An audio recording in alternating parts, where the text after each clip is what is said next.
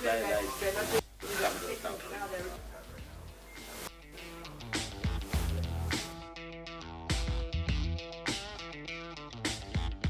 morning arrivals thus far. The drinks there, Alyssa Spencer, game face on, checking out conditions. All of these surfers liking the look of what they see. Dog Marshall, Bonze Nicole, check things over. Back in some waves. Practice in the lake on the knees been going good so far for him. In this event, he'll look to bring more of that fire. Federico Moraes also getting through a tough heat yesterday. Not a great performance from him. He'll want a lot more where that came from. Get back on the championship tour. That beautiful sunrise sets the scene. Plenty of swell in the water throughout the weekend. It's been really enjoyable so far. We're expecting it to get better and better. Delightful conditions in terms of light winds this morning. We're also going to head over into man-on-man competition. Just two surfers out in the water. Here to talk you all through it. Joining myself, Paul Evans, the Frew Brew, Mike Frew. Morning, mate. Morning, Paul. It's great to be back here.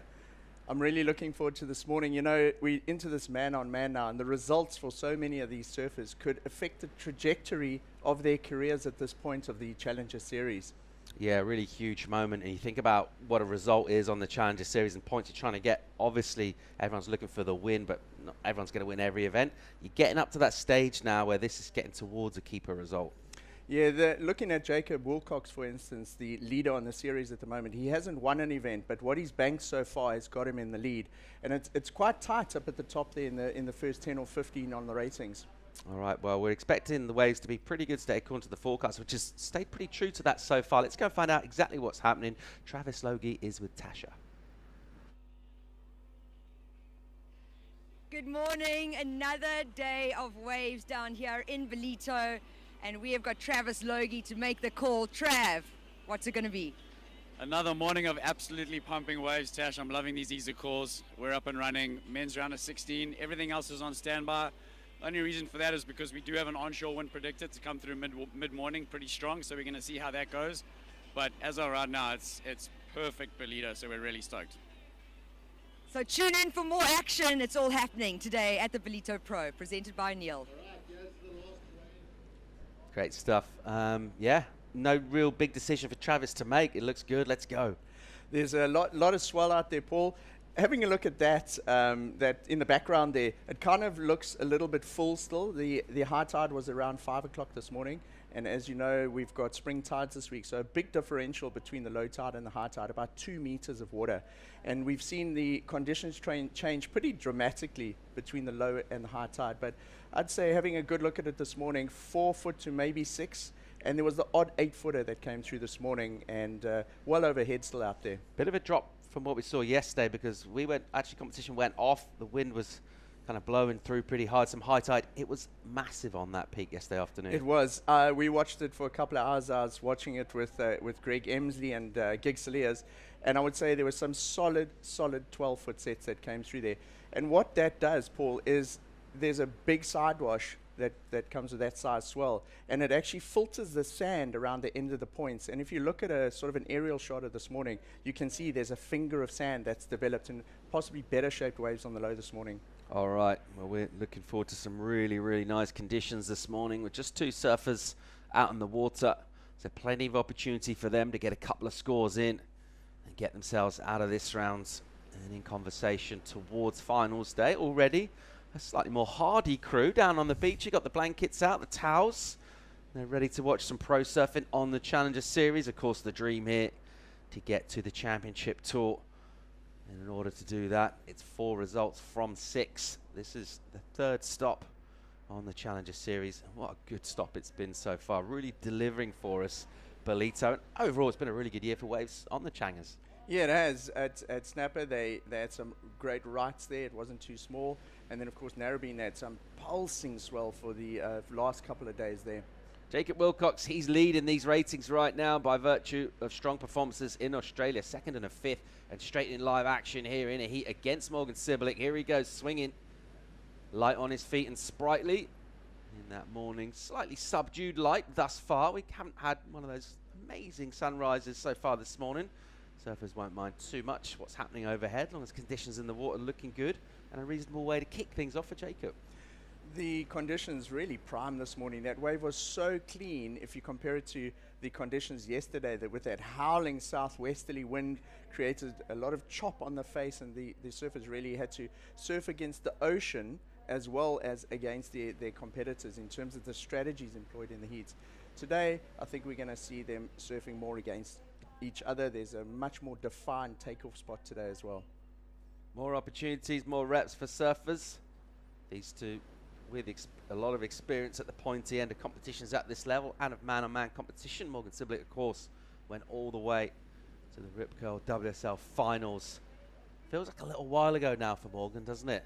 It sure does. It's been a couple of seasons. Morgan was here last year on the Challenger Series as well. That was the first time he featured on the Challenger Series after that top 5 finals, and he's still a massive draw card at any event, and that particular finals performance really put his name on the map.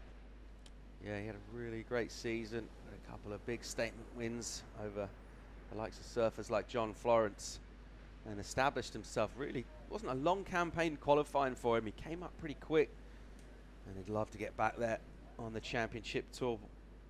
Sounds fairly obvious that's the goal for both of these two, but certainly their surfing is of that pedigree. And they'll have 35 minutes this morning to get scores. So loads and loads of opportunity. We're at a pretty good stage of the tide as well. Look at conditions on the face for Jacob Wilcox as he'll pull the trigger on the backhand. Realising that one not offering him too much.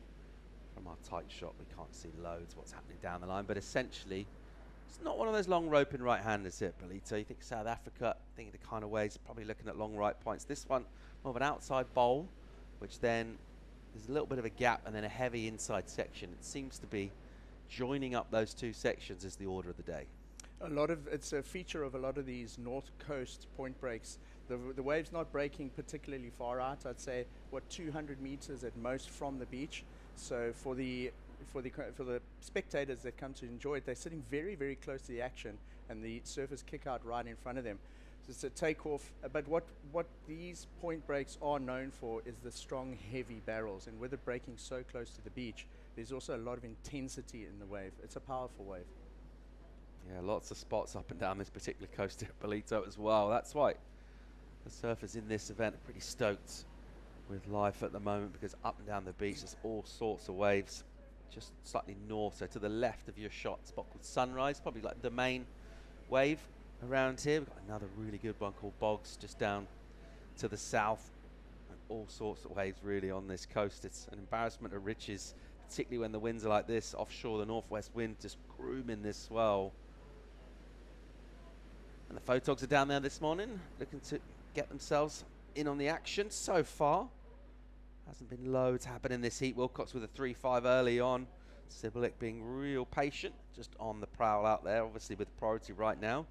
He'll have identified exactly the sort of wave that he needs. He's going all right on the Challenger Series 2, sitting just inside the top 10. He got a 5th in Sydney. Didn't go so well on the Gold Coast, but certainly they're lurking in striking distance. A result here will probably take shape with a win in this round. So get yourself out of the round of 16, get yourself in quarter-finals, and that's going to be a keeper result for these surfers. So one of these pair will be improving on their already pretty solid campaign in 2023. As we see a little bit of interest here from Morgan, and also having a little sort of tentative prod at that Wilcox, and not being tempted in. And at this stage, Mike, with sort of several days in town, possibly well over a week actually since they got here, they'll have had a pretty good idea what's a good wave here at this spot. Yeah, and they've had a variety of conditions on offer, and this is a good looking wave for Jacob Wilcox to turn, and he rides it out. Importantly, he rides out that end section, and over the last couple of days throughout the event, we've seen the weight of score that the judges are giving that end section. Yeah, that was a bomb. Absolute bomb. Sitting wide of their priority was Sibulik. Didn't want it.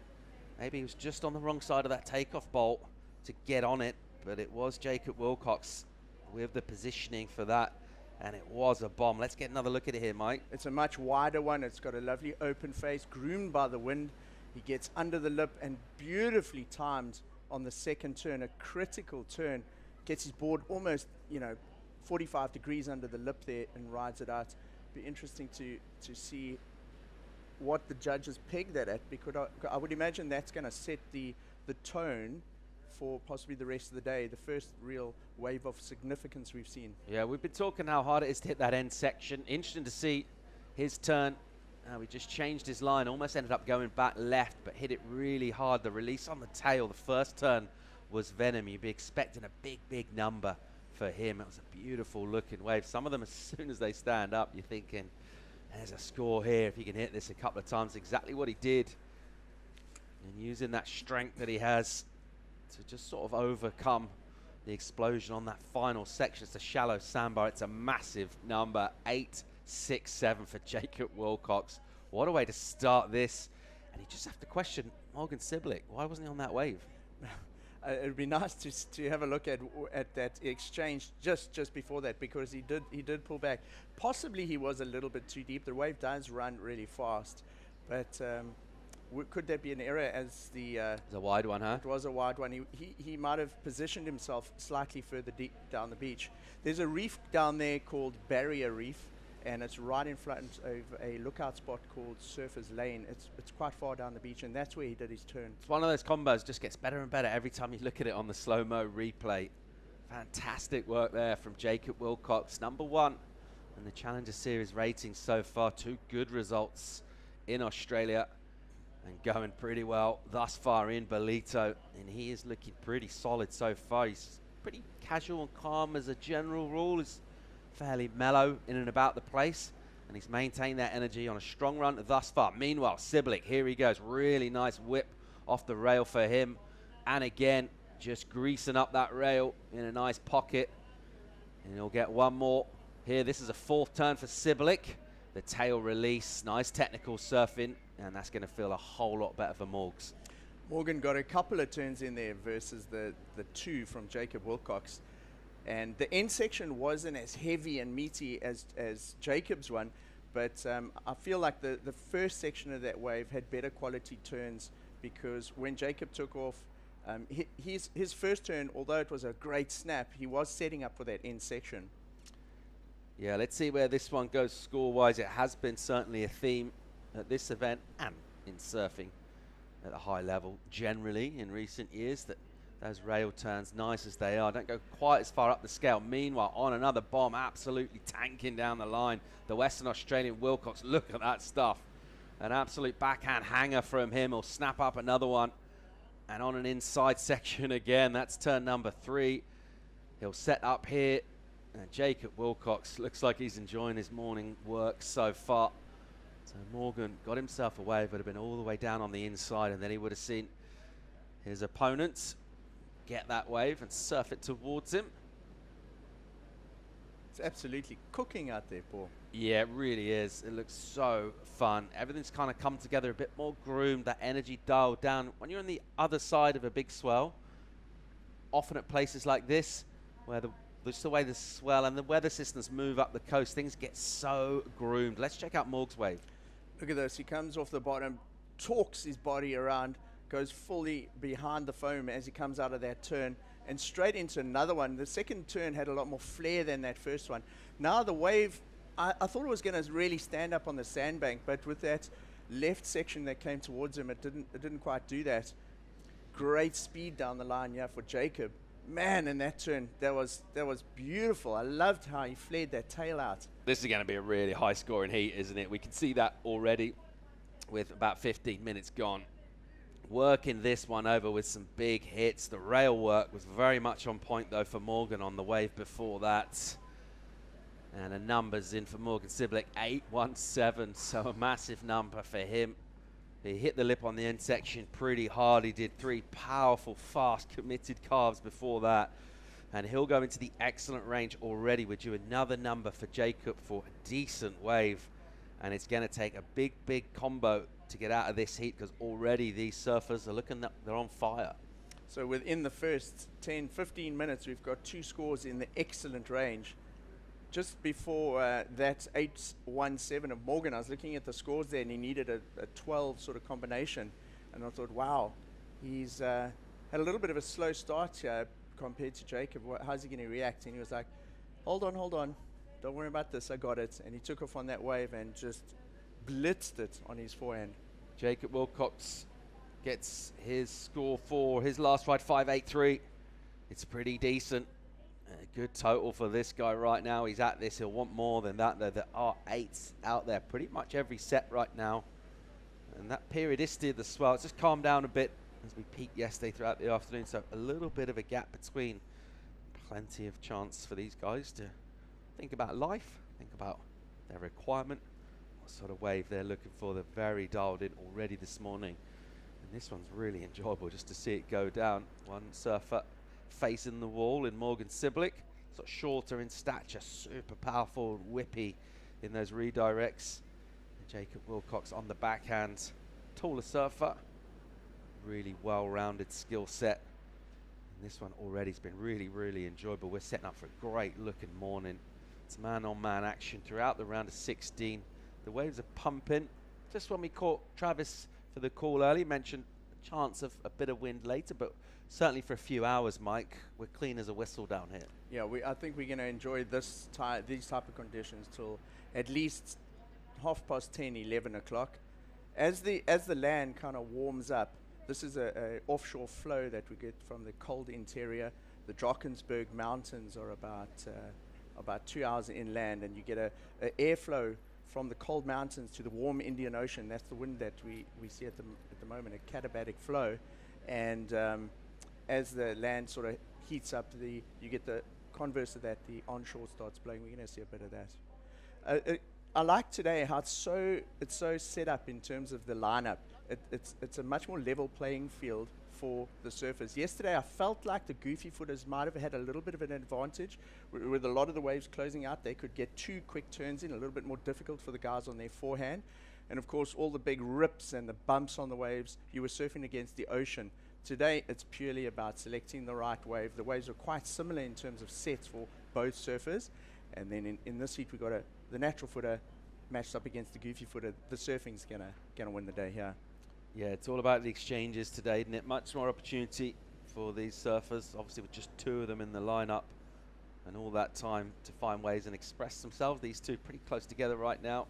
Priority is with Morgan, and the ball is in his court in terms of his next move, looking for a 6-3-4 to go into first position. I reckon he'll be looking for another 8 right now. That's what he's thinking. Find a wave similar, the same as what he got done early on, and tee off on it. If he does that, he will unlock big numbers. And the judges already enjoying the work this morning that they've seen from these 2, and that's why they're in the top 10 on the Challenger Series, and that's why they're perennial contenders for the Championship Tour. Yeah, well, two of the most talented surfers in the draw. They're certainly right up there out in the water right now. Paul, it was so cool to see so many people have made the trip down here this morning. A lot of people have taken the day off work. We saw a lot of families come down in the dark. Like you said, we had one whole crew set up with their blankets and breakfast on the beach this morning, ready for the action before the sun even came up. There's the leaderboard, and you see Jacob going pretty good so far in the number 1 position. Of course, we'll take 10 of these onto the Championship Tour. They'll be surfing Pipeline at the end of January, beginning of Feb next year. We've got 3 more events after this one in order to sort that order out. From number 1 spot, the world looks pretty good as you peer down at the chasing pack, and it feels all right. You can get yourself into quarterfinals. Jacob Wilcox at the moment, very early still in this heat in terms of waves ridden, is advancing to the quarterfinals. But Morgan Siblick has priority, and he's got a very gettable requirement. 6-3-4 is all he needs. So there goes Chippo, heading a little wider here. That's how he got his wave early on. Some of these wide ones. Let's see what this one does as he is patient, and from under priority of Morgan, he can afford to do that. Hasn't done loads of it. Actually, we haven't seen loads of these inside waves be taken with surfers that don't have priority. I think it's fairly obvious that the scores are on the bombs. Yeah, looking at the tides, if on the pulled out shots, you can see the jet ski at the back there. And the jet ski every now and again just dips below a swell. There are actually a number of waves that are coming under the surface at the moment. The water's just not shallow enough for those ones to break, and that's why it seems like there's a little bit of a lull in this heat. The local time is just before 8 o'clock in the morning out here at Ballito, and we still have a good 4 hours to go to full low tide. So it's going to become a lot more consistent in wave action as we go through the morning. Cade Matson there, getting ready, alongside Cole Hauschmund. Cade is coming up against Luca Messinas. That's a heavy hit and heat right there. He'll be taking on information, but he can see right now it's not the most complicated lineup in the world. It's real easy to see from the beach as well. They're just trying to dial in really in terms of vibes, get in the mood to go out there and lock in some of these chunks of energy. It's Wilcox that's done that thus far, basically by virtue of the fact he got his 8 earlier on. He was able to get his backup score in. At the moment, he's leading this one as it goes a touch becalmed through the midpoint of the heat. Sibilic's having a paddle here, though, so he'll use his priority. What's he got for us? Off the bottom with a spring in the step. Great hit from him. Maintains the speed. And again, another one really good. Airdrops down. Almost loses it. And does well to get a recovery there. So, bit of gymnastics, slightly elastic body feel to that from Morgan as he tags it hard a couple of times. Where the judge is going to go with this? Don't know if the wave was as big as his previous ones. I really like this first turn. He really hits it in that critical section. Got the tail out as well. And into that second one, such great board control there. These guys have, you know, they come through those sections where it's very difficult to come off that lip and just so set under their feet. It's looking very nicely in control. But Paul, the wave, I don't know if it was as good as a set that they've had. I'm liking the precision from him. If you look where his board was as he's attacking that lip, you couldn't get any more in the pocket than where he was. Super dynamic turns. Crucially as well, the speed out of the first turn. He came out of that turn with so much speed into that second maneuver, which looked like it had a bit of risk to it as well. Be really interesting to see where this goes.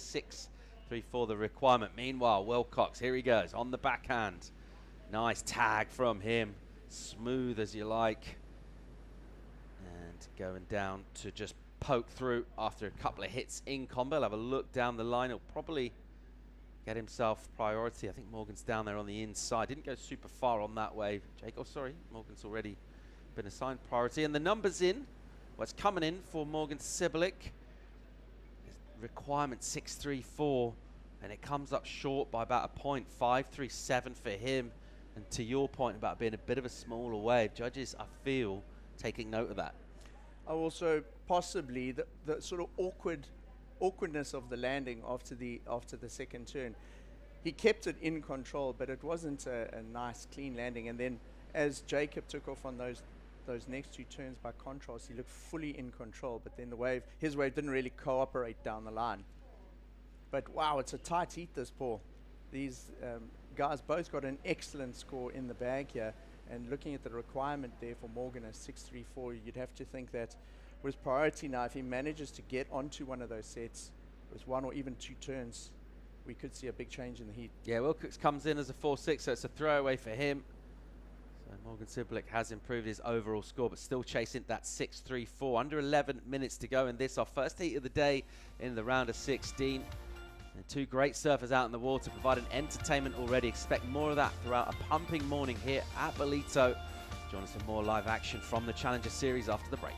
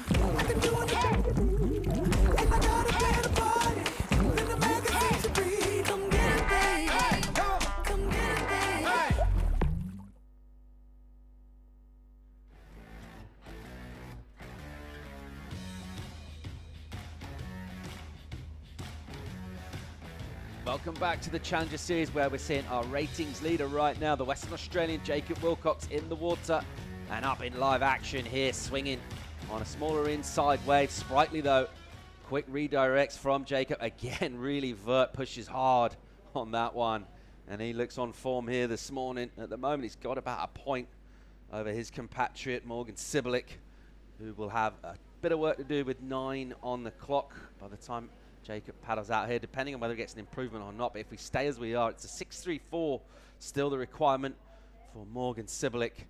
So with priority, Morgan holding down the peak, and Jacob able just to snaffle something, see what he can do, see if he can nudge the score up. Let's see if he did that. Inside Bowley wave, you can see there was a set wave just before this that probably would have closed out on the sandbank here. Gets 2 turns in. That second one, Paul Alake flared it almost a little rock of the board on the lip, and fins free into the second turn.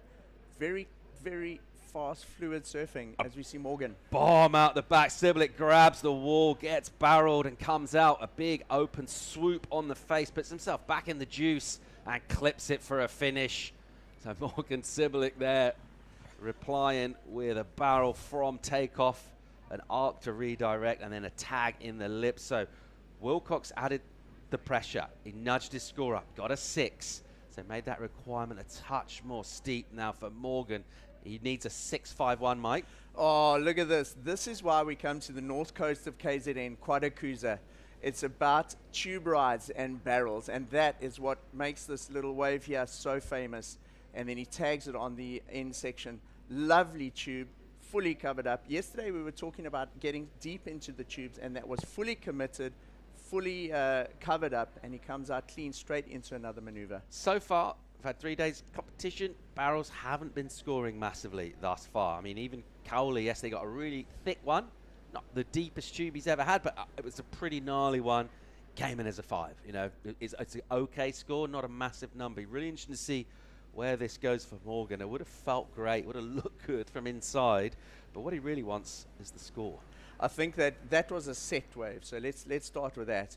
He took off for me behind the main section of the peak, and he went almost backdoored that thing, and then came in and finished it with a clean turn. Judges loved it. 8.9 for Morgs, 8.9 for Morgan Sibilic. So just turning this heat there in the best possible way by getting tube, tagging the end section as well. And that extra meat on that wave, really, the power, the fact that he was able to get nice and deep, traveling fast, came out clean out the front as well, didn't he?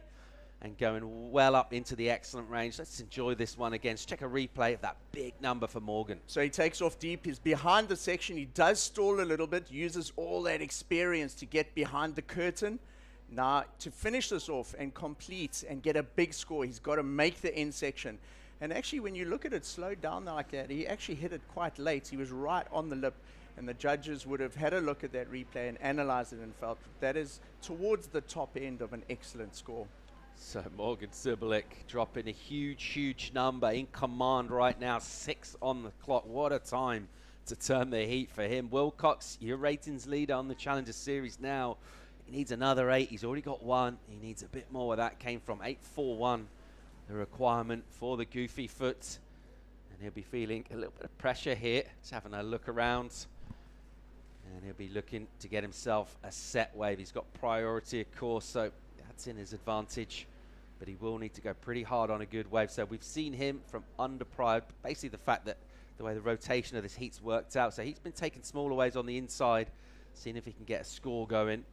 Right now that'll change, and he'll just wait for a bomb. Meanwhile, Sibilic will just possibly keep doing that, just taking off on opportunities. He'll only improve his score though if he gets another excellent number, because he's got 2 8s, and going man on man, you get yourself a couple of 8s. Yeah, decent. Looking at the draw last night for this morning, it was very exciting for everyone, because we're now down to the man on man. We knew the waves were going to be cooking this morning, and we were anticipating some good matchups, and it's so nice to see scores in the excellent range in the first heat of the morning, and Morgan's actually got 2, as you say, an 8.17 and an 8.9. Oh, I really want to find out what was in that box there. I was like wondering what was for breakfast. It just looked, from the outside, it looked yum. The crew loving it, having coffees, watching their squad, the Australians. This is a really entertaining heat thus far. Sibilic has got a couple of massive numbers in. That 8-9 for a really solid tube. And a hit the finish as well. Wilcox has been on the backhand turns for his 8-6-7. Just belting it. He'll need more of that. Time ticking away now for Jacob. This time will race for him with priority. Looking for a bomb. Morgan Siblick doesn't need to do too much other than just sit there, stay calm, composed. He's got a couple of 8s in the bag, and it's a big mountain to climb with under 4 minutes to go. These guys are of a very similar age. Jacob Wilcox is just 2 years older than Morgan Siblick. I think Jacob is 26, Morgan's 24. But in terms of experience, the slightly younger surfer out there, Morgan, has the championship tour experience. So he has that slight edge in terms of time under massive pressure in heats compared to Jacob. But otherwise very similar. They've grown up in a very similar generation of surfing. Morgan has obviously just had a bite at the championship tour already, and he, as you said earlier in the heat, Paul, has already gone as far as the finals at Trestles. Yeah, setting up a platform for a stellar career early on. That incredible season. 3 on the clock here. A bomb for Wilcox. What's he got for us? He'll pull in here, grabs the rail, and he's traveling. Wilcox comes out. What's he got here? Big section, smashes it. Jacob Wilcox needed an 8-4-1. What a wave. Come on, that was amazing. You know, he went in, it is technically more difficult to ride a tube on your backhand. You're not facing the wave. Often you have to grab your rail, you have to use your outside arm to try and control it. And he was so deep in there. It was fantastic to see him go for it on that wave. And that turn was massive, This Paul. is exactly what we Massive. were hoping for this morning. Everyone was talking up conditions last night, which you always want to hear, and you're picturing some of the world's best surfers in the water. One score already in. One judge wasted no time at all with throwing down a perfect 10. So Barrel's out there this morning getting heavily rewarded. Have a look at these numbers here, Mike. I tell you what, he's going to the lead. He's going to do it in the best possible way, because whatever this last judge throws in, doesn't matter. It's a 10-point ride for Jacob Wilcox, #1 on the Challenger Series.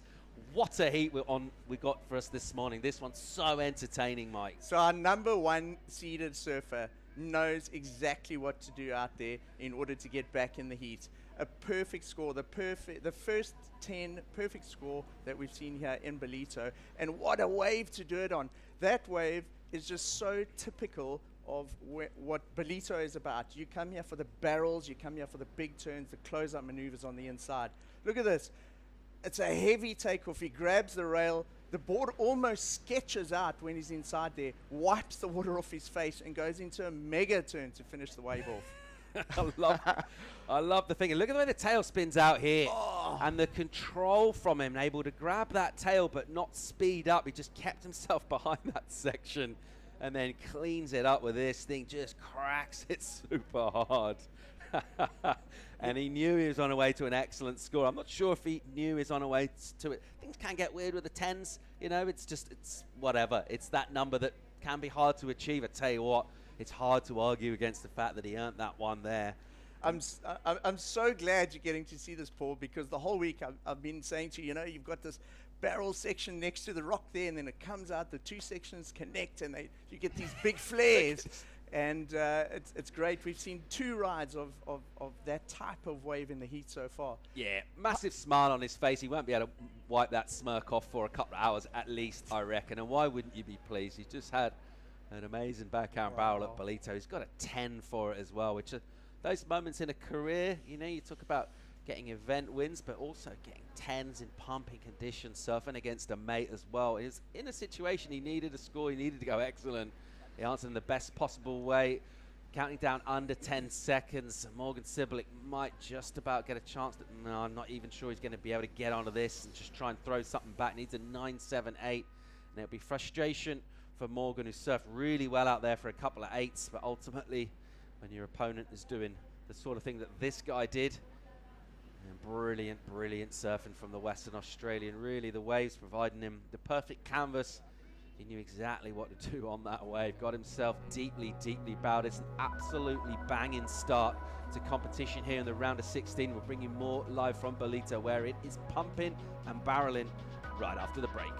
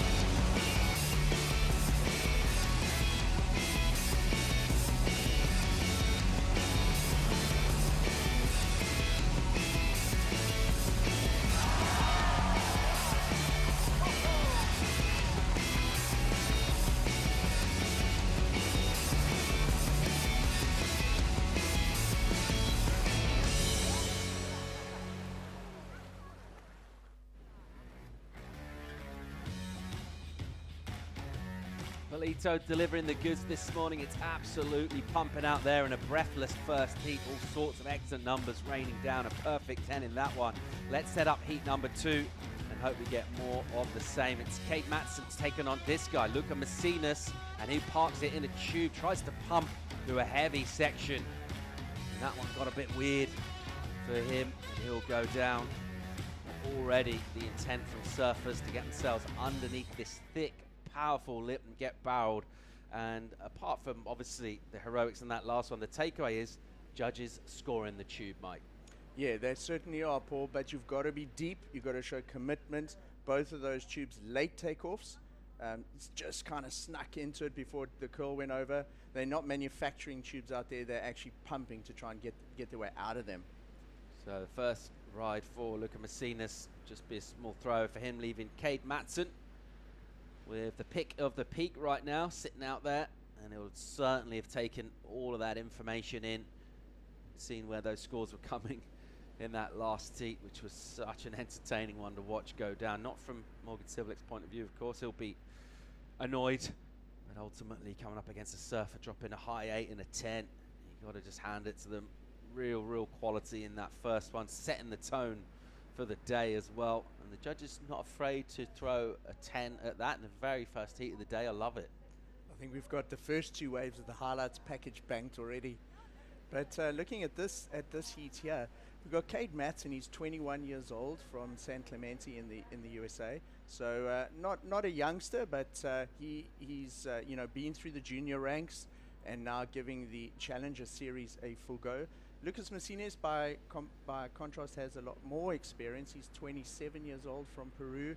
He's been on the tour for a little while longer, so kind of about 6 or 7 years age gap separating these surfers. So a little bit of more of a experience versus the energy of youth here. Yeah, really good competitor, Lucas. Love the way he puts his heats together.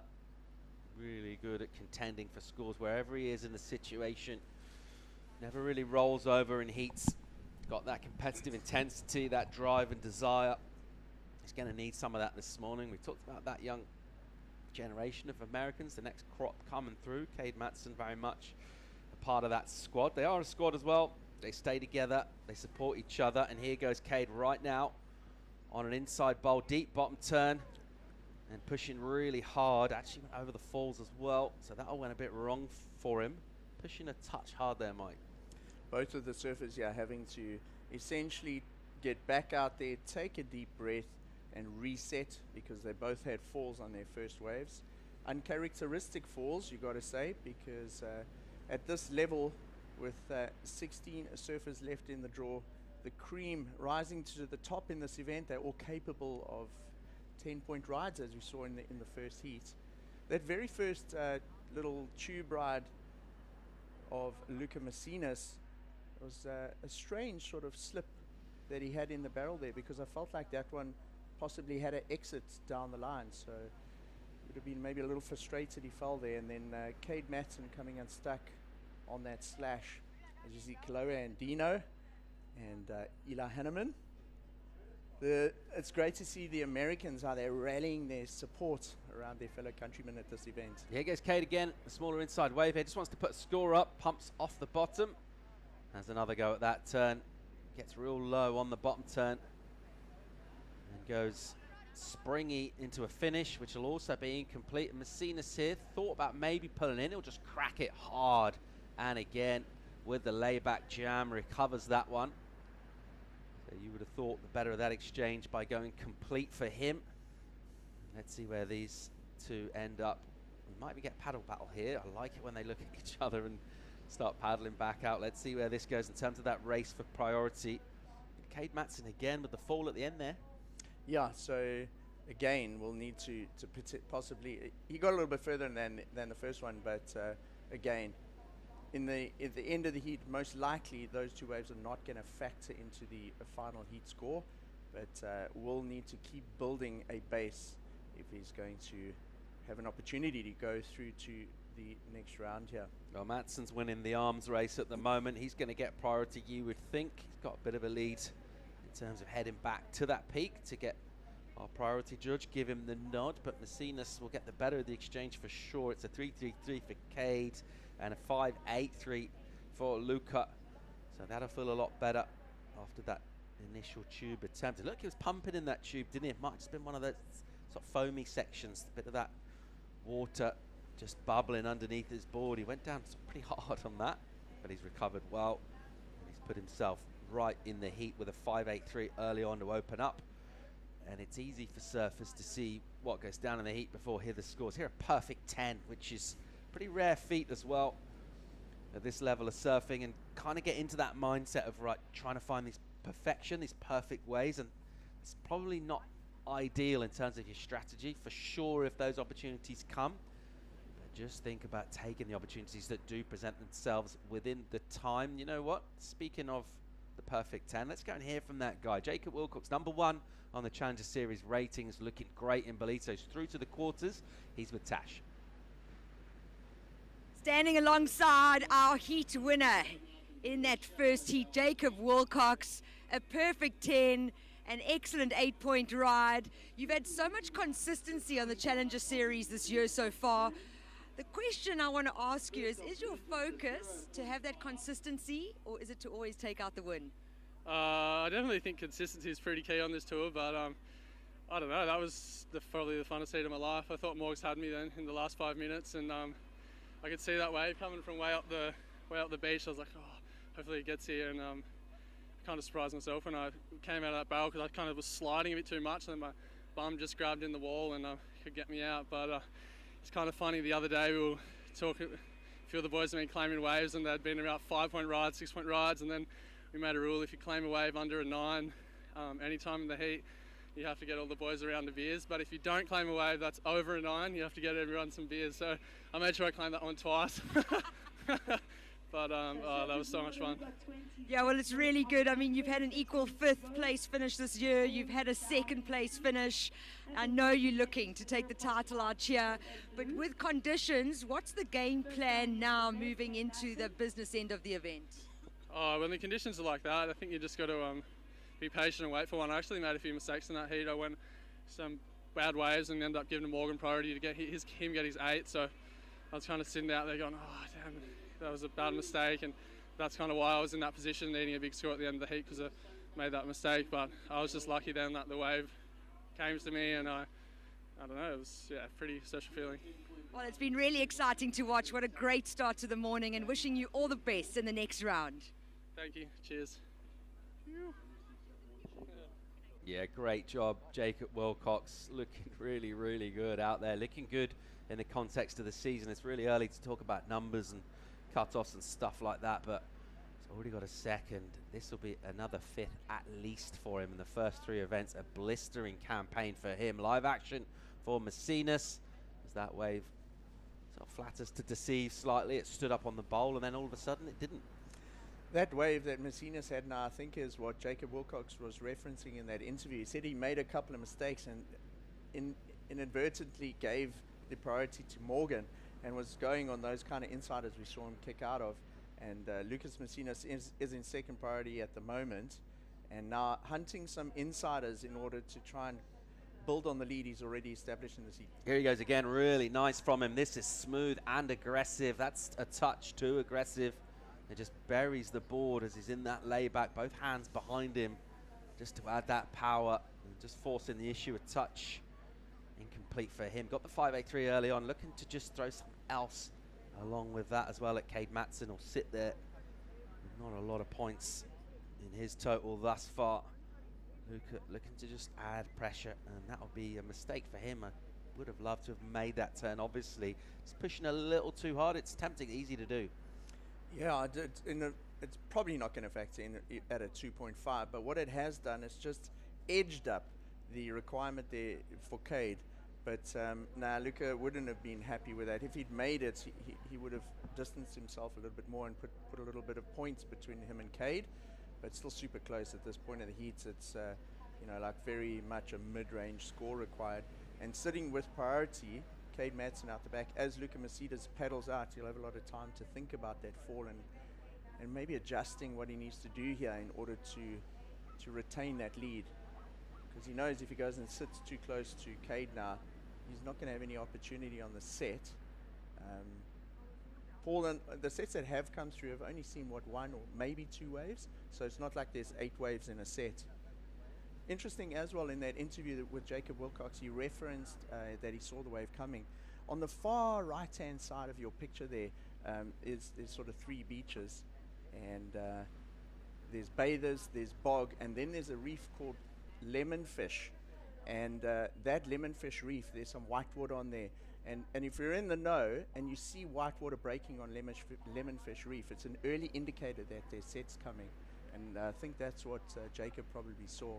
Maybe Morgan didn't see it.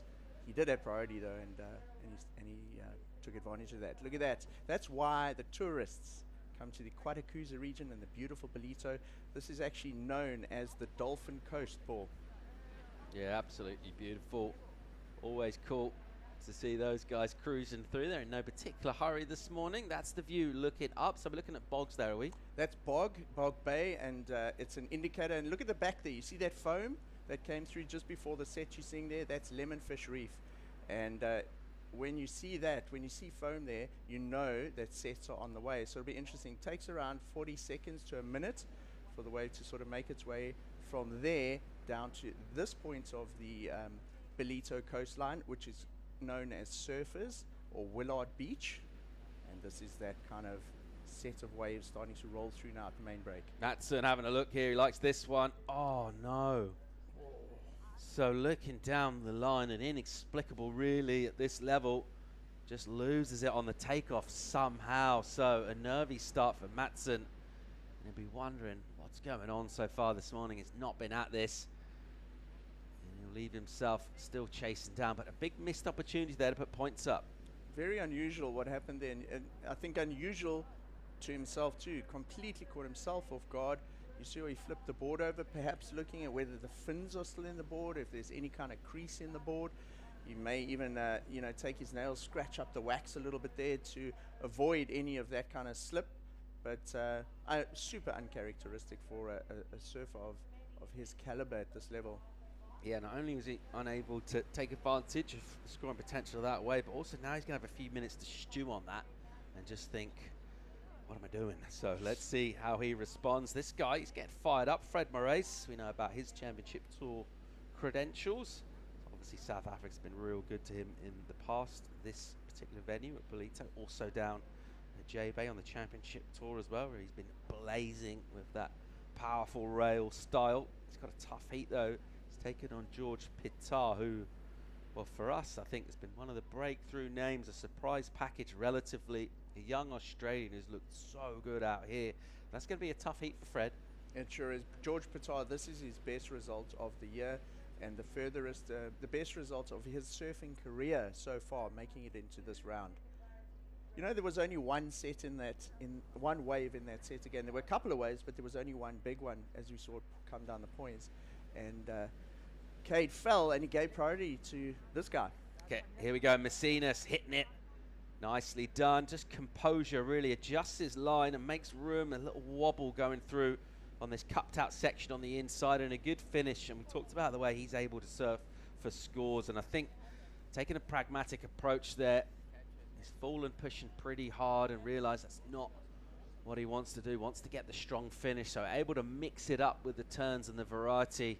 Meanwhile, a reply for Matson. What's he got for us here? Nice entry into this. He's patient from the takeoff, and then puts in a real short layback, just a setup turn. Takes on the lip a bit more with that one, and then having to build up speed for a finish. So gets the completion. Much, much better from the American. Now, that's a full reset of the heat for him. I think he can wipe away what's happened on those last couple of waves, and he can build the rest of the heat from here. He'll much happier with that. Yeah, good exchange from these two. And this heat needed that, really. It's been a little bit stuttering thus far in this one. We've lost over half of it, but a good, legit exchange. First up, it was Messinas having a swing. So Messinas gets a sort of mid-size wave here, bowls on the inside bank. His first turn, really critical. That second one, for me, just a little softer. Cade Matson almost looks like when he takes off here, he's trying to decide exactly what he's going to do. Goes with the turn, just tags the lip and clips it. His turn improves on the second one. Now he's looking for a big finish. And you look at how he goes right up, importantly on the lip there, and he rides out clean.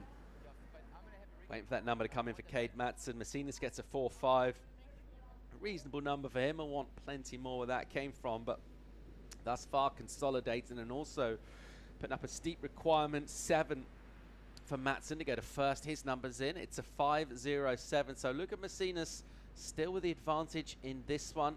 Just over 12 minutes to go in it. The American Cade Matson has had a couple of false starts and slip-ups. Let's see how he goes towards the back part of the heat and improving on that. It's high stakes here. A shot at going to quarter-finals for the surfer, able to advance out of this, and a solid result in South Africa. More live action right now. Fading the takeoff is Messinas. Great looking section for him. And a rail snap through the lip. Gets another. And then jamming on that rail back into the white water. What's the inside going to provide? Nothing. So he'll flick off. A couple of nice cracks of the whip out the back there. So wasting very little time with priority in the lineup. Decision really made by the way that wave shaped up. Had to go it. Let's see if he improves his score. That 4.5 for his last wave. And that wave felt like it had a bit more energy to it, a bit more steepness, Mike.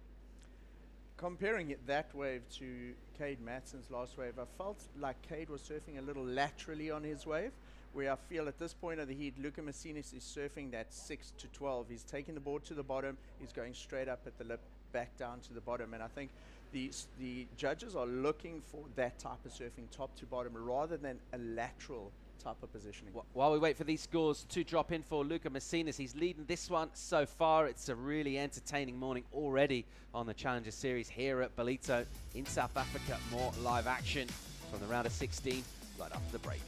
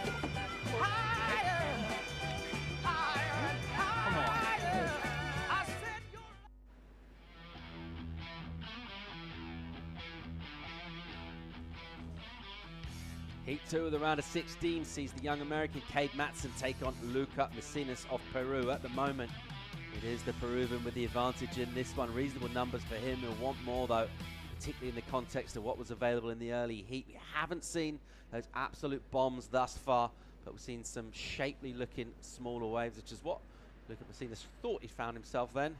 But yeah, it's a little quick takeoff to kick out. Has a rueful glance down the line to see what he could have won. Not loads on offer down there, Mike.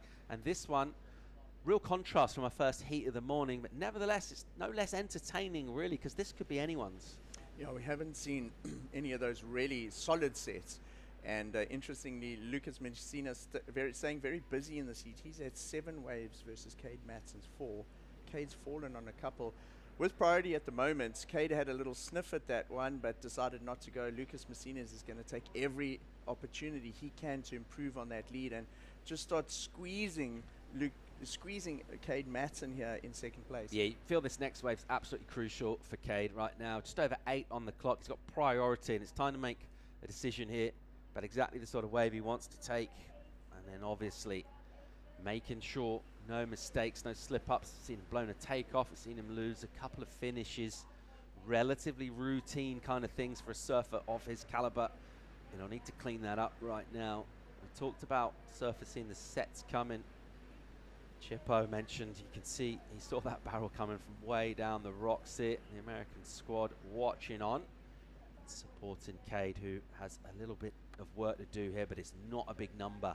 The 5.27 is very, very gettable indeed, and he'll like the look of this. Here he goes, Cade Matson swinging a steep bowl. Committed bottom turn, opens up with a jam on the rail and then swoops all the way back to the soup, and then on a tight inside here, hits it really hard, comes down before the lip, and the boys like it. 5.27 the requirement, Mike.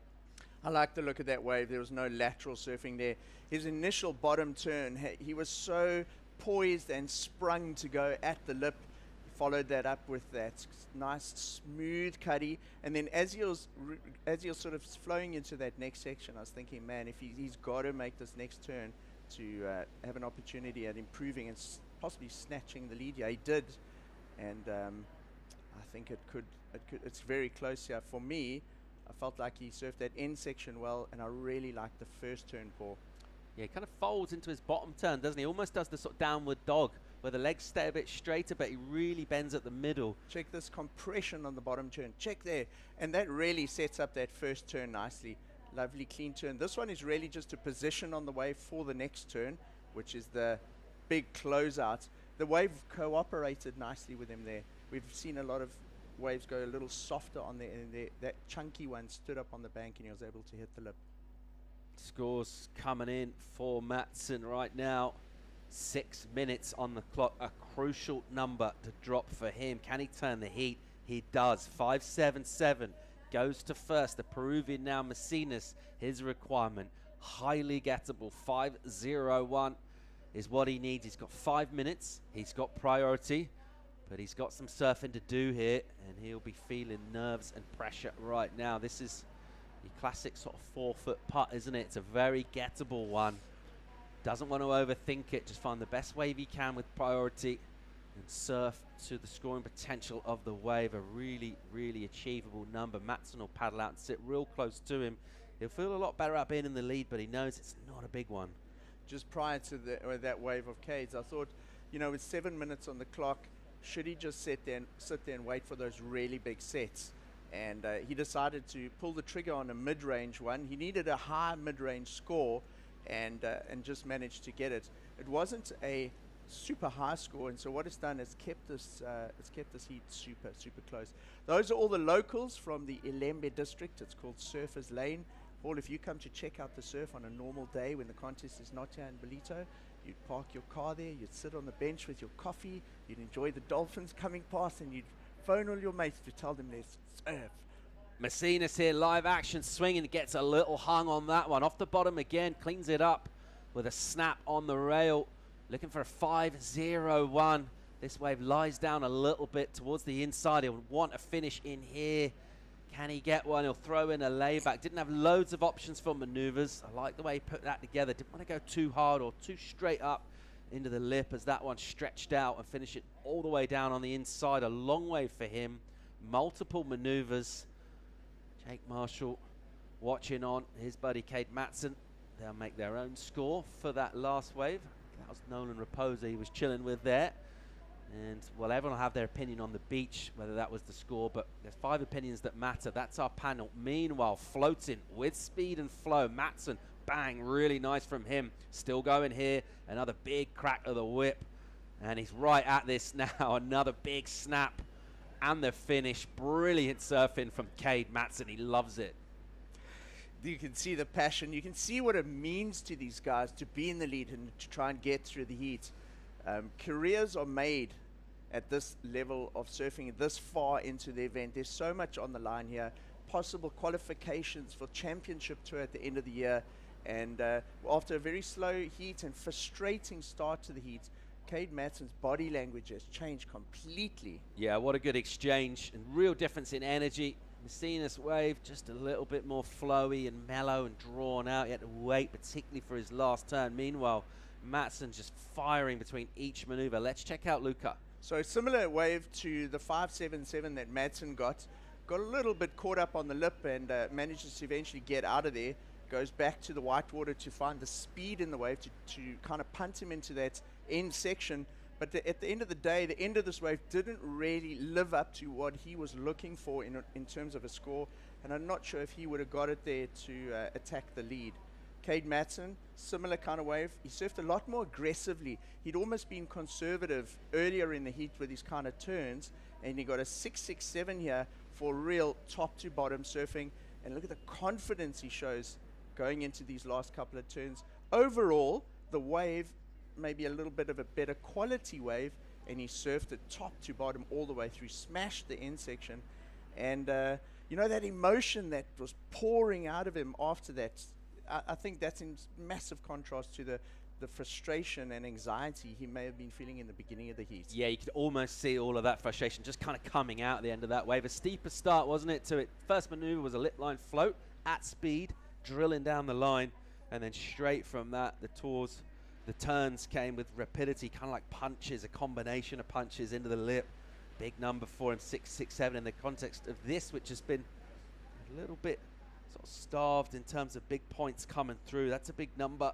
It's the highest score of the heat. It's a couple of points better than the wave that Messina's rode, which wasn't quite enough anyway, even if he just got the score. Matson would have gone back into the lead. That's where he sits right now. So here's a requirement under 90 seconds, 662. And we'll need a similar wave as to what we just saw the American Matson ride. And let's see if he gets a set. That's what he's going to need. An in-between wave, an insider. You don't feel will quite have the energy to do that. Let's see what Luca can do. Squad watching on from Brazil. There's a big shot there. Event poster. That's young Luke Thompson on the Ballito Pro event artwork this year. He had a fantastic run here last year. You know, I think Cade is going to be stoked with his positioning in this heat if he can hang on to it for the next minute or so. There's a really big American contingent at this year's event. They've had sort of 50-50 results for each of their surfers. They're all staying in the same house, Paul. And like we heard in Kalohe, Dino's interview yesterday, they almost got a full team behind them here, and they want to win for the house. And just so much emotion coming out of Cade there. Yeah, Messina's in trouble here. He needs something at 662, the requirement, and this is a becalmed ocean, not what he wants when he's chasing a score. He has had a couple of opportunities, a couple of mistakes, maybe going a touch conservative with the benefit of hindsight in terms of his numbers as they've come through. That 4-5, I'm thinking maybe could have squeezed a touch more out of that, but you got to say, job well done to Cade Matson. Not getting too rattled by the perfection coming through in the heat before, and after a couple of missteps, came back with a really strong finish. He's through to the quarterfinals, and he loves it. Bringing more live action from Ballito. A great looking heat. George Pitar and Fred Moraes will bring in Giggs and Kai in for the call as well. Stay tuned to more live action from Ballito real soon.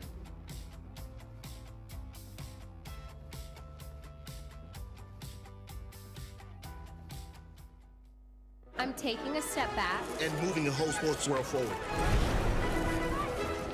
Sometimes you gotta stop to be an actual human. Pause is power.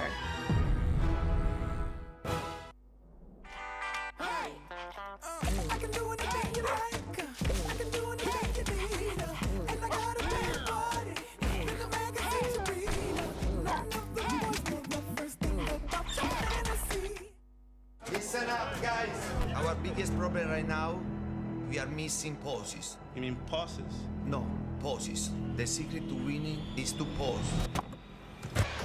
Time out! Let's take a break. In through the bunny hole. Down the big tree. You like it, Tom? Now you're talking. Gorgeous work, Antonia. I'm taking a step back. Sometimes you gotta stop to be an actual human.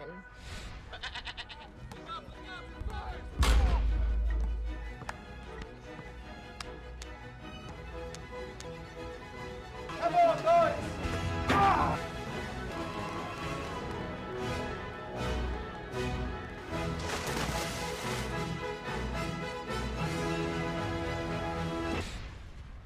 Hey, you'll get it tomorrow.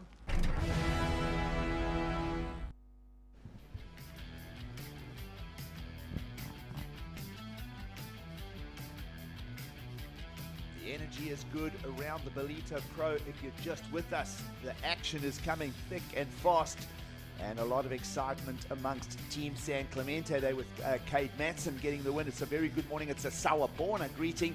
It's the east coast of South Africa as you are with us for the third Challenger Series. Stop Big Saliers alongside Tash Mintasti and Kai Linda. And Ballito is on the pump, and this is what we said yesterday when we went on hold. We knew that that storm was pushing swell up the coast, and well, here are the conditions for us to play in. Yeah, Gigs, it's been an exciting morning. It was a bit wobbly when we came down in the dark this morning. That land breeze hadn't really come through, but as the sun crested, just clicked on, and that first heat, I mean, probably the heat of the year so far. Heat of the year, that's a big call. It was an exciting heat, and yeah, you're so right. That high tide was playing in effect. I was actually just looking at Bog and seeing what was coming, and we knew that it was going to hit Willard Beach. But a great day of surfing, really looking forward to this heat coming up, and there's just more and more that's coming. With the tide dropping, it's going to just get bigger and heavier and probably more barrels. Well, of course, Bog is the break next door. Don't misinterpret that. Yes. As we greet you from a beautiful morning in South Africa, and about to tee off here. No rides yet as you join us with a all-natural foot challenge. An in-form young Australian by the name of George Pitar will take on, well, the evergreen, and almost you could classify Frederico Moraes as a veteran. We've seen him around for several years. In fact, he's had limelight for close to a decade, and lots to talk about as you join us here. Guys, you mentioned the tide dropping out. Still fairly early, 8:40 a.m. in the morning, so we're in just over an hour into the day 5 of the Ballito Pro, and yes, the tide's still falling out. Are we going to see a few more barrels before that wind threatens us? I hope so. I'm sure we are. We've got a super shallow bank. The banks are good, and what we saw in that first heat, there's definitely potential there. It's just about that swell dropping a little bit. We are seeing it dissipating, but yeah, I believe we're going to get some barrels on the low tide for sure.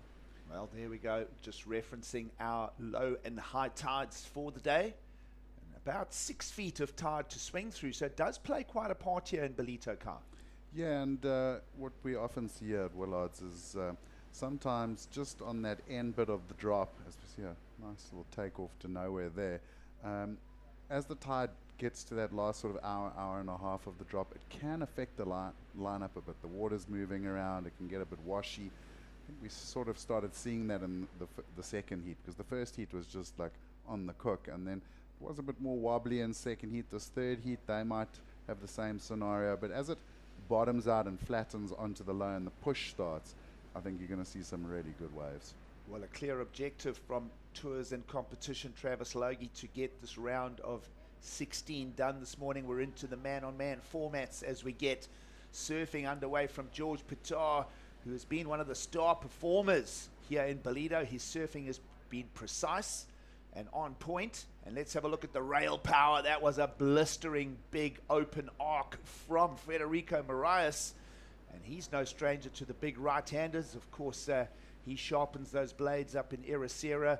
He loves those right-handers of Koshos up in the World Surf Reserve in Portugal. And we know his form on the right-handers, and that was a big set of turns to start, people. Look, that down carve from Federico, one of the best turns I've seen all week almost, I think. Also nice and unique, you know, something a little different. Got into this wave, just came screaming off the bottom. Just look how long he held the rail there, and really sort of meaty, powerful section, and gets the closer. So Federico's not here to play games. He wants to get through a few rounds. He wants to get back to the championship tour. George has been on a tear, but he's got a big, big battle up against him. And look at the paddle battle right now. Well, the paddle, those long arms of Federico Moraes, the young-spirited effort of George Pittar. We'll wait and see where the priority judge goes with this. But certainly that score of Federico Moraes coming in at a 6 is going to set the pace for the heat here, guys. And as you mentioned, just big, powerful arcs. We love it. And, of course, talking to the communication point, well, Federico got the best of that one. And a soft score in for George Pittar. George obviously falling. But both of these surfers are going to bring us some game here. Forehand surfing is looking beautiful, both of these surfers. And, well, of course, 23 minutes to go. Let's go down and hear from Cade Matson. San Clemente's on the charge at the Ballito Pro. He's down there with Mark Frew. I'm here with Cade Matson, winner of the last heat. Cade, it looked like there were two parts to that heat for you. The first part, you fell a couple of times. It looked a little bit frustrating. And then after those last two waves, I could see the emotion pouring out. You looked fired up. Tell us how that heat went. Yeah, it was definitely frustrating at the start. I don't know what was happening. I was just like poking the nose every wave, and I was kind of tripping. But then I think I had like a little 5-minute break or something. I just sat down. I'm like, all right, just take a breath, regroup, and just have fun. And yeah, it's like these heats mean everything to us. So I mean, all the emotion just comes out naturally. Like we don't even want to do it, but yeah, it just pours out.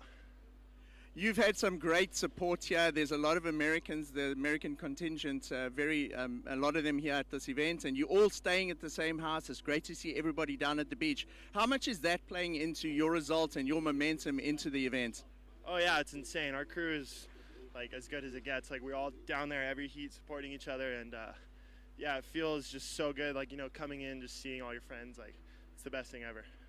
Well, congratulations. We'll see you in the next round. You're through to the quarterfinals of the Ballito Pro. Great surfing. Thank you. Appreciate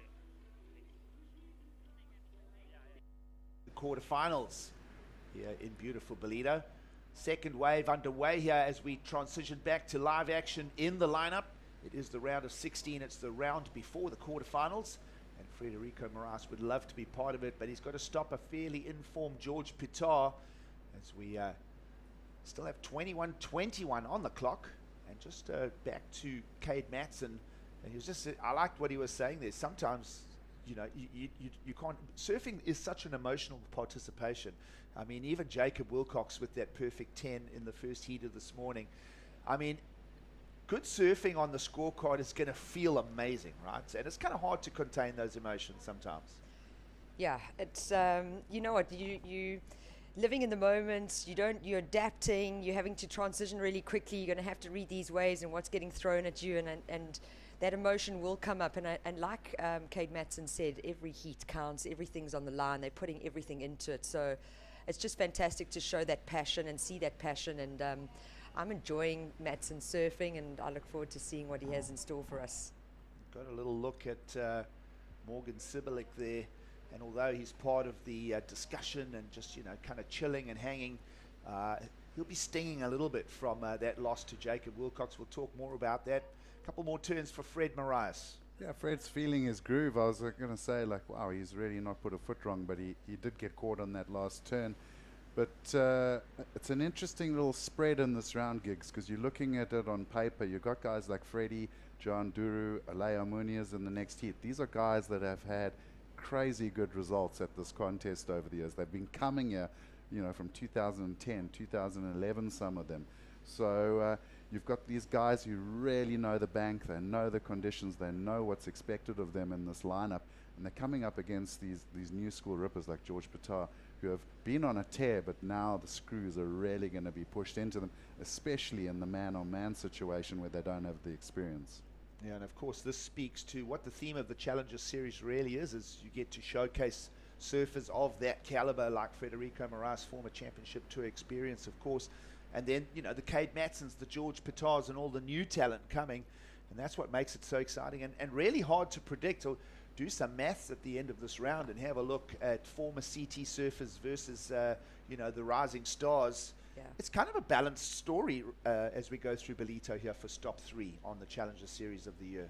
Yeah, and I think also like with the guys like Federico Moraes, not really knowing George Patar, not knowing where his strengths are sometimes, so it does become more challenging and really exciting for the surf fans. I've been enjoying the Challenger Series and watching the first 2 events, and now coming to Ballito, being blessed with waves. I mean, we couldn't ask for much better.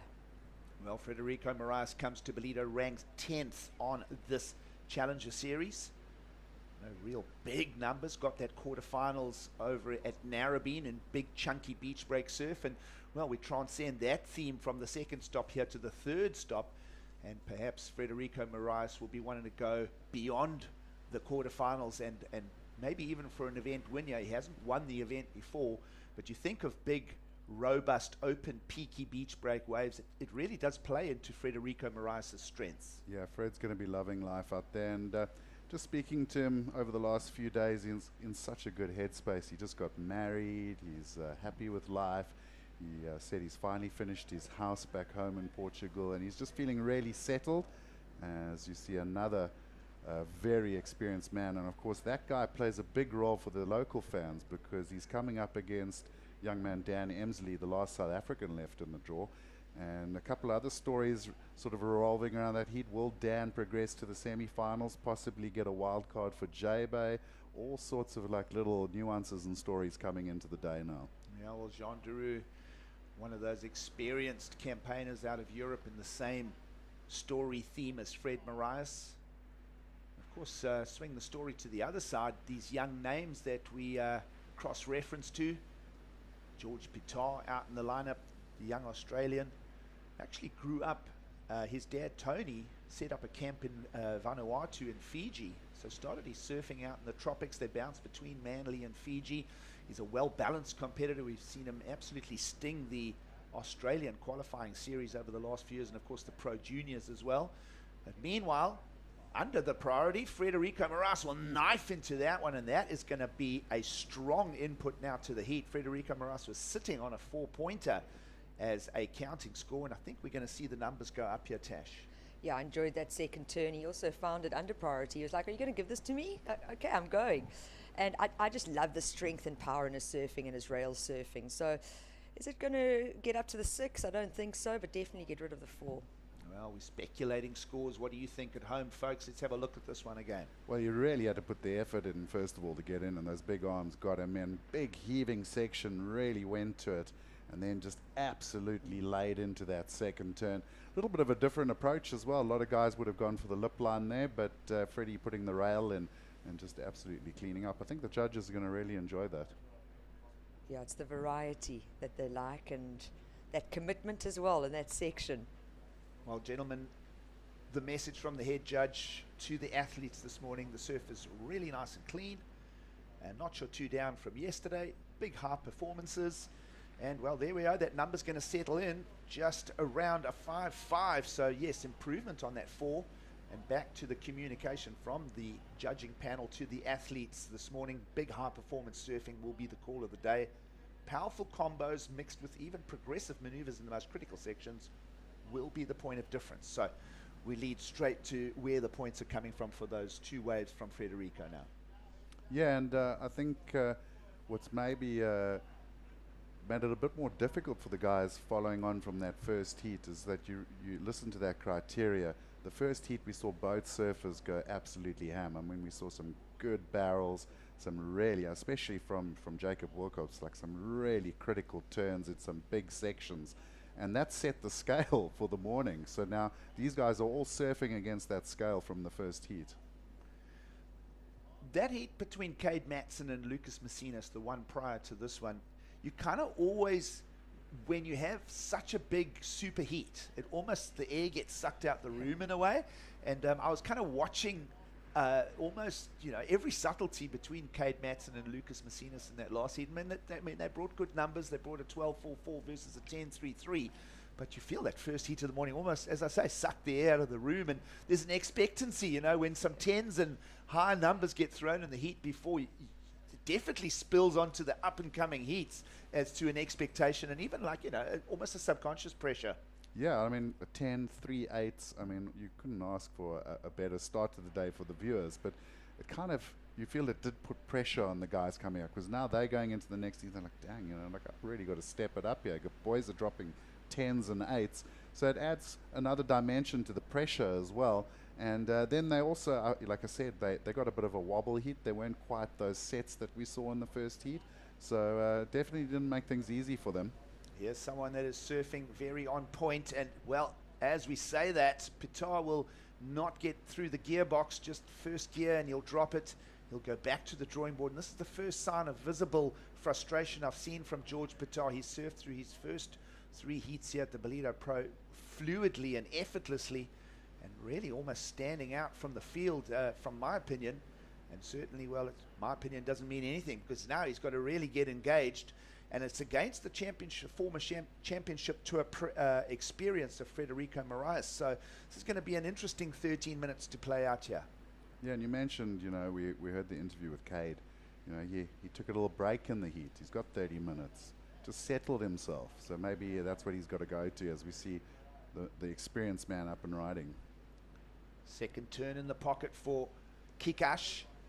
He'll get his combination. Not again, it's a little tricky down the end as the surfers move down the sandbar. Perhaps there is a little bit of gutter of water there sitting in that set of rocks just to the left of screen, but either way not able to capitalize on the final maneuver. Still a couple turns down the line for Frederico just to keep heat momentum. Of course, Frederico Moraes has been working with Richard Dogmarsh for several years now in that camp, and I'm not even sure if Richard Dogmarsh is here. I don't think he got here in time, or did he? No, he is. I saw he him is this around. morning, yeah. Oh, welcome back, Dogmarsh. He's always loves his time in South Africa. Of course, he'll be heading to Jeffreys Bay immediately after the Ballito Pro for more coaching duty. And the reason why I reference that, folks, is because can't not ignore Frederico Moraes' blistering performance back in 2017, making the finals against Felipe Toledo. And yeah, there he is, the dog. Of course, Richard, from that rich early 80s push in professional surfing, brings all of that experience. Hasn't learned to use a laptop or a tablet yet, still pen and paper. I actually joked with him about it the other day. I was like, I noticed the old notepad still about. He's like, yeah, mate, I can't use that technology. I fail. Well, while Richard Dogmarsh does all the homework, let's take a little break and regroup for the remaining 11 minutes coming up between Frederico Moraes and George Pitar.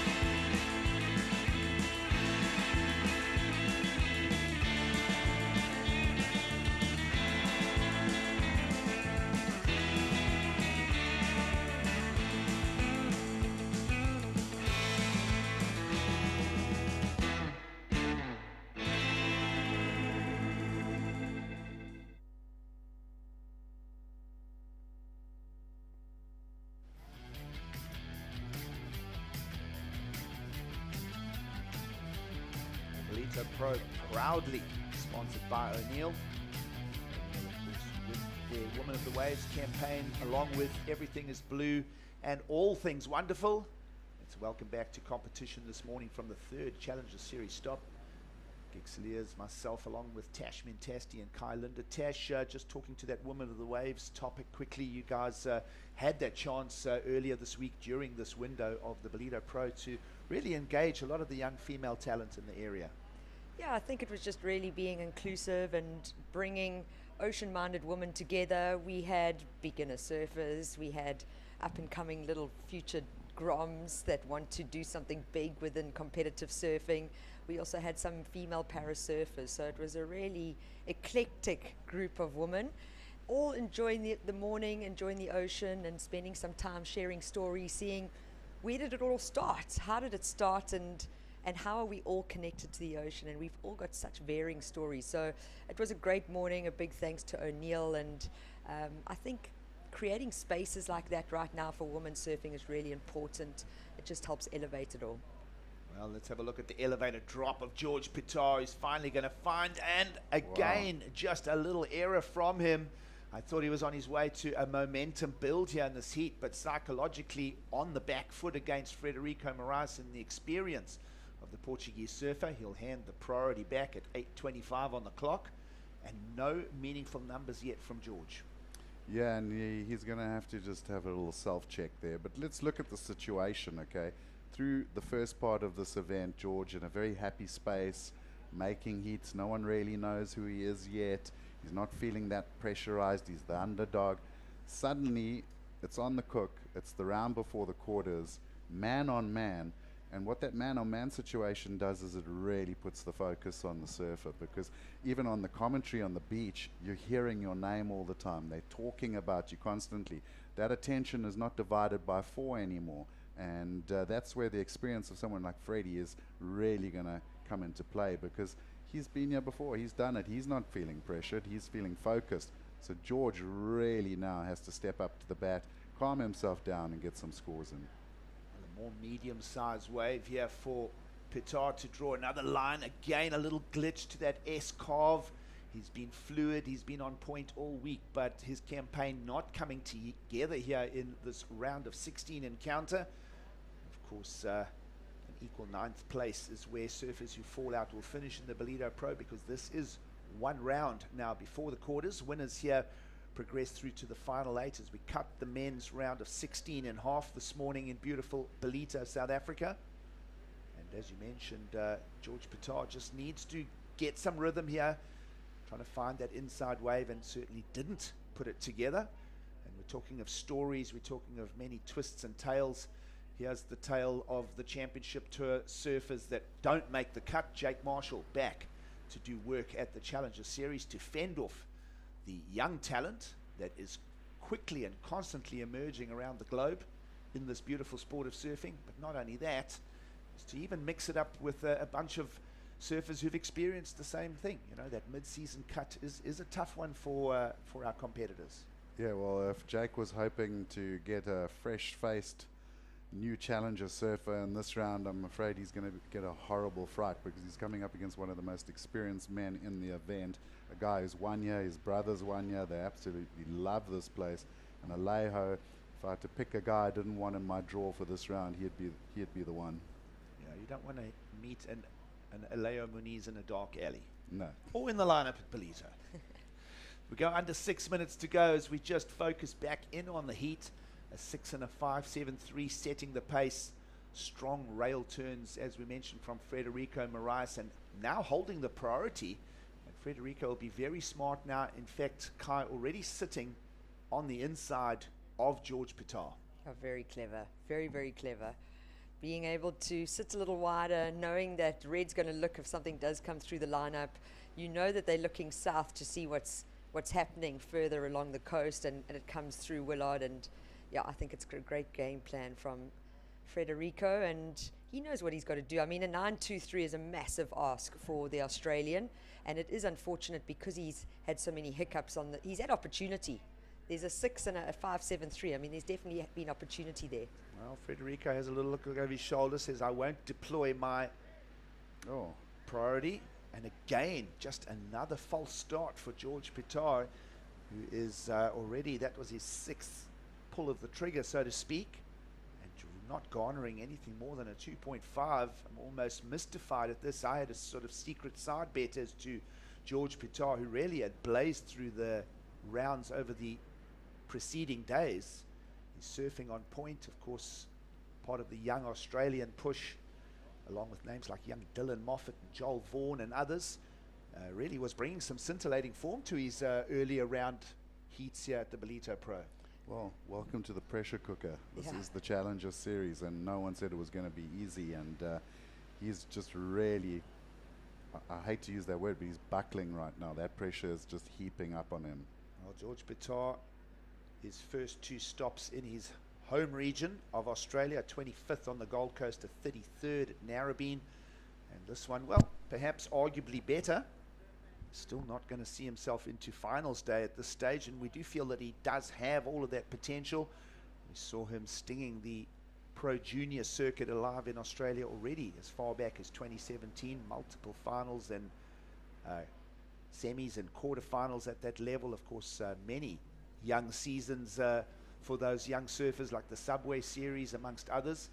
And having a look at where he sits on the rankings coming to Ballito, he is going to be upping his numbers. Came here ranked 42nd. He'll be jumping considerably. It's not going to be a massive jump. He's not going to get near the top 10 on this Challenger Series, but he will be climbing the ladder, and at least it's a step in the right direction with 3 more stops still to go.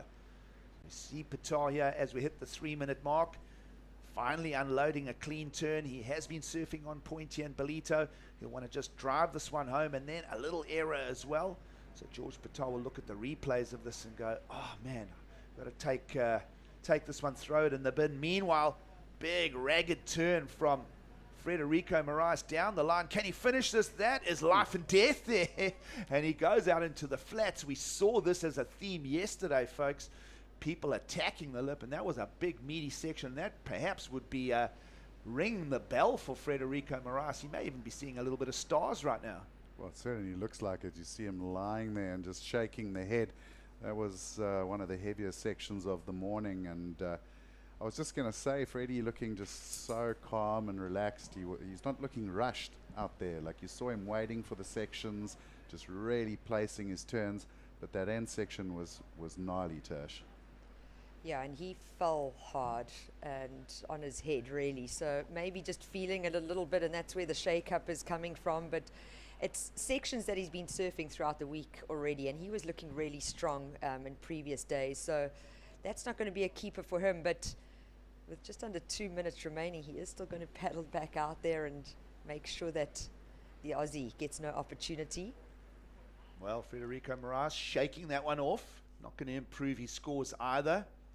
Did get a lovely big ripping turn on the wall, and well, obviously having his bell rung pretty hard on the inside there as he took a heavy fall. There's the total heat activity spreadsheet for you. 7 waves selected in the lineup for George Pittar, and still nothing meaningful, just that pair of 2s.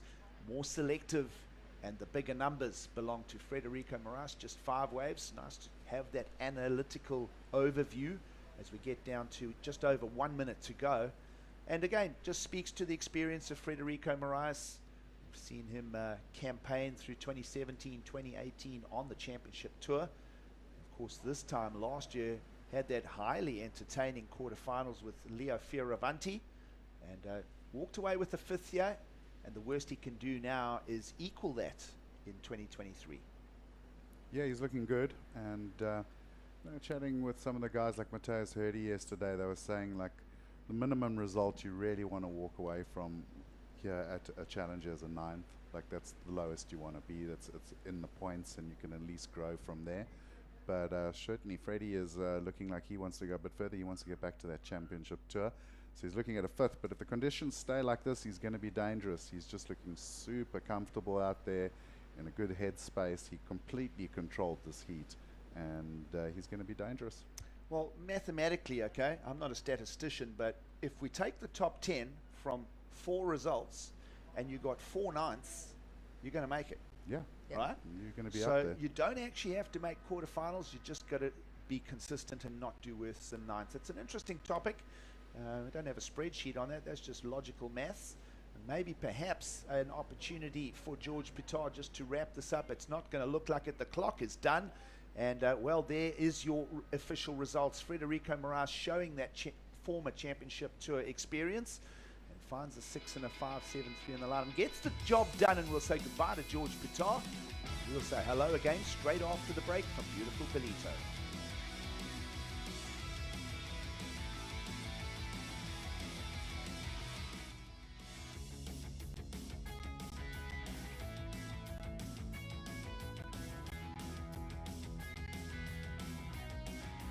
Campeão. Campiona. Champion. Campione. Juara. Champion. Batal. Champion. Champion. Champion. Champion. Champion. Champion. Champion. Champion. Champion.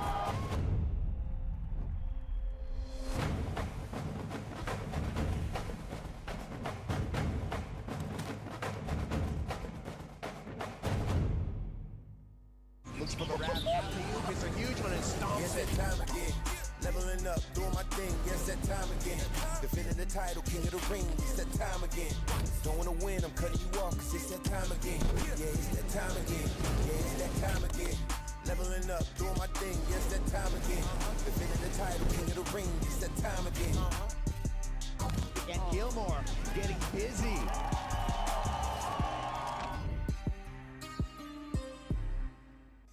Have you ever stopped to think about the amazing impact your actions can have? As surfers and ocean lovers, we have the power to ignite a wave of change for our one precious ocean.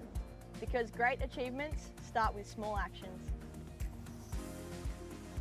When we unite, just imagine the impact the collective actions our community can create. Your actions can inspire others. Speak up for the ocean.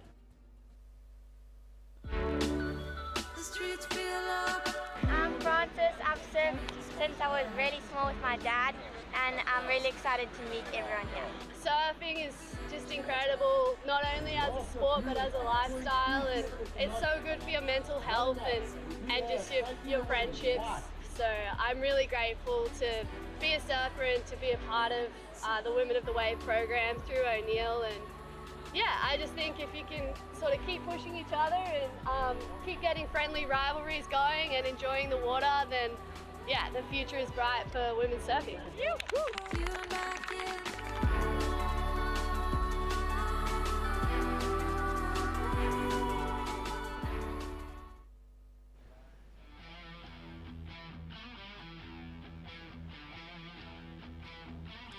Welcome back to the Ballito Pro, proudly presented by O'Neill. Joining us here on a beautiful mid-morning on the east coast of South Africa. We transcend straight to surfing action. And the beautiful lines of Jake Marshall, seamless driving turns just to greet you back. As Jake Marshall will take on Aleo Muniz out here at the round of 16. And Jake Marshall likes that. We all like it, and we like everything in and around the beautiful Ballito Pro. Kixalia's Tash Mentesti and Kai Linda chatting about all things around the scene, including Tash, the woman of the waves. We saw that tee on there as we came back to broadcast, and well, it's just wonderful to see not only the youth, not only that surfing is non-specific by gender, we're embracing everyone from every culture, every gender. It's just wonderful that O'Neill have really packaged this woman of the waves for us, and it really gets a chance to spread that love. Yeah, absolutely. I think the ocean doesn't ever judge. You know, we're all the same once we're in the ocean. We all get thrown about, and we all also have some of our best moments. And it was just such a beautiful morning for a space to be created for girls and women who would probably have not connected before if it wasn't for the O'Neill Wave of the Action, woman of the wave. Well, Leo Menu is starting things off as we know he's going to just super aggressive in the pocket and working it down the line. He just gets so much momentum down the line where a lot of surfers are getting caught by those sections. He just sort of effortlessly gets around. And then Jake on this one, for me, probably one of the waves of the morning. He just looked so good on this thing, just singing that rail. Got this little snap here, a little catch just right there, you see it, but other than that, pretty much perfectly surfed. Well, judges' scorecard open for that opening exchange. That's what you're going to get here on the Challenger Series, folks. names that we now know so well. Aleo Muniz taking on Jake Marshall. And of course, Kai, we were talking about O'Neill's involvement, the Woman of the Waves, and also their campaign around Konkekulslaza.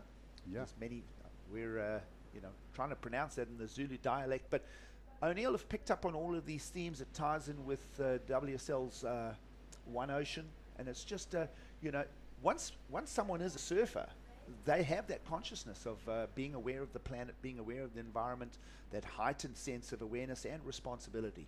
Yeah, and it was really cool. I went to the Bra Golf Day Awards last night, which is the restaurant association of Ballito, and it was really cool to see that because their charity is called the Beach Collective, which is a big drive here in Ballito to keep the beaches clean.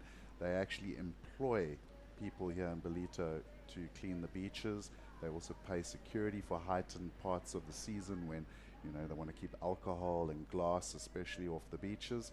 And it was just really cool to see like the whole community, from restaurant owners to business owners and everyone in between is really working hard to raise money and keep these blue flag beaches beautiful, because it's good for the entire community. It's good for business, it's good for property prices, it's good for beach users and everyone in between. So it's fantastic to see all around. The whole of this event, the whole of this town, the whole of this Kwadakuza province are getting into that momentum of keeping our beaches and our ocean beautiful and pristine.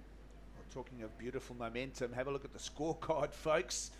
A high exchange to start off this round of 16, Heat 4, as we take the men's field at the Ballito Pro. And, cut it in half as we are in the man-on-man formats now. And this is one stop before the quarterfinals. Good exchanges. We love those seamless lines from Jake Marshall for that 7.77. Some more blunt, aggressive surfing from Aleo Muniz goes straight into the good category with the 7.5. And, we have another great heat on our hands here in Ballito this morning. Yeah, this is going to be a good battle because these two surfers just never really bring a B game. They're always on their A game, and it's going to be a cracker heat. Also, just nice to see on that second one, only a 0.67 for Jake Marshall, but getting the fins out the back, going to the air. We haven't really seen anyone go to the air yet today, but it does look like the swell's just got a little bit more demure, and that wind's going to get a little bit more up the face, and especially the natural footers. I think we're going to start seeing a couple of guys looking towards those big explosive aerials. Well, priority at play here. Muniz will get to work. Big, strong, ripping turn of his own for his second ride of the encounter. Loading up turn upon turn. A strong, aggressive turns that saw him all the way to a victory in 2015. Of course, Aleo Muniz has been around for a long time, and he was of this next generation of Brazilians. When you think back, we've always used that term, the Brazilian Storm. Aleo Muniz and Adriano de Souza were pretty much spearheading that more than 13 years ago. They were on the CT already. Aleo Muniz's first year was 2011 on the CT. Yeah, and I think about the only guy that's been coming to Ballito longer than him will be John Duru. Yeah. He started in 2009. I mean, that's crazy, and still here fighting for a quarters place. And this is the wave. Just look at that rail arc from Aleo. He's like, okay, Jake Marshall, I can play that game as well. And he just went to town on this thing. Almost like flashbacks to J-Bay at the start of that wave. Those first two sections just really point breakish. And we saw it from this morning. It's even on the high tide, they're really running down that bank today, whereas it's been a lot more peaky in the first few days. Yeah, definitely strong lines that have marched all the way up from beautiful Jeffreys Bay and beyond. Of course, every one of these south swells originates, in that space between the Falklands Islands and below South Africa. If you look at that swell map, a lot of those storms just tracking through from the roaring 40s. And of course, this time of year with, the winter tilt into bringing those cold fronts just a little closer to the continents brings this consistency. And of course the colder temperatures inland, which allows for these offshores every morning. And we all know the formula now, but it makes for beautiful stuff when it comes to the sport of surfing. Oh yeah, we couldn't be in a better place right now than what we've got in Ballito, and just so blessed with the amount of swell that we've been getting.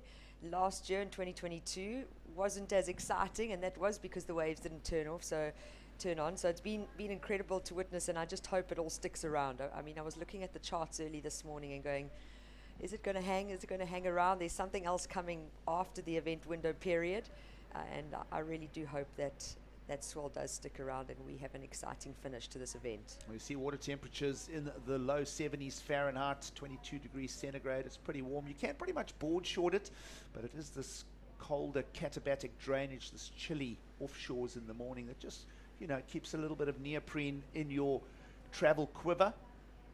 But of course, by midday, the beaches will be packed, swimwear, volleyball, all the beach activities, and those temperatures will be up into the almost low 80s on the Fahrenheit. Talking about the beach and things warming up, we saw a great performance from Federico Moraes in that last heat, showing us some power. Let's go down and hear a few words from him. I'm here with winner of the last heat, Federico Moraes. Federico, you've had a great run of results in South Africa before.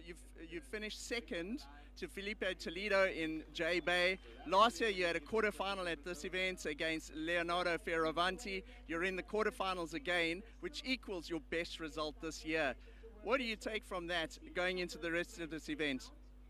Well, J Bay, South Africa was always super kind to me. It's a country I love. The sunrise is just all the colors. It's so beautiful, so nostalgic. And yeah, a final in J Bay, you can ask much more, only for a win. But Felipe is pretty hard to beat out there.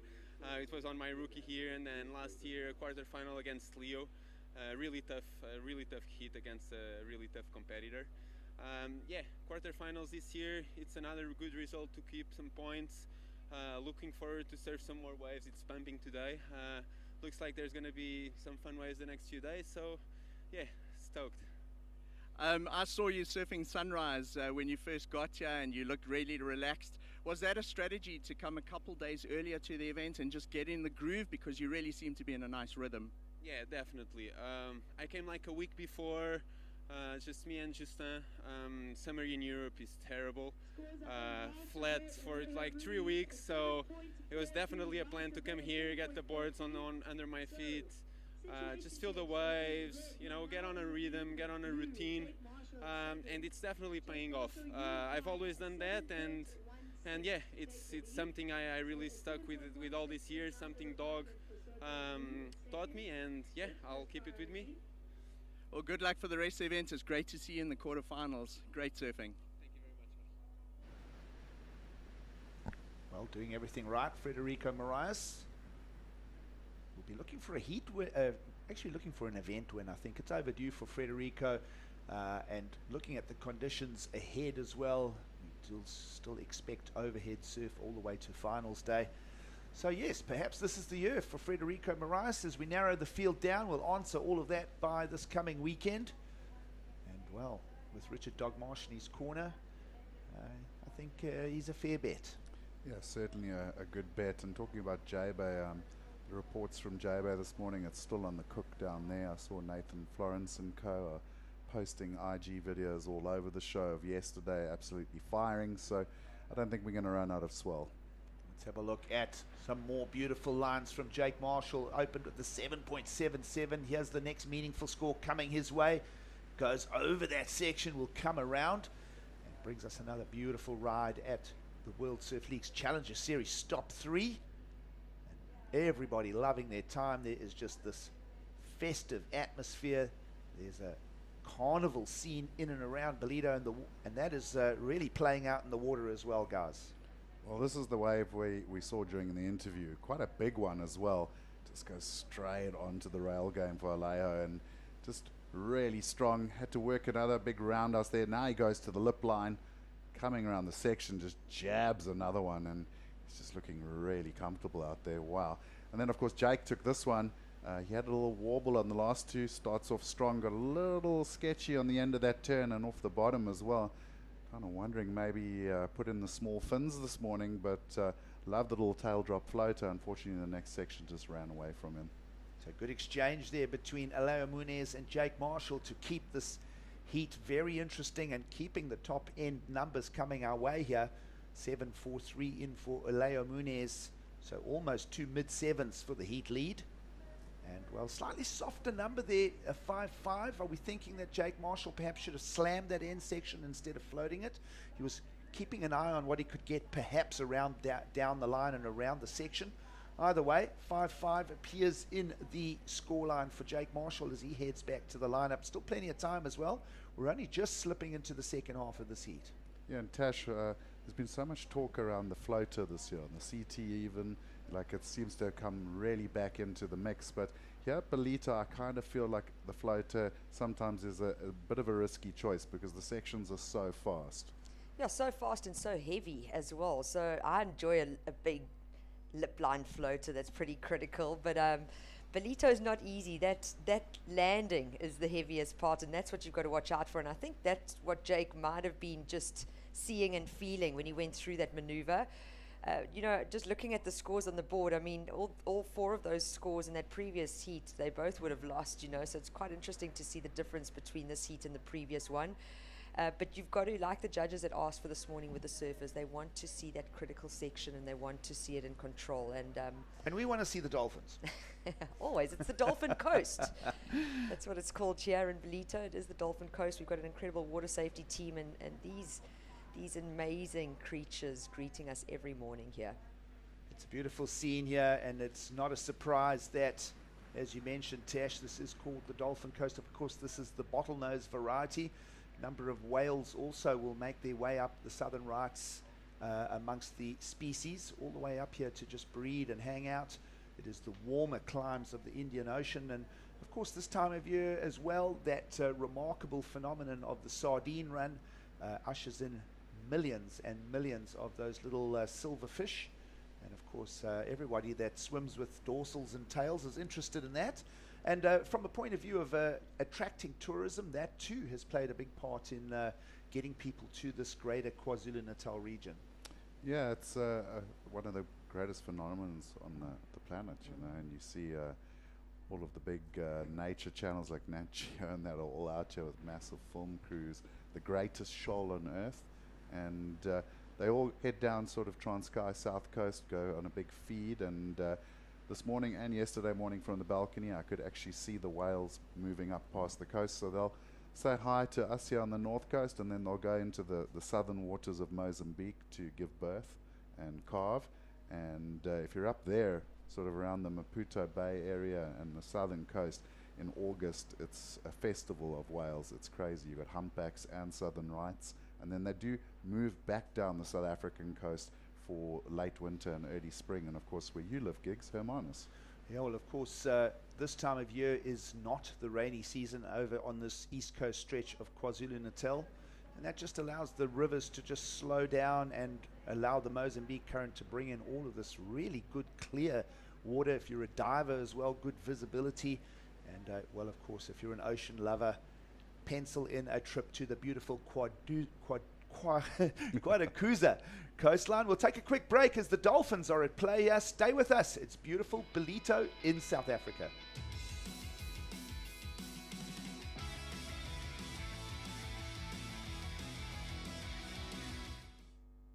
Listen up, guys. Our biggest problem right now, we are missing poses. You mean pauses? No, poses. The secret to winning is to pause. Time out! Let's take a break. In through the bunny hole. Down the big tree. You like it, Tom? Now you're talking. Gorgeous work, Antonia. I'm taking a step back. Sometimes you gotta stop to be an actual human.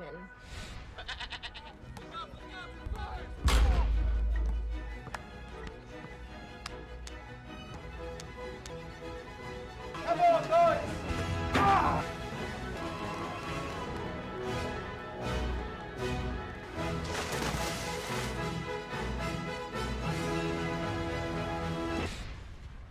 Hey, you'll get it tomorrow.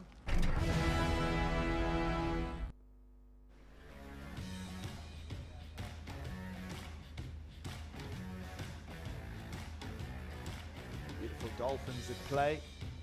Quadakuza coastline, welcoming many of the world's best surfers here to the third Challenger Series stop of the year. Once again, Close to 9:30 in the morning. It's a good morning. Gig Saliers, myself alongside with Tash Mentasti and Kai Linders. We have fun with it all. And we're down to 10 minutes to go as you join us for competition. It is the round of 16 surfers remaining. It is the same status for both men's and women's at this stage of competition, with still a few days to go to crown champions. Let's have a look at what is unfolding in the water here. Yeah, Jake taking off in this one, flies around the section, beautiful frontside carve. Now just waits for the bowl to come back, another little carve.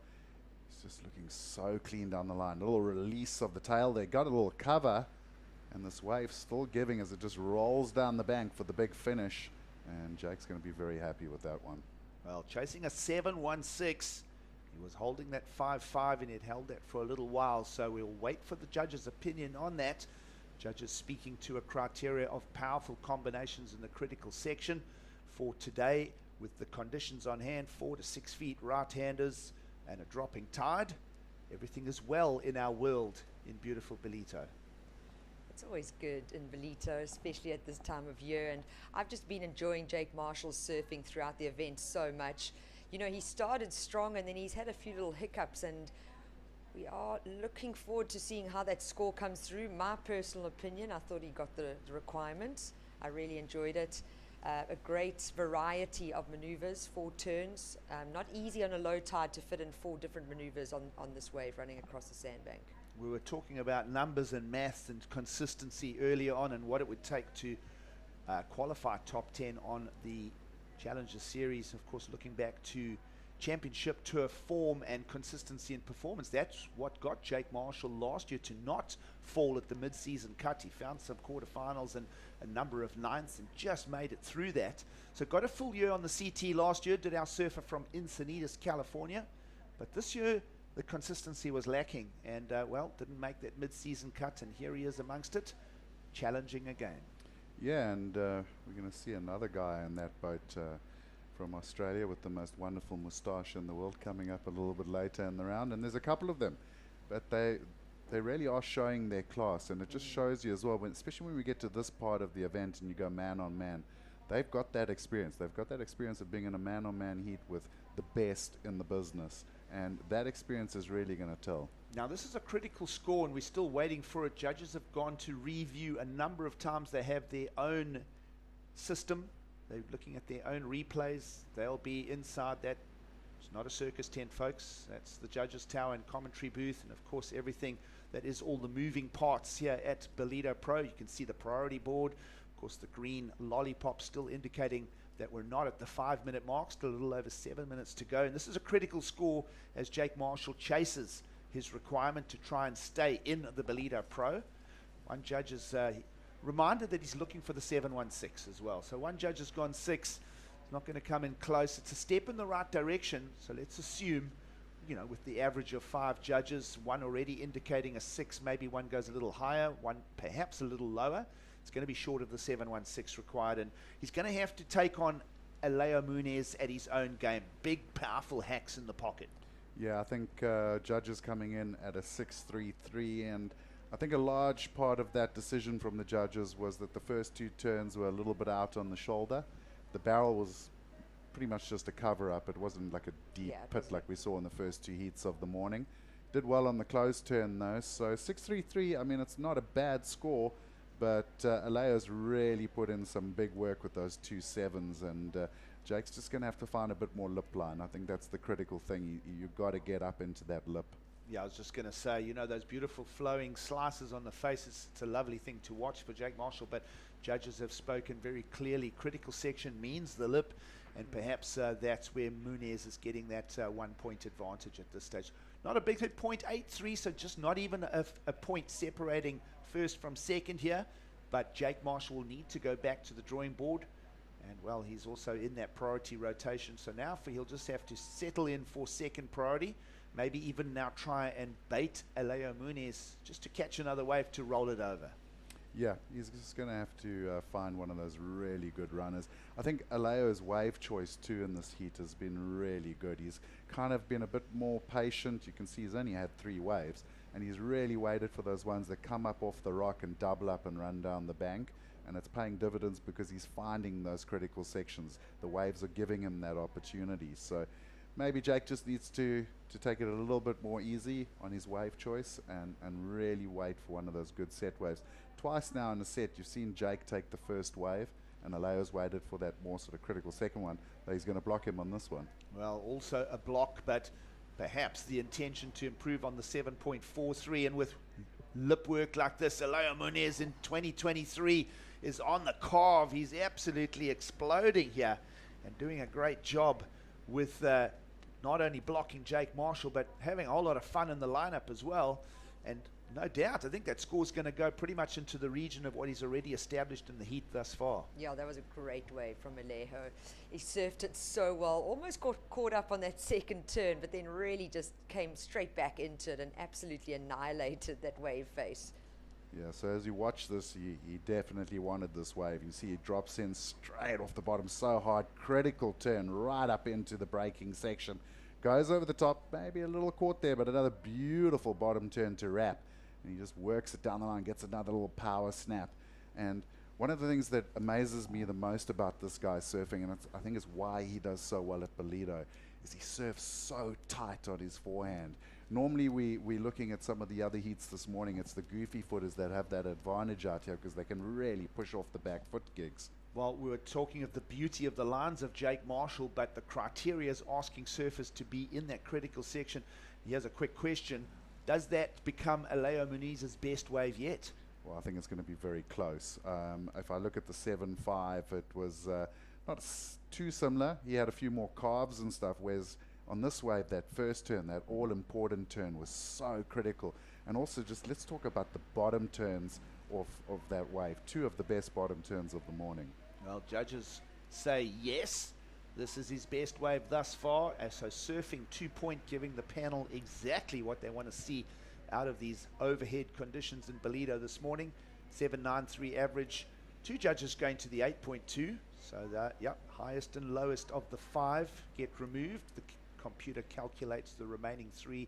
That's how we end up with these sometimes slightly weird decimals. But with surfing like this, there's no arguing that this is the best wave of the heat. Yeah. Yeah, best wave of the heat. That first turn was incredible. And he's looking great. He's just looking so good. You can see he doesn't miss a beat really, and I just love how his body is able to transition so quickly and react to the wave. It's fantastic to watch. Well, good to see Aleo Munez in form again, a surfer that has an illustrious and lengthy career as well. As we mentioned, doing championship tour duty full-time back in 2011 already. That was the year that Gabriel Medina came onto the scene, and in fact finished ahead of Gabriel Medina that year. It was a year where there was the mid-season entry into the CT, brought names like John Florence and Gabriel Medina in. But Aleo Munez can boast a top 10 finish at CT level all the way back then, and he's always kept that consistency. We remember him in 2015 all the way to the quarterfinals in J-Bay, the win here in Ballito. Of course, being pushed and motivated by his brother Santiago, who also still extensively competes. And good work from Aleo Munez all round. This is probably one of the most solid, no-nonsense heats we've seen at the Ballito Pro. Yeah, totally agree. And, you know, he's so comfortable in South Africa. He's been coming in for years. He's surfed J-Bay, he's surfed Ballito. I mean, just the fact that you've got a Ballito title on your shelf, you know, that makes a big difference, because even for Jake Marshall, he's like paddling out for this heat. He's like, wow, I've really got to lift my game. This guy has won here before. He knows this lineup so well. And I think it takes a bit of pressure off Aleo as well. And he's one of the most hungry competitors on tour. Like, he never holds back, ever. And he just wants to win. And if you think about it, twice he's qualified for the tour pretty much off the back of this event as well. And we always talk about it. Ballito is such a swing event for qualification for the CT. Generally speaking, the guys making semis and finals here are looking at qualifying for that World Tour. 40 seconds to go to make it an official result. Both Aleo Munez and Jake Marshall will take away some meaningful points here on the Challenger Series visit to beautiful Ballito, South Africa. Of course, coming up next will be the US Open of surfing, then through to Ericeira, and finishing off in an area where perhaps Aleo Munez can capitalize again, finishing this Challenger Series journey in Saquarema in October this year. So lots still to break down and talk about for the Challenger Series of 2023. Top 10 finish on everyone's mind here to be part of the championship tour in 2024. And Eleo Munez is on his way to the quarterfinals here. We can't crit anything that he's done. It's been rock solid from strategy to timing to performance on the wave face. A 7.93 and a 7.5 sees the experienced Brazilian through to the quarterfinals of the Ballito Pro. We'll say goodbye to Jake Marshall, and Jake will be packing his bags, thinking of getting back to home region of California real quick. And stay with us. We'll be bringing in another big heat with Jean Duru taking on Daniel Emsley, and Paul Evans and Mark Frew talking through the action. Stay with us.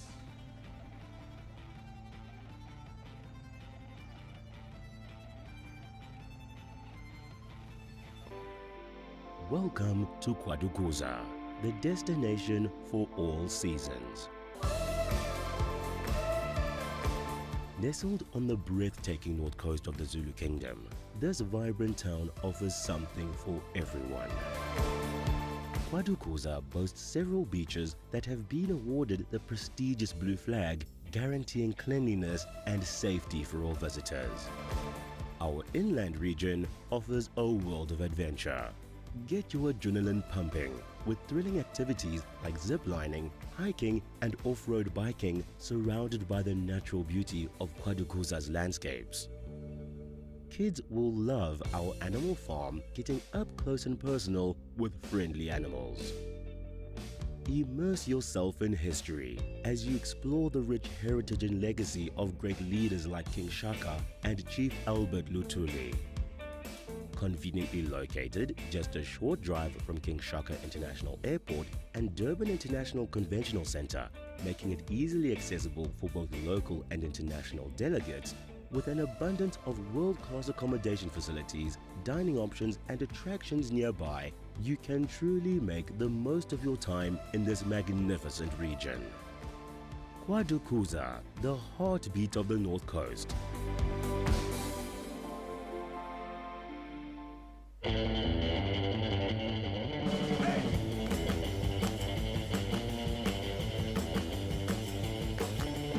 Tight off the bottom, really nice turn from him.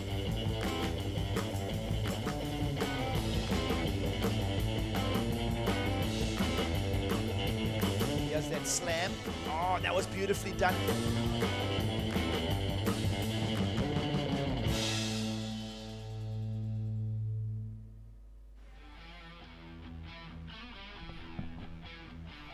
Stakes is high on the Challenger Series. We're sending surfers to the quarter-finals, and Waves absolutely delivering for us this morning. It's been cracking. We've had a bit of everything, a perfect 10 go down, a bunch of tubes, some hard turns as well. I'm loving the action that I'm seeing here to talk you through it. Joining me, Mike Frew, the Frew Brew. Mate, it looks great out there. That last heat, some searing turns down that sandbank, and it's lining up so beautifully on that sand out here, Paul. Yeah, that tide just draining out sweetly. We're going to check out the experience on the backhand of Johan Duru of France, 18th in the rankings. And what a breakthrough story for young Daniel Elmsley, flying the flag for the Rainbow Nation. South Africa coming from much deeper on the ratings right now. I tell you what, he's earned some points already in this. He's earned some fans as well because he's been really impressive, and he's got a bomb from the get-go here. Here goes Emsley. He's going to have to come around some white water and he'll wind into a turn. It's a foam climb, quite a steep one. And then this section delivers for him, pushing really hard and possibly just a touch late arriving at that section. And all of South African surf fans heave a collective groan to see him go down on that. Oh, he had such a good start to that wave, Paul. It was a big set wave and tagged the top, and he needed a finish there to really set the tone for the heat for himself. This is probably one of the most contrasting heats we're going to see in this round in terms of youthfulness and experience. Johan Duru, a seasoned campaigner, he's 34 years old. He's been on the tour for many years. Daniel Emsley, 19 years old. Here's Daniel taking off, great set wave, so gets a first solid wave of the heat, pumps to get round the section, just climbs up there, got a little stuck on that first turn, and goes for a layback. Unfortunately, not able to ride it out, so unlikely that whole wave is going to factor into the overall result of this heat. He'll paddle out and reset his mind as he makes his way back to the lineup there. Yeah, a bit of a missed opportunity for him, but I tell you what, he's shown us already what a good competitor he is. Bit of a contrast in style between these two. Obviously, the opposite stances as well, but what we've seen of Emsley puts a lot into his turns that maybe doesn't have that classic kind of point break style that we sometimes associate with the South Africans. He puts so much kinetic energy into his turns, and throughout the rounds so far, it's really paid off from him. He's been super aggressive going into the lip, and he's been able to just absorb some of those explosions on the inside. That's why he's surfing in the round of 16, but he's going to need to bring his best, and you'd be thinking that was a bit of a missed opportunity on a bomb wave that he was in position for. Duru now, the ball in his court. You mentioned the experience that he's got, of course, a finalist on the championship tour, got runners-up in Peniche, Portugal back in 2018, and his participation on the championship tour, he's had a few seasons off. He's trying to get back there. Dealt with some injury late in one season, hurt himself free surfing around the Challenger event in Portugal, but looking to put together a solid campaign here. 18th right now on the Challenger Series rankings. He'll improve on that, certainly with a spot in the quarters. He needs to get out of this heat first. Here he goes, live action. Duru off the bottom, commits to the bottom turn. So light on his feet to get the landing, does well to get back out on the face. This one cupping out here, that's super steep and vert. And that is the experience and the skill showing. Tricky section to hit there, Mike. Very tricky. It's incredibly steep. That lip coming at you is very powerful, and he does well to negotiate and deal with those two turns. And I think he's going to lock in a solid score here to build the rest of his heat on. Using that experience, not too rattled after not getting the initial set of the heat, set wave. And check this out. He races down the line. Lovely style. He's not rushing that first turn. Man, he came down with a lot of air under his board. Look how heavy this thing is as he hits it. Goes straight up into the critical section and rides it out clean. And looking at the criteria for today, the judges are looking for the technicality, the risk on that end section. Yeah, keeps a really quiet body, doesn't he? Between the turns, there's almost no movement at all. And that patience off the bottom that these elite level surfer shows, particularly on the backhand.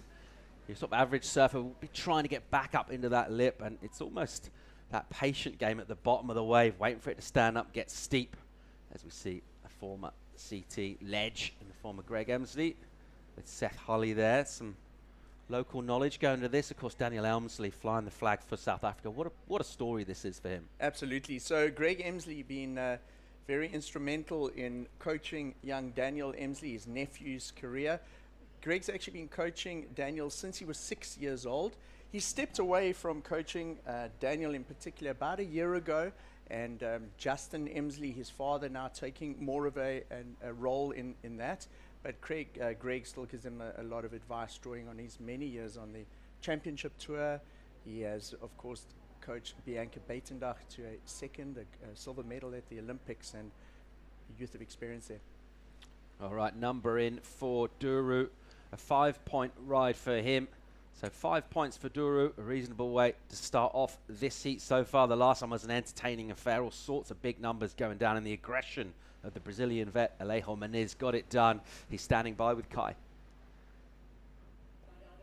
Alejo, you came in here, I could literally see the froth coming out of you. The waves are really on the cook, and you just looked like you were having the best time out there.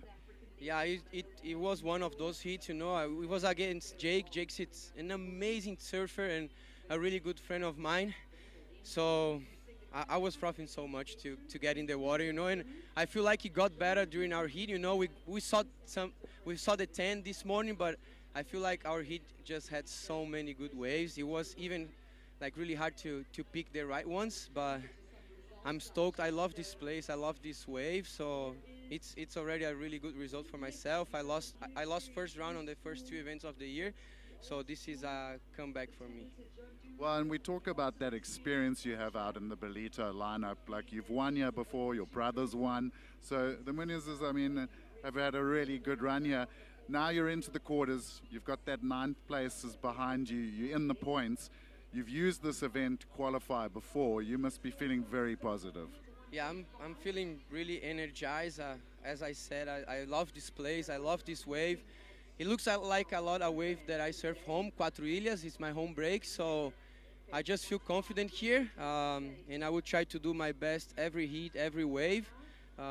Yes, and I'm feeling confident for the next round. Awesome. A quick message for your Brazilian fans. Yeah. Obrigado a todo mundo que está na torcida, minha esposa, meu filho, minha família, amo vocês e vamos com tudo para as quartas. Valeu. Lovely, my man. Amped to see you in the next round. Thank you.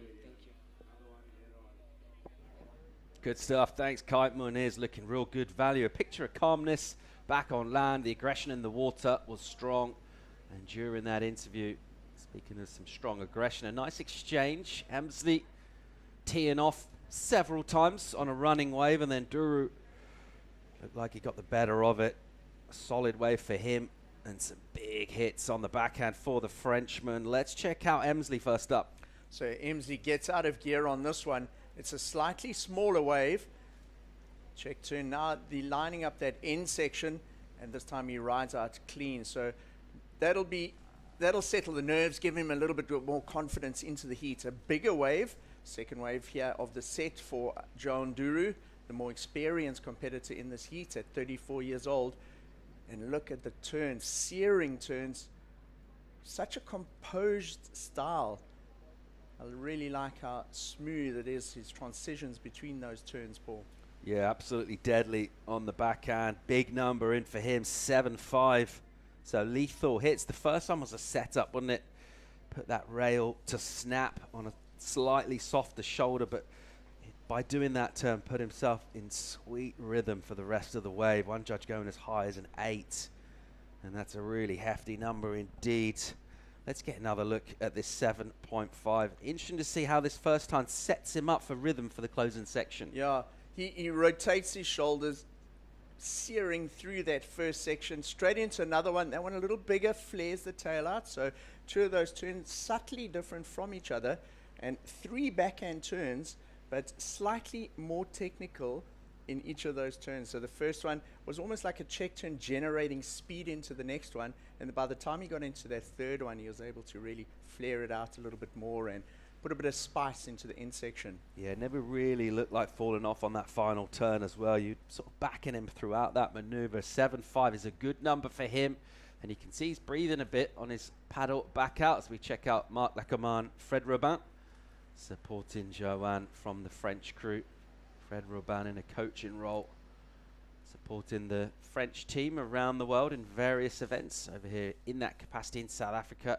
And so far, so good for the French, as Duru with a solid number over Daniel Elmsley, who will be under a little bit of pressure here now. And a slightly different situation. He was surfing 4-man heats with all sorts going down and a bunch of scores dropping and all that energy in the water. This time, well, there's still plenty of energy from the surf, but it's a very different game, this man-on-man competition. I was chatting to Greg Emsley this morning, and when I saw Greg, I said to him, what do you think Daniel's strategy is going to be here this morning against Joan Duru?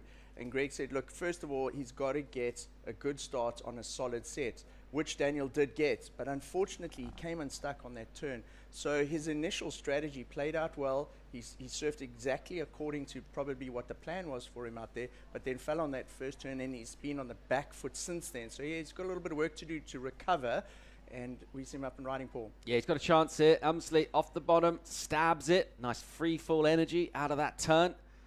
And then on the rail, so he'll just swing those arms into it. Nice hit there from him. Look how quick he gathers the speed, just driving down the line. Meanwhile, Duru just smashes one and got that a little bit wrong. So he'll fall towards the top of the peak here, which will mean he'll make his way back out and snaffle priority. But Emsley was absolutely flying down the line on that wave. Gets so much spring out of his bottom turn. Those pumps that he does between the maneuvers just goes straight through the gears. Really light on his feet and athletic. It'll be interesting to see how the number goes for young Daniel Emsley. Flying that South African flag, representing this proud nation of surf talent. Let's get another look. This wave has got a lot of grunt in it. It starts lining up on the bank. I really like how the waves are finding that new sand at the bottom there and providing the surfers with a lot more canvas to work with. And Daniel getting a number of turns in there. And look at that. showing a bit of a hand jive to the judges. You can see he's happy with that. Just going back to what I was talking about Greg Emsley. Greg said that Joe Nduru would be going into this heat with a lot of confidence, knowing that his experience and his many years on tour would possibly intimidate the youngster. Live action, here goes Nduru again. And really similar to what we just saw. In fact, almost making me think it's that replay of what we just saw. It's basically identical. Really similar looking section. Really similar sort of conclusion. It's incomplete on the first turn. Let's see where Emsley is in terms of prio here. Nothing assigned as yet. Okay, so he's still making his way a long way back out. So Nduru will get priority again here, but a couple of misfires from him. He's already got a 5 and a 7.5 locked in, though. It's a 5.9 that comes in for Daniel Emsley, so that's going to feel a lot better. Much better, and he's pushing his scores up in the right direction. I tell you what, it is cooking out there. Another good-looking wave lining up. Nduru here, trucking down the line mid-face. Now off the bottom. This one will stand up, and he'll fling a turn up on the backside. Another nice hit to finish from Joanne. What a great-looking wave. This is turning into a real ding-dong battle here, close heat here, Paul. And as he rode out of that last turn, I was thinking, wow, Joe Nduru with his experience, you don't see him fall much. He manages to negotiate those tricky end sections really, really well.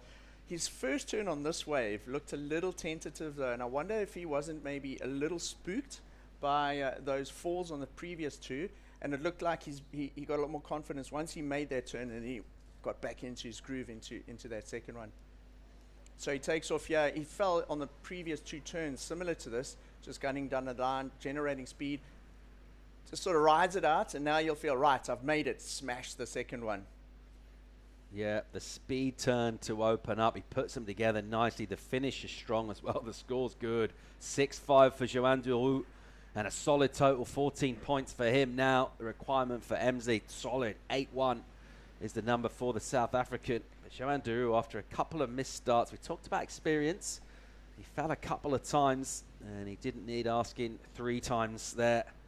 That first turn, he was patient on the closeout hit as well. He just saw him wait just a touch before he put his board up into the lip. Joanne Nduru looking pretty good out here against a very much young and up-and-coming South African in the form of Daniel Emsley, who now looking for an 8-1. He would have been thinking about some of the excellent scores that he's seen this morning and look to repeat some of that energy. It's a beautiful morning here at Ballito. Just under 13 to go in this. At the moment, Nduru with the best of it. Don't count out Daniel Emsley. Find out how he goes in the back half of this heat right after the break.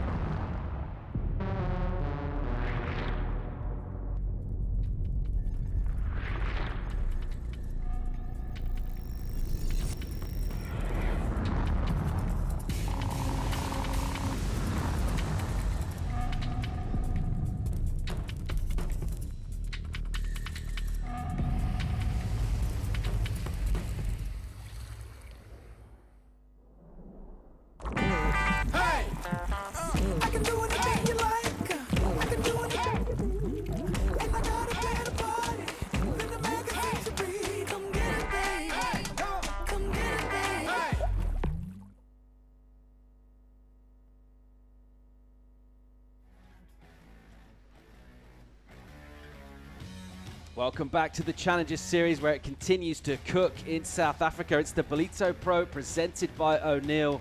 And absolutely firing this morning. Forecasts were great for this morning's action, and conditions have absolutely delivered. We've seen excellent numbers going down from the very get-go. Saw a perfect 10 from Jacob Wilcox, #1 on the Challenger Series in the first heat of the day. And ever since then, entertainment has been right up there. This one, also some good numbers coming in. It's Nduru at the moment with a pretty solid lead, 7-5 for his backhand work. The experienced Frenchman with a couple of laps of the championship door done towards the end of the 20-teens. It's been a couple of seasons away from that. Back to the Challengers, trying to get back and represent Europe and France at the very highest level. This guy's representing South Africa. This was during the break. So during the break, he takes a high line to generate speed into that middle section, a mega turn, and then pulls into the barrel. Oh, Paul, he just doesn't able to come out of that. That would certainly have been the highest score of the heat if he'd come out of that, young Daniel Emsley. But I love that. That first turn was, wow, fireworks there from the youngster. Absolute bomb for Daniel Elmsley. Belts the lip, pulls into a tube. It just ran away from him. Where was that going score-wise? He needs an excellent number. Here he goes, trying to find that. Sets himself up with a little inside racetrack section. Goes the punt, and he'll throw that one away. So he knows exactly what he needs to do. We were talking tubes this morning. They were getting rewarded big time with excellent scores. Tries to go to the air on that one. That was the section what it was offering him, really, in a speculative attempt, but he'll be looking for 8s, and I don't mind that position that he's in. He needs to go hard. Meanwhile, live action, Duru out the back on the backhand. Such a good technician going right, Joanne, and he'll belt this again here. And once again, it's a really tricky turn, but at no point might you feel like he's not stomping that turn. No, he certainly sent it over his board, riding really confidently. And I was thinking when he was riding that wave, I thought, he really has this heat on lock at the moment. He's surfing with confidence. That's a solid wave. It's a big set wave. He goes straight up at the lip. He hooks it on his back and right in front of Daniel. It's never great to see your fellow competitor do that right in front of you. And you know what? He didn't just hit that end section. He actually drifted the tail a bit as well. So threw a bit of extra flair into that for the judges. And wow. I think we could see his improvement go even more here. Or the distance between first and second and the requirement potentially go up here for the young surfer from East London. And South Africans, last hope here in the men's round of 16. Well, he's certainly not disgracing himself so far in this heat. He surfed well, he's been entertaining. He just hasn't quite had the rhythm that the Frenchman Duru has had with the waves. Another number to come in for Joanne. Good chance of improving as well. There it is. So he does get the improvement. It's not a big one, but nevertheless, it's significant when you're on the wrong end of it. Emsley, 847 will be his requirement. And Joanne Duru really going from strength to strength here. Just as he took off on that wave, it looks so late as he kind of got pinged into it, and the speed coming out of that first turn set him up and going top to bottom, not making mistakes on that wave. A good number for Joanne. And this guy, Emsley, with a very bright future ahead of him, with under 8 minutes in this one, it's going to be tough. We know that 9s and 10s are on the offer out there today. We've already seen it. Daniel Emsley in the past, in his junior career, has certainly got scores like that and won events with those type of scores. So this heat's gone it could have gone two ways for Daniel Emsley. He could have made that first wave and not fallen, and that would have resulted in a radical start, and he could have started putting pressure and crushing the heat from the beginning. But that's not the way it's gone. And it's now going to be a true test of this young surfer's big match temperament going into the last 7 minutes. He ideally wouldn't have wanted to go into the last 7 minutes here with this kind of pressure on this kind of global stage, but it is what it is. And now let's see if the young Daniel Emsley with priority Paul can find one of those set waves and potentially get a score in the 9s or so, because that's what he's going to need to win this heat. Yeah, well, he's got a whole country willing him on, and plenty of neutrals out there as well. We'll be enjoying to see the charge of the young upstart out here in pumping surf. We just want sets, right? 6 minutes, 40 seconds. We just want more sets to come through, because this one's been highly entertaining, and you would not count Daniel Emsley out at all. He gets himself a bomb. He'll know the break as well as anyone in this competition, right? We talked about his experience. Obviously comes from down the coast. He's a South African. He knows this wave. He surfed through the juniors, got into the final in that event. So he's been here throughout a pumping week of surf, and he'll know exactly the sort of waves he wants to try and find. He got himself an absolute bomb a short while ago.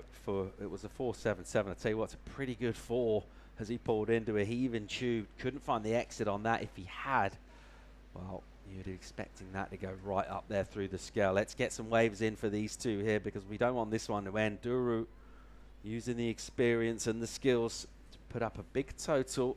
But Emsley still at this, and an opportunity here will let that one go. This one will just breathe down and spits from the takeoff.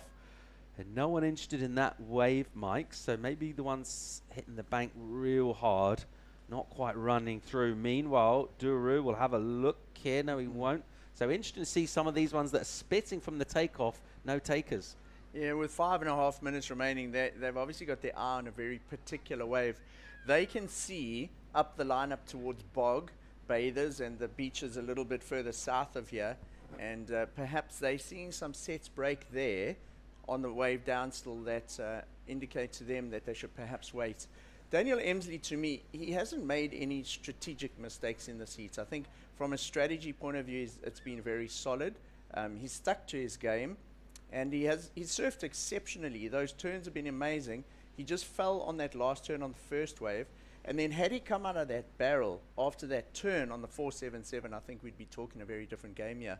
That wave just shut down on him. Yeah, you've got to put all of that out of your mind, haven't you, and just surf what's in front of you. Right now on the wrong side of an 847, that's the requirement. Duru, again, has a little sniff. He realises there's not a lot on offer there in terms of improving his 687. That's his backup score. He's got 2 solid numbers, and that's the reason why Emsley's looking for an excellent score, 847. In Joan Duru's heat yesterday, he actually chose to sit super wide down the bank, didn't get involved in the other 3 surfers. He did his own thing, and he managed to win his heat down there. Here, he's employing an entirely different tactic.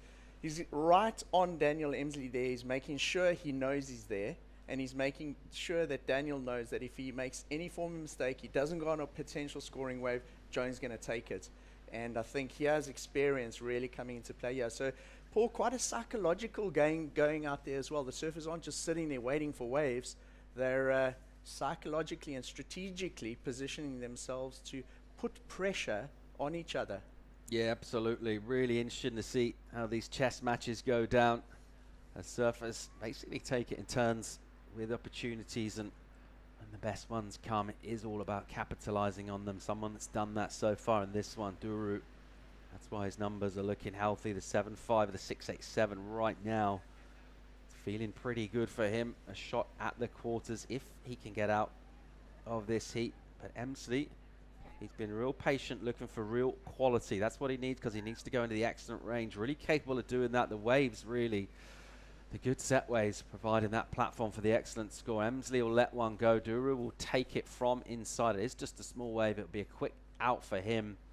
And it leads up a bit more time. We saw one spit really hard from takeoff a couple of minutes ago. Emsley obviously identifying he didn't want that particular wave. That one was just slightly deeper up the point. Maybe those ones going hard from the takeoff and then backing off a bit. And he wants one that almost has that little peak that shifts a little wide for the takeoff, Mike. Yeah, if he'd taken off on that one, Paul, you would have essentially taken off after the wave had executed like 50% of its total scoring potential. So Daniel not looking for that. And Joan just biding his time out there. He's had a look at 2. He had a look at that first one, which was also part of that set, but probably also going through his mind is, hey, if I go on this, I leave Daniel exposed and able to take anything, and then I also take the pressure off him entirely. And then Joan Duru had a look at another one after that and also decided, look, this isn't going to improve my score. Back out there, paddles right up to where Daniel is. And all that's doing is putting a little bit of psychological pressure on Daniel. 90 seconds remaining. And looking at the sort of horizon there, you can see a slight onshore starting, and that ruffle does also help identify sets. There's a little maybe line midway to the horizon coming through, but you can see those sets. We've seen them this morning. Emsley needs a wave here. 847, that requirement for him. And we reckon that's a very gettable score for him if he gets a bomb. An in-between wave, haven't really offered up those excellent numbers thus far today. It has been the legit set waves from right out the back here at Ballito. And that's exactly what he's looking for. He's been real patient. There's been a couple of waves come through that he's could have been tempted to look at. He's had a bit of a look, but no real purposeful interest. Meanwhile, 60 seconds on the clock. There's something standing up outside. He's going to have to go something. The choice in his mind now, is there a better wave than this one? behind it in the next, 50 seconds now. Doesn't take that wave as it gets that middle section, had a little bit of a fold to it and just slightly low energy as that one ran away. So a good choice not to take that wave. Is there much behind it, Mike? Well, we see him paddling across to the right-hand side of the break now with 30 seconds remaining. Paul, it does look like there's some lines, but are they going to get here in time? 30 seconds. Daniel paddling across to positioning himself where we saw that wave spit earlier in the heat. But I'm not sure if this is a real significant set or if just a medium one. Looks like it might go underneath them. Anything rideable, it needs to go right now. Just over 10 remaining in this. Looking for an 8.47. He has to go this way. Here goes Emsley. And swinging with an opening snap. And this one, it's an in-between one. He even says a little well done shot to Joan Duru. And he'll just look to surf that through to the inside. So Emsley unable to find himself a bomb in the back half of that heat. But this guy here, Joan Duru, who's been lurking throughout this event in the draw, he's been able to get it done pretty smoothly with his surf and also never really chasing down numbers. He's not been asked huge questions. So far, Joan Duru's on a bit of a roll here in South Africa. Another solid performance for him. Wraps up heat number 5. He's through the quarterfinals. And he's on his way to a result. Join us for more live action. Great looking heat. Jacko Baker, Nolan Raposa coming at you live real soon.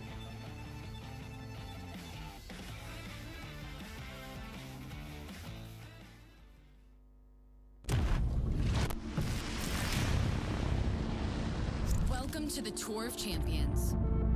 A tour that can spit you out as quickly as it welcomed you in. It's dedication. Sacrifice. It's months away from family. It's your pride, your legacy.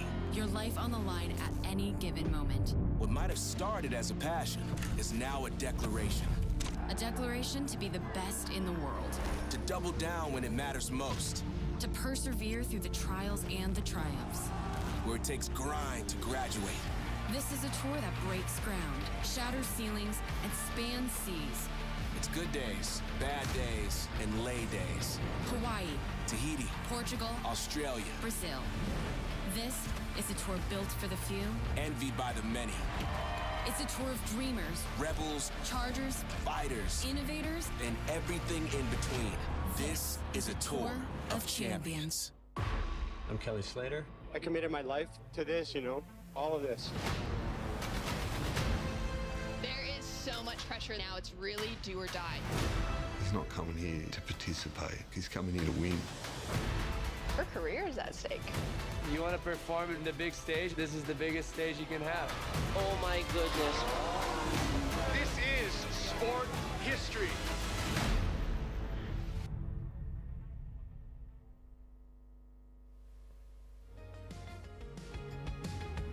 The Ballito Pro, presented by O'Neill, is brought to you by O'Neill, Quadakuza Municipality, Monster, SMG Yamaha, and Coca-Cola.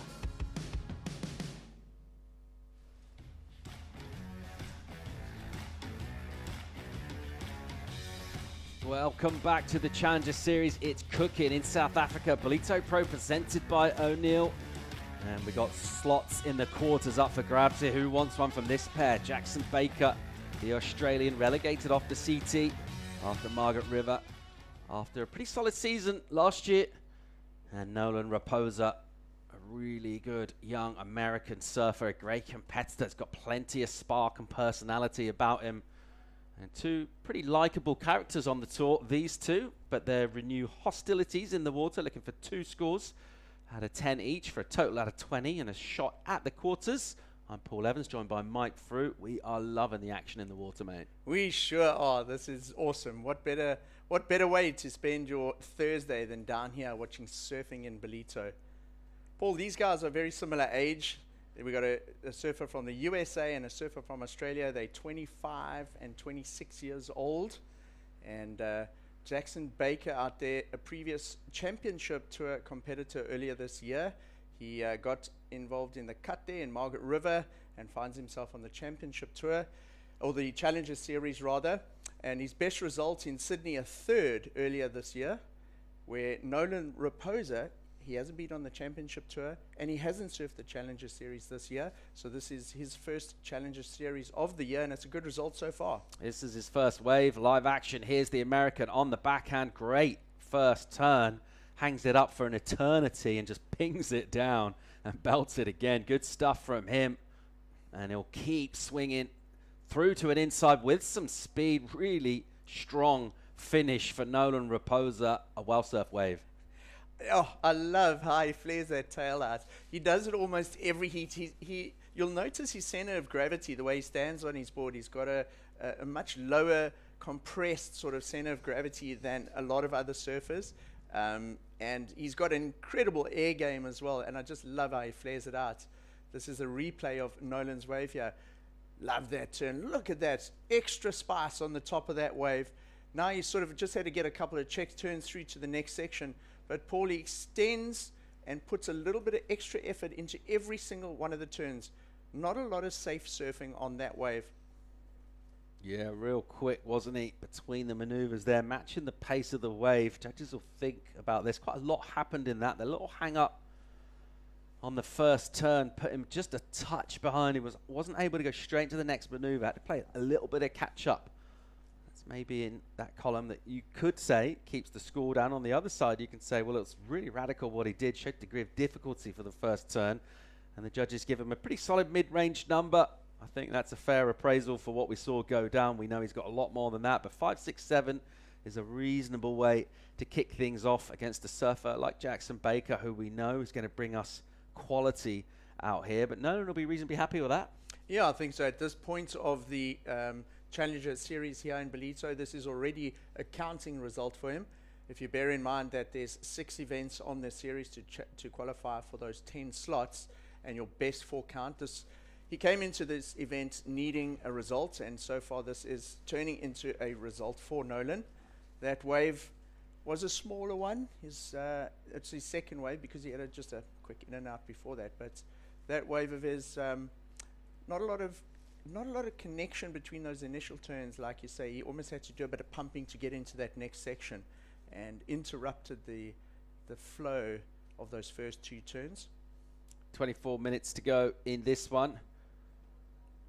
Nolan Raposa with the opening ride, putting up a pretty decent number. Someone who scored good numbers on his backhand in the last heat, the Frenchman, Johan Duroux. He's with Kai Linda. Johan, Ballito's always been a happy hunting ground for you, and the roll continues. How good are the waves right now? That's what I was hoping for, and that's the wave I love, right hollow point break, nearly point break. So I got nearly too much excited, and I start to eat too much the curl and fall, and my friend Thomas always told me, don't eat the curl like this, and I keep doing it, and then I got 2 scores because this kid is whipping, and I knew he will come back, so I tried to put some pressure, and he works at the end. Now, we talk about this kid, obviously the young South African Dan Emsley. This is really a discussion for the Challenger Series, as you've got guys like yourself with CT experience and so much experience in these events, and then you're coming up against these little young guns. What kind of advice do you have for Dan going out of this event? Yeah, he's been whipping, he knows what to do, he's really clever. You can see he doesn't got the pressure and stuff. I tried to put him on the end, but doesn't work. And it's funny, I was doing it with his ankle back in the day, and now with his godson, so it's crazy. All right, and a message for your French fans. Et merci Maud, mon amour, t'as dû sortir de l'eau pour mater, désolé. Ma famille, mes grands-parents, les copains d'abord, au Chilon. We really love watching you surf out here. We can see you love the wave and the place, and looking forward to seeing you in the quarterfinals. Yeah, let's go, Chilon. Good stuff there, Duru. Delighted to get out of that heat, get himself into quarters. Big result build, and he'll want a lot more. Be thinking about going all the way now for the win, as will everyone left in this event right now. They're really homing in on a result. We watched Baker there with those powerful, fast turns that we've appreciated from him, and he'll love a running right-hander. Let's see where his number goes to get him in this heat. Under 22 minutes. Bombs standing up out the back. The American Raposa's in the slot here. Look at this thing stand up for Nolan as the elevator drops down. Hard swinging off the bottom, snaps up off the heels. Big spray for him from the speed. Another turn off the heels, and then tags it really really hard. And the board got away from him, just fell out the sky on that incompletion. He was on his way to a big number there. And that'll be a disappointment for him. Nolan Raposa surfing himself down into a bit of a hole there. And that tells you there's some power out there, getting up on his board and almost theatrically diving off. Goodness, that wave broke so hard on him as he went up for that last turn. And I think he knows how powerful it is out there and jumped on the board to dive even deeper down. Here's a replay of Nolan's wave. I love that very steep late takeoff, extending into those turns just to maximize the potential out of it. Oh, he hit that so late, Paul, and came down, exploded. I'll tell you what, he got completely tumbled, dried, and washing machined on that sandbank. Yeah, tried to get the 3 maneuvers in, didn't he? Just a little late for the final, and that's a story we've seen. And often surfers going for slightly fewer maneuvers, but obviously getting completions. They've been rewarded. Even one turn has been going huge. But right now, it is Raposa. We'll have a slight lead in this. It's still modest scores, really, though, particularly in the context of what's gone down today. We've had loads of excellent stuff. We've had, of course, a perfect 10 in the very first heat of the morning. Your Challenger Series leader, Jacob Wilcox, got deeply barreled on the backhand, came out and belted it. Perfect 10 for him through to quarters. Looking really, really good already for qualification for next year's championship tour. Baker, as we mentioned, was already on the tour this year. Got a 5th at Bells. Other than that, 17th. Not good enough. And fell foul of the cut after Margaret River and wants to go straight back for qualification to the championship tour. Surfers that were able to do that last time. I think about the likes of Ryan Callanan, Leo Fioravanti, Zhao Xianka. So surfers coming straight back from championship tour and doing it in the challenges. But tell you what, you come down to this level, we say step down, but actually you're basically looking at all of the best of the next generation snapping at your heels. And it's tough to find those just 10 spots from the chasing pack. Jackson Baker will be quietly confident, I think, about his sort of general standing and his skill set and where he is in terms of global elite surfing at the very highest level. He'll feel his name's very much worthy of being in there. Surfing's demonstrated that to us as well. Interesting last year, a couple of 9ths before the cut was good enough, actually. So 2 9ths better than 1/5. What you don't want is those 17ths, which will basically is the reason why he's here on the Challenger Series. I actually had Jackson Baker in my fantasy team earlier in the year, and he did get that result at Bells, which helped my standings on my fantasy, the WSL Fantasy League, go up a little bit, but unfortunately not making the cut. But, you know, looking at this heat in particular, he had that one good wave and didn't make that second turn, but he's got a lot more very high pressure heat experience this year in particular compared to Nolan Raposa. And he's got championship tour heats under his belt this year. He's surfed both Challenger Series events in Australia, and now he's here in Ballito. But that doesn't really seem to be battling Nolan Raposa. He's almost surfing to his own beat this whole event. Yeah, he's looked pretty loose and liberated, as has the guy we just saw vision of, Joel Vaughan. He's been outstanding in this. Got the big backhand rotation, a massive high 9 early on. And then he's done it differently. More stock surfing still. The good numbers coming through for him. I tell you what, he's got a heat on his hand. He'll be taking on Cole Hausmand, winning in Sydney in the very last event on the Challenger Series. And Cole just belting all of his heats. No one's landed a punch on him so far in this competition. Cole, so far, he's looked really, really good. That's going to be a really good heat to watch. Meanwhile, in live action, Baker, really nice from him. Love the control as he just tweaks that turn out. The vertical stab with a little bit of release from the tail. Really nice. He'll blow out the tail and reverse it. Jackson Baker looking smooth as you like here and making it look pretty easy as well. A strong finish for Jacko. That's going to feel loads better. If you want variety on a wave, I think that is a fantastic example. He pulled 4 different types of maneuvers and tricks out there.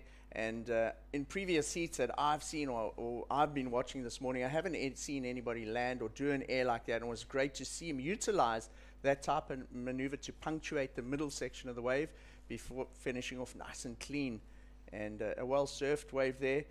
Not the biggest wave of the heat, but goodness, Paul, that thing gave him opportunity down the line. We see Jackson taking off, straight at the lip. Nice turn, comes down with the white water as it gouges down. Now he has that turn to set up into the air, gets a little bit of a rotation. That's some variance in the maneuver there. Just a tag in the lip there to maybe slow down for the end section, and he hits the lip to finish off. So not the most dramatic end to the wave, but a nice highlight on the wave in terms of the air, and certainly that first turn was the most critical. He came down with the lip. Yeah, surfing really to the potential of the wave there. He couldn't have done much more with that. Just really good adjustment of his line and his maneuver selection throughout, and really just squeezing all available opportunities from that particular wave. Doesn't wind into his bottom turns like some surfers we've seen. Just think the last seat, Leo Menezes, is really kind of selling his turn before he does it. Baker plays it a little bit later through his maneuvers. It's really smooth and polished.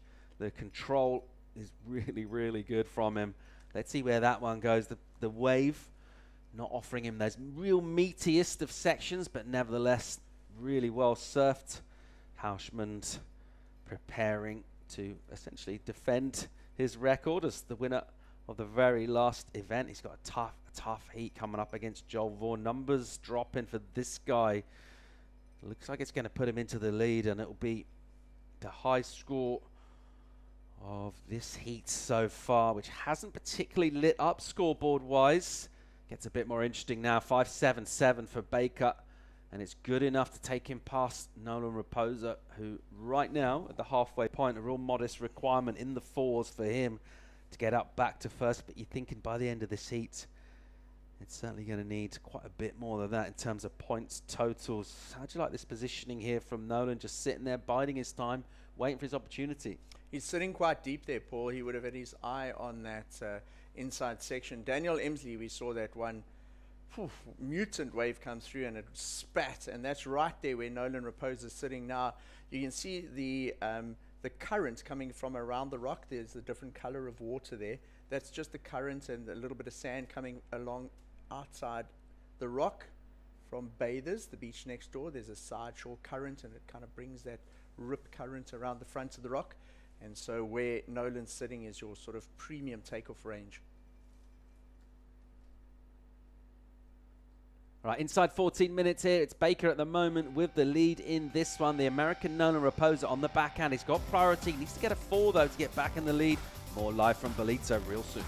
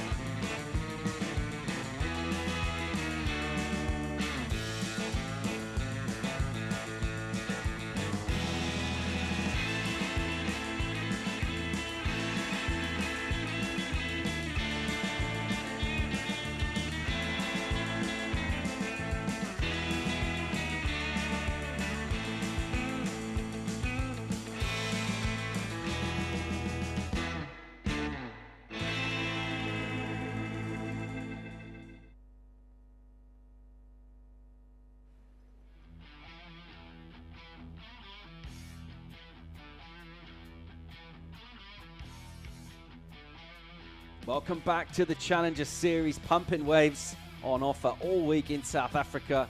It's the Ballito Pro presented by O'Neill that's been blessed with surf throughout this window today. Looked like being really promising on the forecast. It's absolutely delivered so far. We've seen a perfect 10 go down for barrels this morning. Some big searing turns.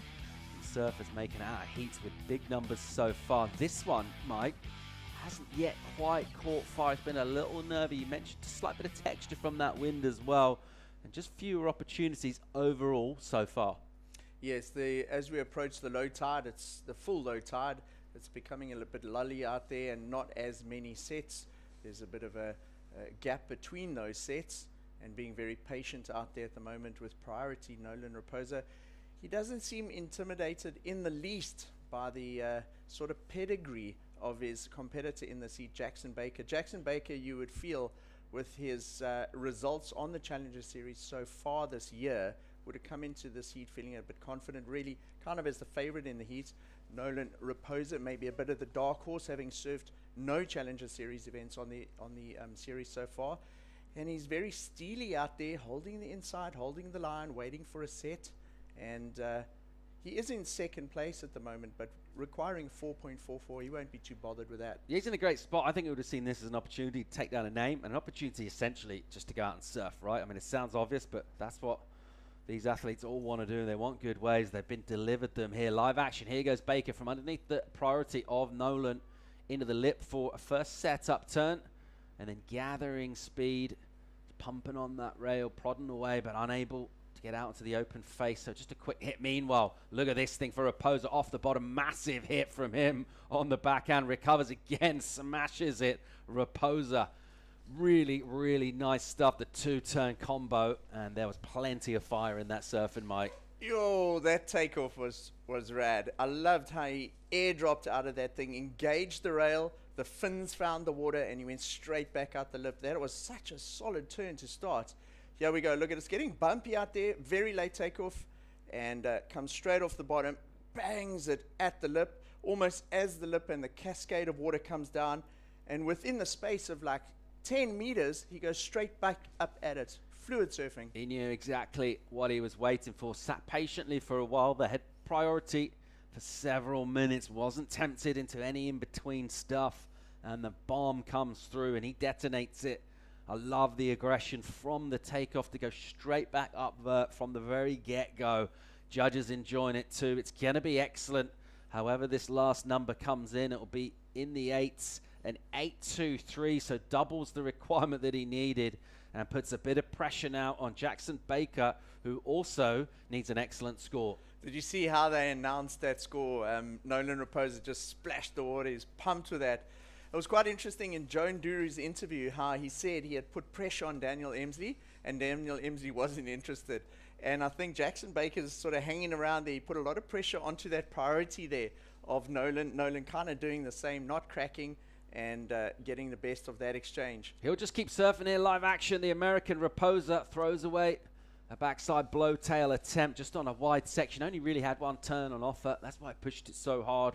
That one was going soft, but that's what he can afford to do here. Got a bit of a cushion, bit of a platform in this heat. He's looking to try and get into quarterfinals for a big points result on the Challenger Series. Baker, top of the point, will have to draw on some of that resolve, that experience, that heat craft. He needs to go particularly into excellent surfing. 8.14 the requirement. I just love the way these are setting up with requirements for our surfers being excellent. What that means is they need to find a quality wave, bring their best surfing. And there's no doubt in my mind, with 8 minutes to go, Jackson Baker's going to try and do that. You know, just 2 minutes ago, we were saying, there hasn't really been a big score in this heat. And look how quickly it can change. One set, and we're talking a completely different script out here. You made a really interesting point that compared to the sets earlier on in the waiting period, we were getting multiple wave sets, up to 5 or 6 waves in a set, which isn't something you get always in surfing. But right now, that has dialed back, and it's 1 or 2 waves in a set, maybe just one really good one. And as a result of that, when surfers get scores, it's having to wait for the next set to come through, and it's that period of quiet, whether the surfers can keep their head in the game, stay calm, and then, of course, when and if the opportunity comes, how they surf it. But Jackson Baker here with a little bit to think about. He sure does, and he had the pressure on Nolan. Nolan was not interested in any form of pressure, just sitting calmly out there, and he used that composure to get himself into the lead. You know what I'd love to see here is Nolan Raposa capitalize on this and possibly take to the air, because in terms of his surfing style, we know this guy loves big aerial maneuvers and big flaring turns and 360s, corrupt flips, that kind of thing. And he's sort of molded his surfing into the seat to surf to the criteria. And now with him being in front, I wonder if he'll feel a little bit more confident that he can kind of open up the case of some of the other tricks that he has in his bag on the rest of his waves. Yeah, it'd be interesting to see. He is a confident performer, Nolan Raposa. I mentioned I love his energy just around events in general. Does seem to really sort of relish the coming together for competition, and a chance to shine, a platform for him to show what he can do. He showed us that with that last wave, the big 8-2-3. Just 2 massive backhand hits right from the initial section. That drop, the entry in, set him up with the speed, and he didn't need asking twice. Time ticking away on the campaigner. Jackson Baker went all right in Australia, wants to keep that going, wants to keep the pressure on. And if he's going to do that, and if he's going to get into the quarters right now, he needs to go into the excellent range. And so far, the opportunities that he's had, just 3 waves ridden, so a quiet heat from Jackson Baker, and hasn't really pushed really hard. He's shown us nice, technical, tight surfing. And he really needs to up the ante here. But first of all, he needs a wave in order to do that. And it looks like some interest in this one. No, he decides that one's maybe a bit stretched out. Raposa says cheers. He's up and swinging. First turn, a repeat of his last effort. Almost identical in terms of the maneuver that he did and the outcome of it. But Jackson Baker not being fooled at all. You talked about trying to put pressure on a surface, trying to sell something. Baker knows exactly the kind of wave he's looking for. And that one, just going a touch soft on the shoulder. Yeah, I was actually thinking, watching before they took off there, Jackson's had so much heat experience this year, just this year in particular at this kind of level. I think with 5 minutes on the clock, having priority and knowing that, look, we're probably getting waves every 4 minutes, maybe every 5 minutes out there. Yeah, he knows there's going to be another set out here, and I don't think the pressure will be affecting him too much. Keeps a cool head on his shoulders. Some lines coming through here. Let's see if it piques the interest of Jackson Baker. Came down to the challenges from the championship tour after the mid-season cut. And a couple of events straight away in Australia, allowing surfers from the championship tour a chance for a quick rebound. Went all right there. Got himself in a decent position early doors, of course, still on this series, but wants a result here badly in Ballito just to keep the pressure on. And let's see what happens in the remaining 4 minutes and 20 seconds in this heat so far. It's all a bit becalmed. And he's there, keeping that cool head on his shoulders. Doesn't need to make a move until he sees a wave. And in one regard, his actual mental requirements become easier, because if he's looking for a 5, they start to get a little bit of doubt in, and there's different ways of doing that. But if you know you need an 8, he knows he needs a bomb. He needs one of the best waves of the heat so far. Yeah, so what's quite simple in terms of what he needs to do out there. Sit, hold that priority, don't lose it any wave, don't unnecessarily paddle for a wave that's not going to give you the score, just wait for that set. If you look at the clock now in the context of the whole heat, 3 minutes 45, there's only 10%, a small little margin of the heat left. But 3 minutes is quite a long time for a set to come through. We see the lines that do come through up at Bog and that Lemonfish Reef. It takes sort of a minute or so for those sets to come down from there, and I'm sure we'll see another one. Aussie squad there watching on keenly. Their man needs a score. They don't look too worried thus far. All smiles there from the Australians as they watch the final 3 minutes and a little bit of change in this heat. Jackson Baker with a bit of surfing yet to do. Needs to go into the excellent range to get into quarterfinals. We'll tick away here towards that 3 minute mark. Let's see if Jackson Baker at some stage will maybe wait for something of lesser quality and just try and surf it up for the score. Meanwhile, Raposa from under Baker's priority goes for a tail release whipping turn. This one shoulders off here, so does that swooping rebound back into the white water. Not a huge scoring maneuver. And again, he's just enjoying himself here. Don't think he'll improve. Well, his backup's a 5, 6, 7. That's what he needs to throw away. But just keeping surfing here and maybe trying to sell some subpar waves. And if Jackson Baker doesn't take the bait, which he hasn't so far, Raposa's just happy to surf. It's a complicated psychological game out there at this point of the heat. And Nolan kind of surfing that one, if you break it down, a little bit more conservative than those last 2 opening turns on his previous waves. He didn't make those rotation type of flares and just got the one turn in, and then that second section of the wave, not offering up much to improve his situation. Baker, statuesque at the apex of the peak here, just sitting there, very patient. No real other decisions to make for him. Hasn't been a set wave come through, offering him the quality he needs to go into the excellent range. As a result of that, he spent this extended period of several minutes just sitting there, not being tempted into anything. Raposa trying to buzz around a bit and be a little bit of an irritant. just inside of him. But Baker keeping a real cool head for now. Let's see, 90 on the clock. Something standing up here. We do know he does need a wave. And we know he needs to go into the excellent range as well. Let's see. He won't be tempted by this first one. It's a little soft. It'll slip underneath. And Raposa's wave count is 7 right now. Just 3 for Baker. And he needs a 4th wave. It probably will be just a 4th wave for him. Not really time for 2 at the moment. So it's going to come down to the next wave for Baker. Meanwhile, again, Raposa is swinging on an inside with speed. Massive backhand punt. And he'll throw that one away. Into the final minute though now. And Nolan Raposa with the lead in this. A solid one by virtue of the 8-2-3. And it's a big heat total that Baker's trying to come back at. In order to do that, we know he's got the surf and he will need a wave. And there's been nothing come through with those bigger sets. It's been a bit of a hole in terms of energy for this one.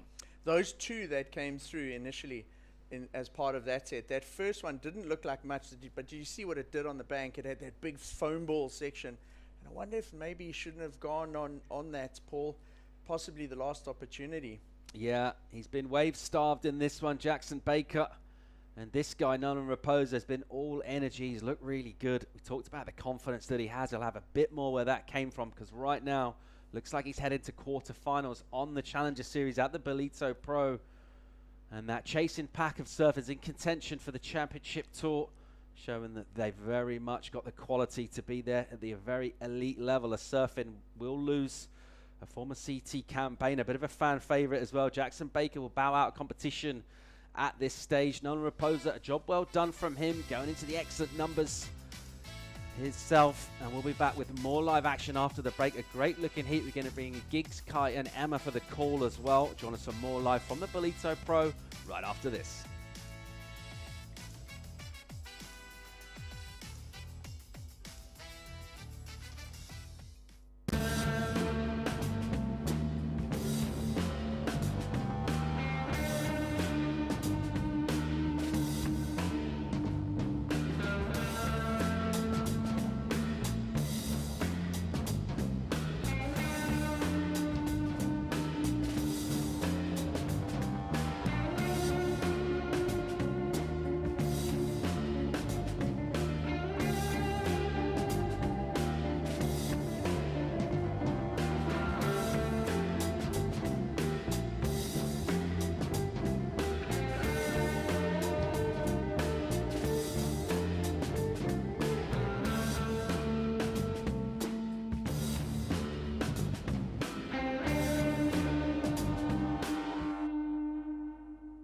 I'm taking a step back. And moving the whole sports world forward.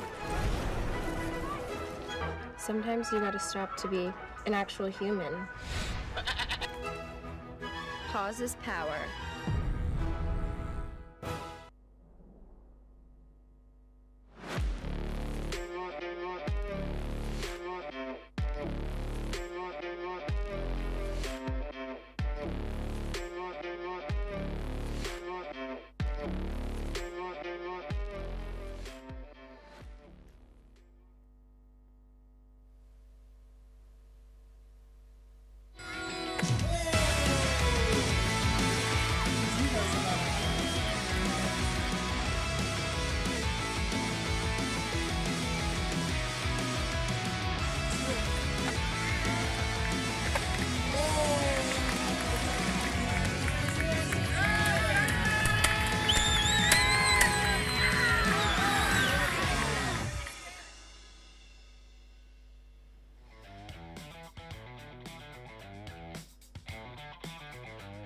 Festivities and celebrations. Sometimes heat wins to celebrate as well. In this case, Nolan Raposa on a storm through the Ballito Pro in 2023. It's mid-morning here on the beautiful east coast of South Africa. Giggs Hilliers alongside Kai Linder. We're having a great time with it. We trust that everybody else is as well, as we drill into all things for the third stop of the World Surf League's Challenger Series. And of course, everybody trying to get to that top 10 come year end. Is Nolan Raposa going to do it this year? Well, he's certainly having a good start. I mean, we saw him have a good start last year on the Gold Coast, and then kind of just disappeared. But he's certainly been back and on form at this event, and Just love the energy in his surfing, really aggressive, and I referred to him on the first day as a rock star. He's certainly living up to that title. Well, here's two big names that are on their way perhaps to year-end qualification. Cole Hauschman, from that winning feeling in Sydney, Australia, comes to Ballito to have another crack at it for the third stop on the Challenger Series. He'll take on the young talent of Joel Vaughan, who are both, we feel, in form here in the lineup in Ballito. It is a good morning again if you're just with us. You can see that slight ruffle now on the ocean as we move towards 10:40 a.m. Tide dropping probably out halfway through the tide drop right now, Kai. And, well, opportunities are plenty out there with the swell remaining solid.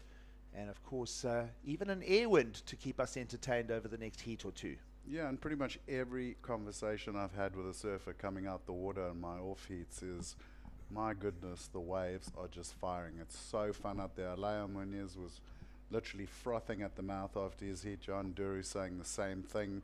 And it doesn't look like that wind's come up too hard yet, so it's not really affecting the run. And the sand is looking so good here at Willards, because even with the wind kind of up the face, it's still running down the bank like a point break. Well, we started the week with 80 men's surfers in the draw. Round of 16 now remaining, and we'll cut that in half. So this is one heat before quarterfinal status. And good numbers either way, coming both Carl Hauschman and Joel Vaughan's way. Of course, Hauschman, as we mentioned, off that win in Sydney at the second stop. And, well, Jacob Wilcox was in that final, and Jacob Wilcox tore into the lineup this morning in Ballito, including a perfect 10. Someone that also nearly found a perfect 10 was Joel Vaughan. So great value from the Australians for their campaign here in Ballito. And of course, we'll see if the big 6'3" surfer from San Clemente can perhaps even find another win. You could argue that his surfing is absolutely suited to the conditions here in Ballito. Well, for sure, and you can see both these guys having to paddle a bit now and work off the rocks. That tide is really sucking out, and that water movement off the bricks making it a little bit of a tough paddle. But Cole has just been on a tear. He really looks so just cool, calm and collected. The backhand's been on fire. We've seen a couple of goofy footers, Nolan Raposa, John Duru, just going to town in these right-hand bowls. But there's one guy I think is going to give Cole a good run for his money. It's Joel Vaughan. He's really looked good throughout the event. We know he's not scared to go above the lip, and the conditions are getting more and more air-friendly by the minute. Still plenty of time. No rides engaged yet by either of our surfers. You just see that beautiful blue Indian Ocean setting the tone for what we call Konke Kuluslaza. Everything is a tone of blue, and certainly really ties in, Kai, to the beauty of this area, and of course to that global theme of keeping our oceans pristine and clean. Yeah, and we've had a good couple of sightings this morning. The dolphins have been in and out of the bay. There are whales jumping in the background out at sea, and the ocean truly alive here in Quarakuza. Everybody loving it here. Of course, every surfer, even if they are knocked out of the draw, are just capitalizing on free surfs up and down this beautiful KwaZulu-Natal coastline, and particularly here in the Quarakuza region. A number of coves and bays packing the sandbars in for almost North Shore Hawaii type of power, as we've seen some amazing surf conditions over not only this week of the event. It's been a very good winter with the El Nino around the planet really benefiting this region of the east coast of South Africa. Jeez, it feels like it's just been endless swell for the last month and a half, 2 months. It's crazy. J-Bay's just been firing non-stop. There's been waves aplenty up here in Quarakuza as well. An interesting one is listening to like Freddie earlier this morning, the Europeans, as well as guys like Cole from California. They're feeling the opposite effect of that going into summer. It has been flat as a lake in Europe and California, the two west coasts, not delivering any kind of summer action. And a lot of them saying they're so stoked they came here early this year because they've actually managed to just get back into their rhythm. That man on screen, Cole Hauschman, a big unit as well, 6'3" of him, 200 pounds of goofy footer, who will be attacking these right-handers. He's been blazing his way through the draw here at the Ballito Pro. And, well, mentioning again, solid conditions for the second stop on the northern beaches of Sydney. And Cole Houshman getting that win in real thick, chunky conditions as well. Yeah, and he's certainly suited to it. If you look at the size of the man's upper legs, it's no wonder he just absolutely destroys every wave he goes at. Joel Vaughan's going to look at this one, though. Well, uses the priority. Joel Vaughan will get his first one underway. Beautiful sting in the lip there. Judges want to see combinations of turns. They want to see the surfing in the lip line. A clear message from the head judge and panel. And that one just second turn falling apart for young Joel Vaughan, who's been on a tear here. He's loving his time in Ballito. And, of course, had us on our feet and in raptures with an almost perfect 10 punt into the air a day or two back.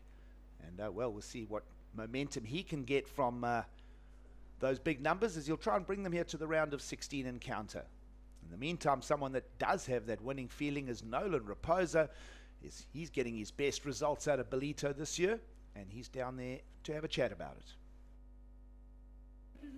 I'm here with Nolan Raposa winning the last heat there. It's your first Challenger Series event of the year. You through to quarterfinal stage of competition now. It's turning into a really big result for you. Talk us through that heat. Yeah, I kind of just want to shout out anyone who's kind of forgot about me this season, but don't sleep on me because last season I had some results plugging away and got injured. And, you know, the first two events, my brother's wedding was at Snapper. I would have loved to do that event again. But then I didn't even know that I was going to be like a first alternate from my seed last year. Nobody decided to let me know that. But so I'm happy to be here in Ballito for my first event. I'm going to try to do all 4 of them, I think, now after this result. And yeah, I'm fired up, I guess. Tell us a little bit about your approach building up to this event. And there's a really strong American presence at this event. A lot of the guys getting through, and there seems a lot of camaraderie between all the guys. Talk us through a little bit of that. Yeah, all the Americans are so lights out. It's crazy. Trying to qualify on the American region is like one of the hardest. Like Australia obviously is super hard, but all those guys are always so close to qualifying, so they're obviously going to be in the seed list already. But I've been staying with Jake Marshall and then my buddy Levi too, who was in the Challengers last year. He was going to get into this event, but he just missed it by 1 alternate spot. And then all the other San Clemente crew, they've all been super welcoming with all of us, like cruising at their pad at the house and stuff, and celebrated some 4th of July with them. It was pretty fun. So I'm definitely, the Americans fired me up. All the competitors here have been firing me up, and yeah, happy to be here. Awesome. Congratulations. We'll see you in the next round, and good luck for the rest of the event. Thank you. Good stuff. Thanks so much. Ha ha, we love it. We love it. Great energy coming out of Nolan Raposa in that interview there, Kai. And yeah, into the quarterfinals in Ballito. Good stuff. Yeah, he truly is a rock star. I love the vibe, love the energy, and he's pumped. Here goes Cole, though, another goofy footer, another powerful goofy footer out of California. Starting off strong, lovely whip off the top, then just throws those fins up into the lip. Very similar to what we were seeing from John Duru earlier in the round, and he's getting a score straight away. The judges didn't even really blink on that one, a 717 gigs. Yep, good solid number as you would expect from someone who comes to Ballito stop 3, sitting well up at the ranking, sitting 3rd, and of course a lot of that care of his win in Sydney. And sets a good pace here as he aims to go quarterfinals or better in Ballito. Gets that 717. Let's have another look at it because this man has got power to spare. He's a big man and he's levering turns for us. You see him, he really had to work into this one. You see him getting that rail line in, looking for where he wants to do the maneuver. Doesn't even really feel the chatter or bumps on the face. He's so strong. Lovely first carve and then just straight off the bottom and up into the lip. Heavy section, but rode out of that thing, no worries. 717 on the board. He's got a good start. Had a little wobble on the first wave, got caught by the section, so he'll be happy now, get the confidence up, and now looking for score number 2.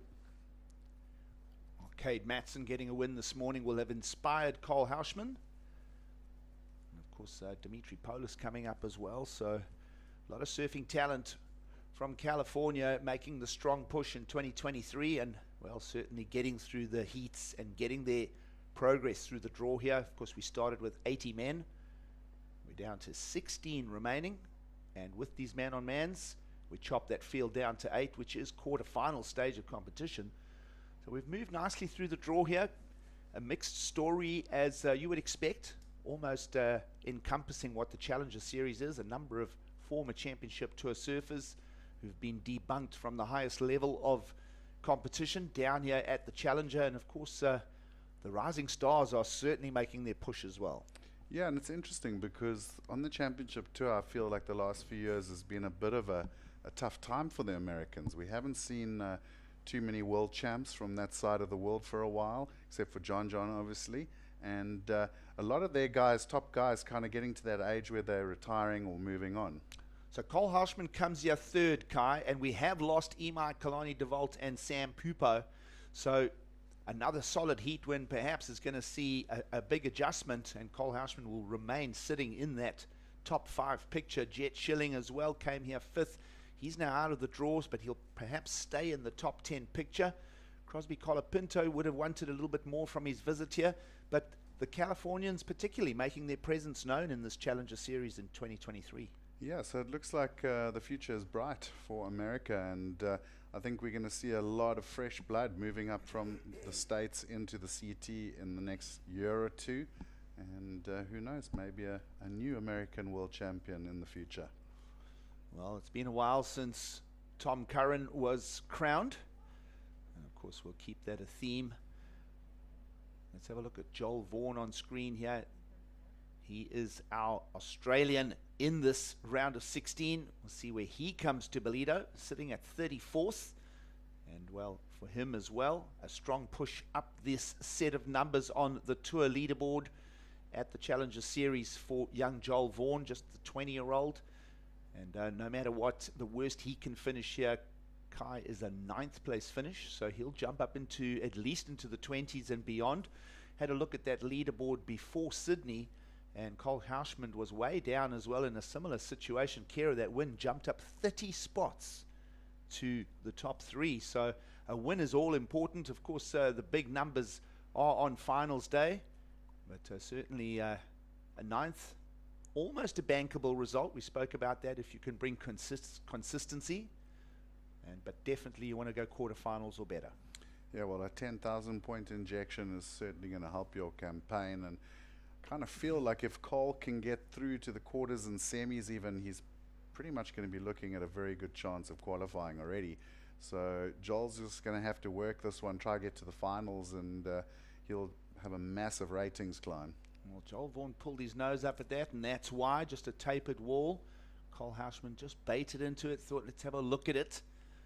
There's nothing really as a backup score for Cole Hirschman just yet. You say 7.67 top left of screen, but that is made up of a 7.17 and a 0.5. So obviously trying to get rid of that as quick as possible. It's nice to keep in some kind of rhythm, keep the heat on the forefoot. But 7.17 is going to go a long way towards a good banking score. And Joel Vaughan will be wanting something in that neighborhood as well when he finally gets his opportunity again. Conditions, as we mentioned, tide dropping here in beautiful Ballito. Sand bottom waves in these rock granite coves.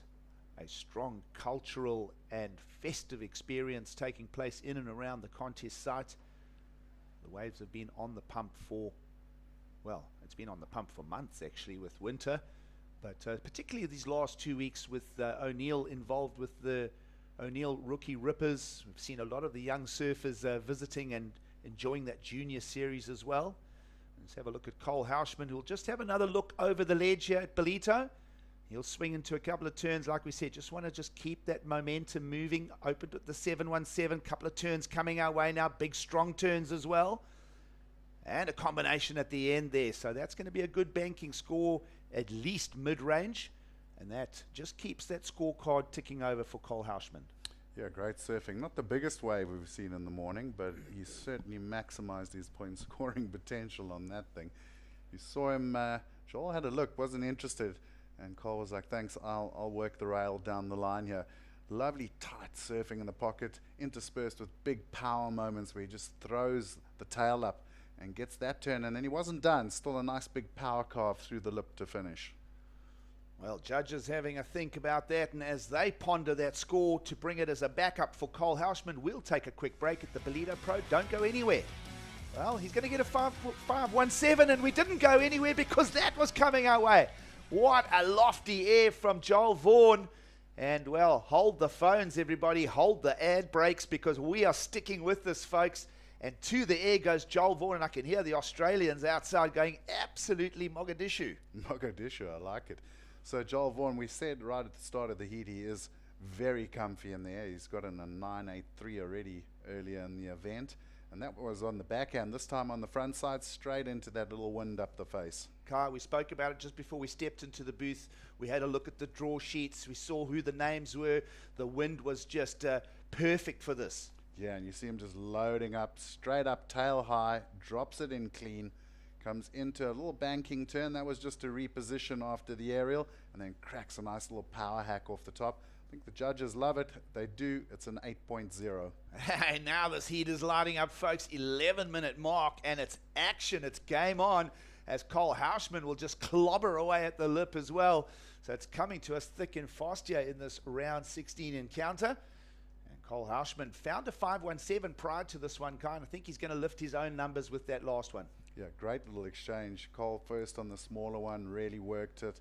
Then Joel taking off, going to the air, getting the 8.0, which is really going to just open up the heat again. And Cole not waiting too long to respond and just sticking to his game, which is pure power surfing.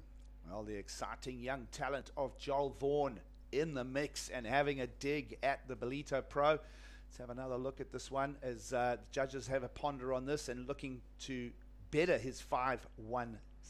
Just beautiful drawn out bottom turns going into these big hacks off the top. This kid really, you can see the power in the legs, but just how long he holds those bottom turns. Well, he is a tall man and he gets a lot of leverage out of his turns. Judges working on some numbers for us. 6.33. He's going to come in. One judge's high is a 6.5. And Cole Houshman's numbers continue to grow, Kai. Yeah, he's building his scores, he's working it hard, but Joel Vaughan is carrying an 8.0. He only needs a 5.5 gigs. Joel Vaughan with that priority as well as we slip under 9.5 minutes to go. Let's take a quick break from beautiful Ballito here as we wait for more from this wonderful encounter. Stay with us.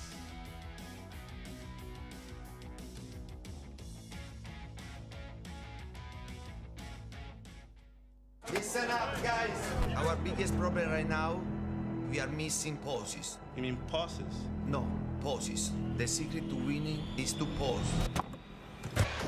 Time out! Let's take a break. In through the bunny hole. Down the big tree. You like it, Tom? Now you're talking. Gorgeous work, Antonia. I'm taking a step back. Sometimes you gotta stop to be an actual human.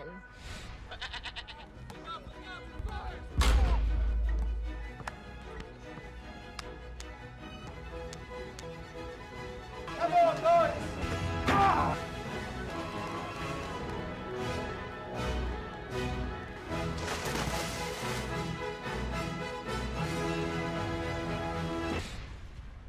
Hey, you'll get it tomorrow.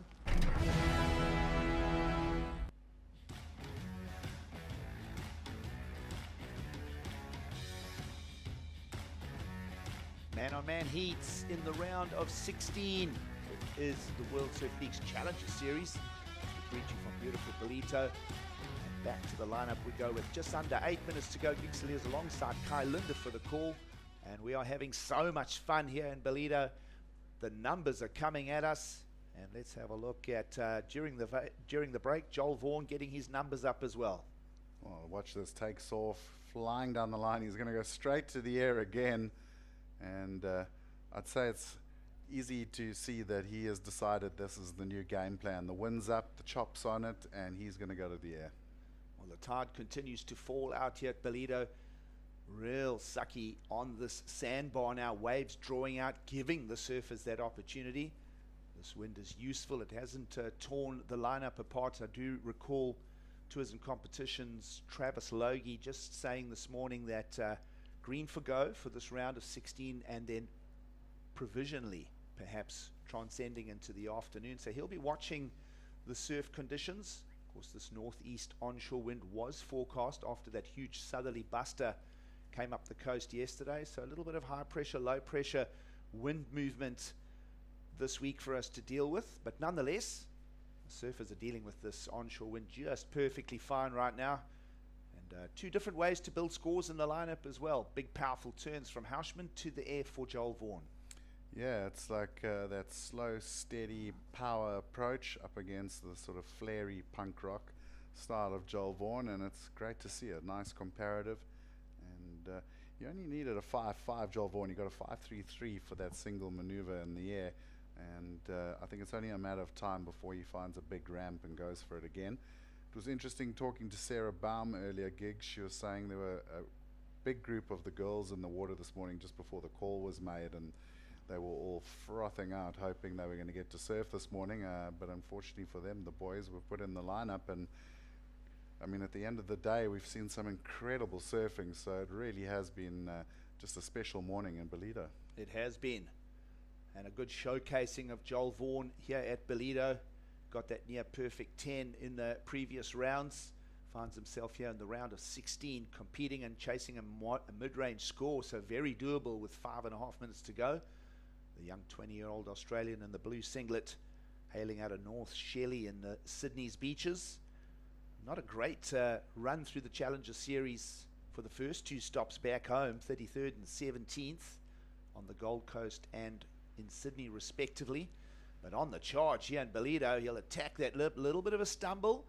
Two-turn combo coming at us here and incomplete, so that one will be a throwaway for Joel Vaughan, who'll hand the priority back to Cole Houshman. But Joel Vaughan on some front foot momentum as far as a visit to South Africa goes. He has been in good form in 2023 so far, taking a win in the QS 5000 level in Newcastle. Of course, in that final against George Pittar, we saw George Pittar's form carry him through to this round of 16 as well. So the young Australians, there's a whole fresh batch of names coming onto the global scene. Yeah, and George was on a tear. Really surfed well the whole event, but this morning the wheels just came off. I think maybe finally that sort of pressure got to him, but I think he's got a good future ahead of him. He really showed us some flashes of incredible surfing through the event, and again we talk about that pressure. You know, he came up against one of the most seasoned competitors in the Challenger Series, and I think Freddie just turned the screws on him there, and he just wasn't able to find any scores. Yeah, it's going to be down to 8 surfers on the men's draw remaining in just 2 heats time, and it'll be an interesting mix of new names and former CT surfers, Championship Tour surfers. This one now down to just under 4 minutes to go. As we mentioned, Cole Houshman sitting in that top 5 picture on the Challenger Series, comes here ranked 3rd, and already that winning feeling from Sydney.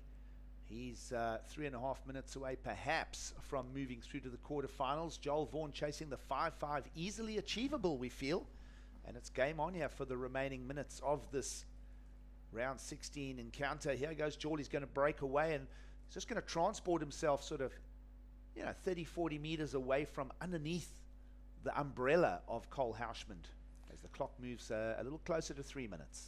Well, I like what Joel's doing. He's keeping highly active in the lineup without the priority, and Cole could very easily just sit on him and put the pressure on with 3 minutes to go. So Joel's going, well, I'm just going to hunt around you. I'm going to go look at everything, because all I need really is a wave that's going to give me the potential to go to the air again, and one big huge air, he's got the score. Well, activity summary top left of screen, 7 waves selected in the lineup, so Joel Vaughan continually looking for opportunities, most of that underneath the priority of Cole Houshman. You see the 2 big numbers though for the American in red, the 717 and the 633 sets the heat lead number to 13.5, and can Joel Vaughan chase that down? He'll be looking for wave 8 right now, and as I say, out of the range of Cole Houshman. They both continue to just steer into this current, that wash just moving right to left. A little visit to the athlete area. They've got prime seats. Everybody enjoying the show here. There's great beach festivities. There's a great camaraderie ship by nation and all. There really is a tangibly good feeling here in Ballito. Yeah, the vibe is good. Everyone's having a good time. Most of the foreign contingent will tell you how much they are enjoying the food. They're going out every night. They're going to restaurants. They're having good old-fashioned braai. Of course, most of the world calling it a barbecue, but here you call it a braai.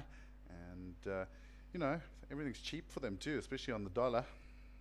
Well, again, a little shuffle in the lineup. Wave 8's a throwaway for Joel Vaughan. He's just trying to break away. Perhaps he'll just go left of screen now and just head down the beach. There may be some opportunities. Cole Houshman turns head on a swivel, continually watching what his opponent is up to. And Cole holds that very precious priority at this stage. So everything working perfectly for Cole Houshman to perhaps be in the quarterfinals. A minute 10 to confirm that now. And perhaps a set. Well, we know that the sets are arriving in patterns of 2s and 3s. So Waves approach this lineup with a minute still remaining. It'll be very interesting to see how Cole Houshman plays his tactics. We could have both surfers still bringing more waves to the table. Yeah, it's also going to just come down to stamina because these two have not stopped paddling now for what seems like about 10 minutes. You can see that wash pushing through the rocks there, and as the tide goes low, it does tend to suck down the beach a bit. And in the previous heat, I was seeing a lot of the same as well. So they're having to work to stay in position for the prime spot on the waves. You know Joel's going to look at anything. Well, Houshman sits inshore of Vaughan and provides the block. Clock's on 30 seconds, perhaps some more opportunities behind it, but Houshman goes to the air incomplete, just to show that, hey, the air story is not exclusively belonging to Joel Vaughan. And he did now hand the priority to him. So we are clock watching, we're watching the screens just like you are at home, folks. Is there an opportunity? 10 seconds to go. Small wave, it is low tide. They are popping up on the bank here, and well, we'll ask the question and now we'll give you the answer. It's going to be Cole Houshman on his way to the quarterfinals in 2023's visit to Ballito. But still, a spirited performance from Joel Vaughan. He's brought us some excellent numbers on the way to a 9th place finish. And Joel Vaughan will step out and Cole Houshman will continue through to finals day. And another good set of numbers on the rankings coming the Americans' way. Yeah, and I'm pretty confident now we're going to see the name Cole Houshman on the CT very soon because he's in line for another massive points haul here to back up the 10,000 he already got earlier in the year. A great heat made up of power turns for the heat win over the airs of Joel Vaughan. Cole Houshman continues through the Ballito Pro. Don't go anywhere. We'll be back for more after the break.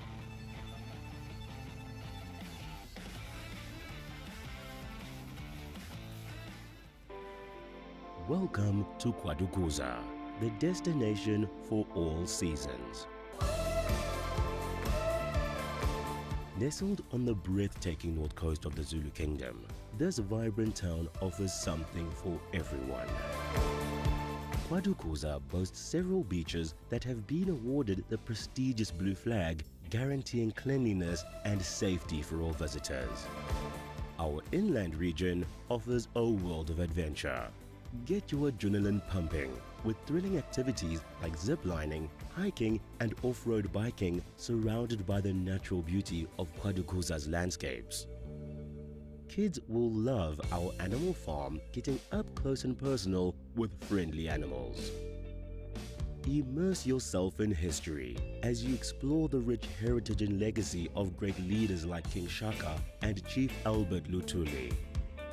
Conveniently located just a short drive from King Shaka International Airport and Durban International Conventional Center, making it easily accessible for both local and international delegates, with an abundance of world-class accommodation facilities, dining options and attractions nearby, you can truly make the most of your time in this magnificent region. Kwadukuza, the heartbeat of the North Coast.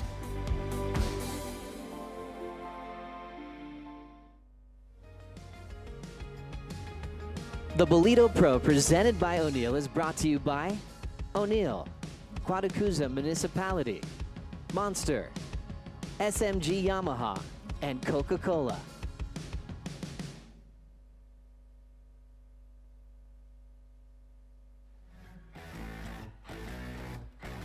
Beautiful Ballito. We're loving it. The heart of the Zulu Kingdom. Mr. Jewel Ballito, stage of the third Challenger Series event. It's a beautiful day here as we greet you with late good morning greetings. Gig Cilliers alongside Kai Linder for the call, and another big one coming your way. Surf fans, the United States will be cheering the crew here behind Dimitri Paulus, and of course a surfer that is fast rising to be a household name from the French territories. The Tahitian Koali Vast already qualified as an Olympian for Paris 2024. So much to talk about as we get stuck into what is the final heat of the round of 16, Kai. Yeah, and what a heat it's been. We've had so much action, some massive scores. It's been a highly entertaining morning. And looking forward to this one. In the free surf this morning, I saw Dimitri absolutely smoke 2-3 waves, just in very good form. And he really has been one of the sort of new names that has already jumped out at us through the first few rounds. Well, average age of our competitors coming right down to around 21 years of age, because that last heat, Cole Hauschman, 22 years of age, Joel Vaughan, 20. This one here, Dimitri Paulus from Ventura, California, just 20 years of age, takes on the 21-year-old Tahitian who is already featured in a championship tour final. That is how dominant Koali Vast is over at his home break of Teopu in Tahiti. But for now, we'll focus on this here, the Challenger Series. And Koali Vast from a young age has really been an all-round package, able to huck himself over the ledge at 10 to 12 for Teopu, pretty much, without batting an eyelid, and then continually working the European regions. Of course, as a French territory, he gets to compete over in the mainland, France, Spain, Portugal, and beyond. And he is very adept as a small wave competitor as well. Yeah, he's certainly the entire package. And I mean, to be able to go from being towed in over the ledge on a 40-foot death bomb at Teopu to 2-foot onshore Hossega beach break it's a big jump. It's a very different scenario. So he's shown that he can do it all, and certainly one of the most impressive goofy foots in the event. I've really enjoyed watching his surfing, and this is going to be a good battle between the right and left footers. Well, both these surfers performing well at the qualifying series in their respective regions. Of course, Dimitri Paulus getting a QS 1000 win in Pismo Beach. Koali Vast working the European regions, a win in Morocco. So both of them have had that regional winning feeling, and now both get to roll their sleeves up at the Challenger Series level. Having a look at Dimitri Paulus, went through the Challenger Series in Australia with not much to boast, from 49th and a 65th there. Challenger Series visits much the same, 33rd and a 49th. So easily the best Challenger Series results coming both of these respective surfers' way here in Ballito. Yeah, and I've noticed in the last heat as well, there was quite big lulls now. It seems to it could just be that little period before the dead low. It gets a little bit slow.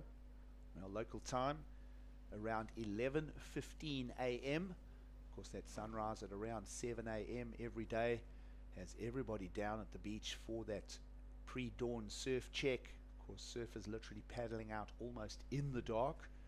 But we kicked off 7:35 this morning, and here we are starting to wrap up the round of 16. You can see that high tide coming at us about 1.7 meters, so that's over 6 feet of tide shift, so still quite a lot of water movement taking place. You mentioned all that water pulling out of the bay, perhaps just slowing things down a little bit, and about 35 minutes or so until the complete low tide.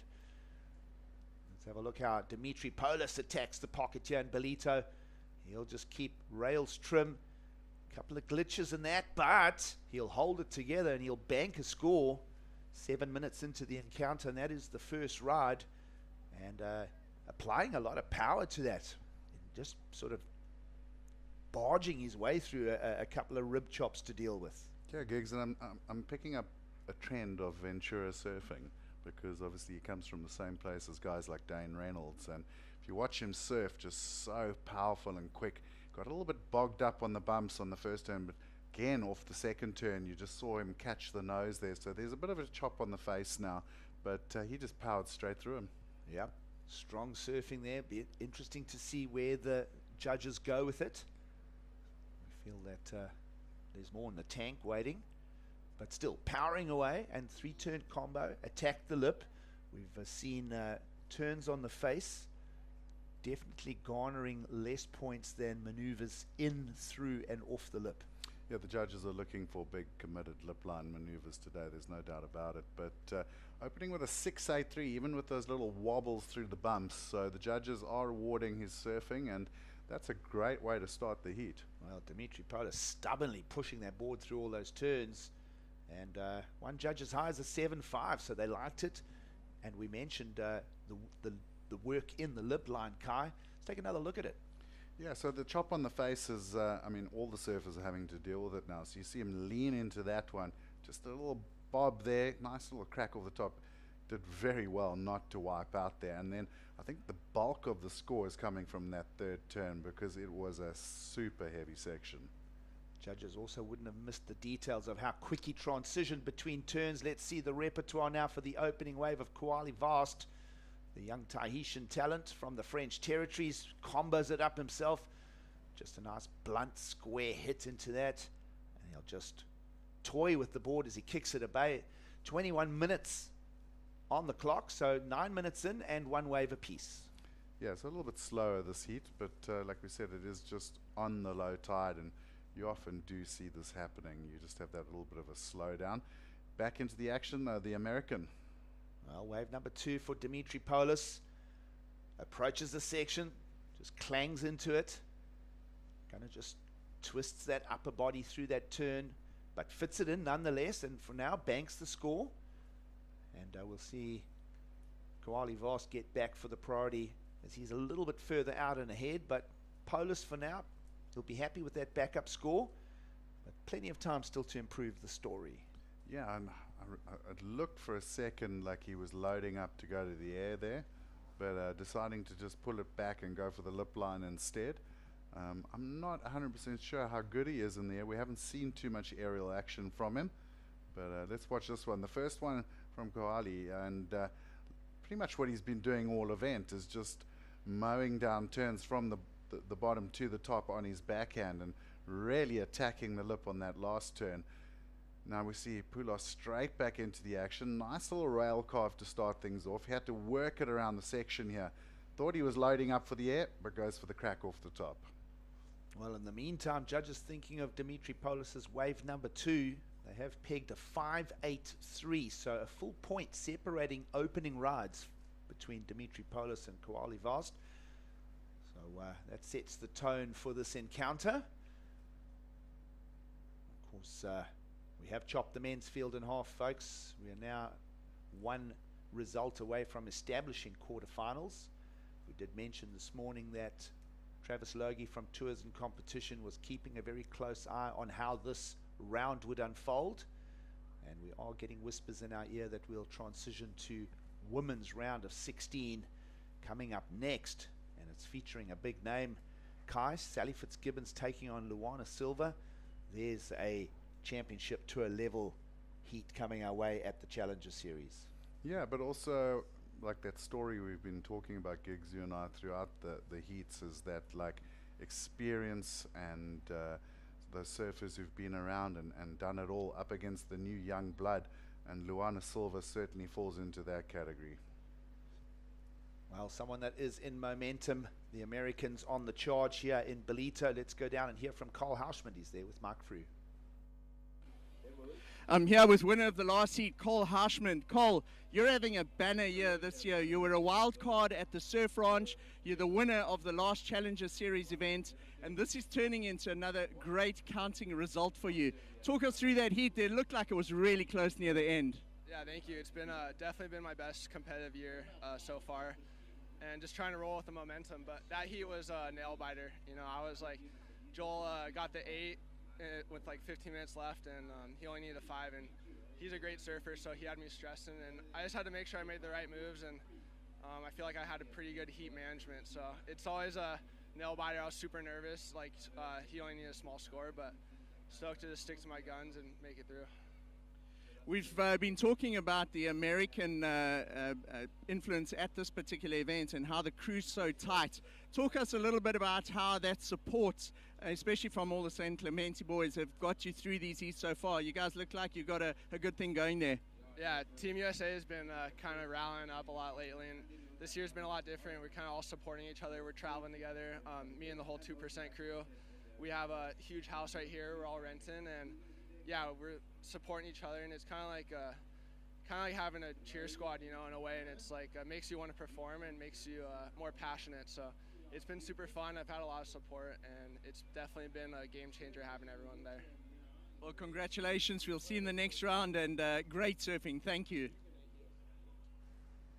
Well, great stuff. Mark Frew will step off his wooden box and put it away because it's a big man. Cole Houshman, 6'3" of him, and he is through to the quarterfinals of the Ballito Pro and continues that momentum from his win over in Sydney, Australia for the second stop. So good stuff from the Americans. Of course, Cole Houshman speaking openly there of, you know, the grouped collective energy.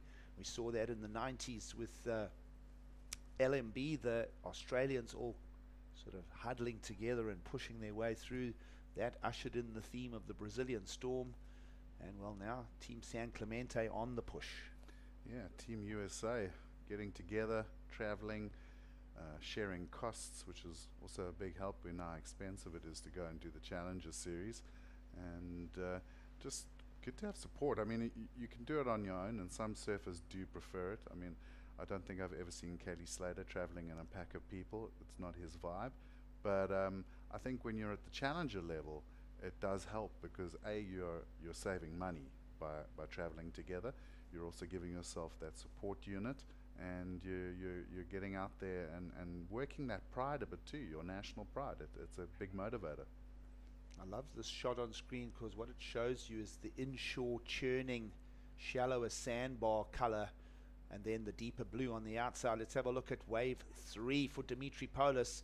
His previous one, a 483, and he'll hack the tail out incomplete. And that wave, just a little ramp and a step that twisted underneath Dimitri Polis as he attacked that. So throwaway score in the context of the heat as we reach the halfway mark. 15 minutes still to play.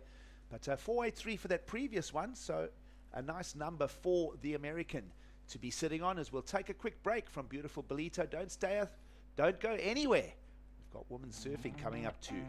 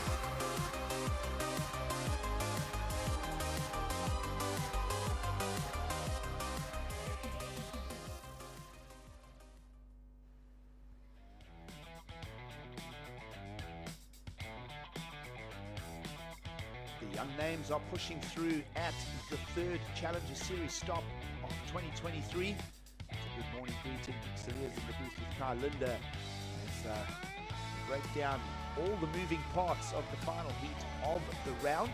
This is the men's round of 16. Winners advance to the quarterfinals. And well, we'll decide that final quarterfinalist from the outcome of this heat with 13 minutes to go. Dimitri Polis for now, the surfer from Ventura, California, out front over Kuali Vast, who still is only on a single ride car.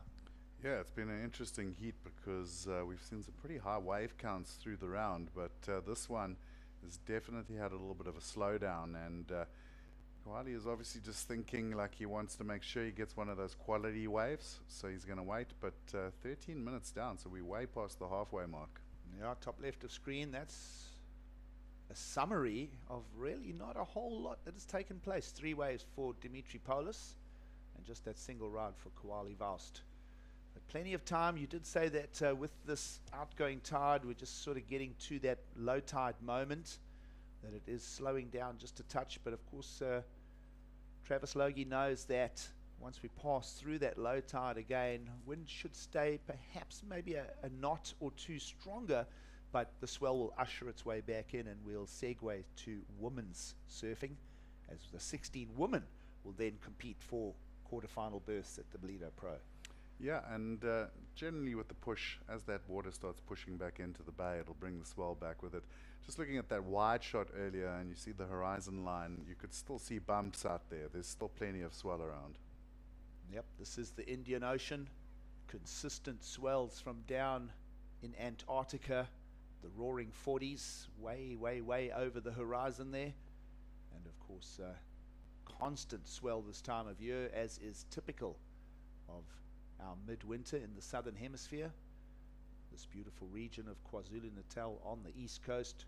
In the warmer climates, that blue tone to the water is fed from the Mozambique current, which just continually from the higher equatorial regions just feeds in this beautiful blue and very good visibility too. As we mentioned it earlier, the sardine run, of course, the diving with very good visibility, sports fishing, a big thing in this KwaZulu-Natal region as well. And of course, let's not forget the game parks and all the wonderful restaurants and amenities as well, which just makes for a wonderful midwinter break. Yeah, it's pretty much a little slice of heaven here, and looks like after the long wait, it is going to be the Tahitian taking off on this one. Here we go. Koali Vaust, snap to the pocket to start. Strong driving, steady rails from the Tahitian, and he'll just let go a combination of turns, and that one will tick the boxes, so to speak. And let's ponder on how that will compare against his open of a 5.83. Will it go beyond that and challenge the 6.83 of his opponent, Dimitri Paulus? Well, I like that wave from him. He waited a long time for it as well. We'll look at the replay here. Takes off, big bottom turn, nice little hook in the pocket, comes straight back around into a nice drawn out one, and then goes bang, straight up into the lip again. I'm not going to call it excellent surfing. I don't think there was that X factor really there, but as a backup score to the 5.83, or possibly getting in that same region and putting some pressure on, I think he's going to be close. Well, either way, a second counting ride will come to the scorecard for Koali Vaust. And I don't mind giving an opinion. I think it's going to go north of Dimitri Paulus's, and it does. In fact, one of the judges knocking on the door of excellent with an 8, well, 2 of them going into the 8.8 to 8.5 range. So, Kai, we've got to be very careful when we stick our neck out on opinions here, my friend.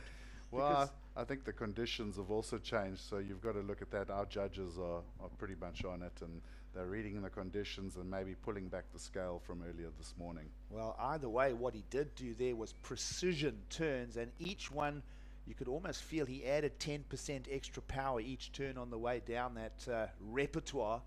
And now the heat turns over, 8.1 in the scorecard for what is turning out to be one of the world's most accomplished all-round surfers. Let's have a look at Dimitri Paulus, who will now answer. And he'll be chasing a 7.11 as he heads down the line here. And Ballito, that is a huge chuck to the lip there. And almost felt that he might lay back and stand up again. But what was a floater became a jam, became a release, became a floater again. So a whole bunch of stuff going on there for Dimitri Paulus. Yeah, he was just throwing the combos out there. But I thought he had the turn. I really did. It looked good, and just at that last sort of crux moment, he got knocked off. So I think he would have been looking pretty good for the score on that one too. So he's just going to have to get back out in the lineup and reset. And now go back to Koali's wave. I mean, an 8.1, 3 big turns. I get it, but let's just take a look at this replay first. A lot of chatter off the bottom, got up into the lip. Now I was looking at this one, and like you said, Giggs just released the tail about halfway through there. This is the left again. Let's look at this. Big bottom turn. Nice first turn. Very tight in the pocket. Comes straight off. So the linkage, so good. And then the third turn, bam, straight up into the lip. So look, the judge is getting it spot on. That was 3 solid turns. The conditions have deteriorated a bit. And I think, You know what I think as well is that Kwali is always so calm. Like there's no like excitability in and around his heats. You'll notice that he's always so focused. He's not doing massive claims like some of the other guys, and sometimes I think you can be duped into sort of going like, okay, that was okay, but then when you look at the replay, you're like, wow, actually he just absolutely destroyed that wave. We don't want calm. We want excitement, excitement, excitement.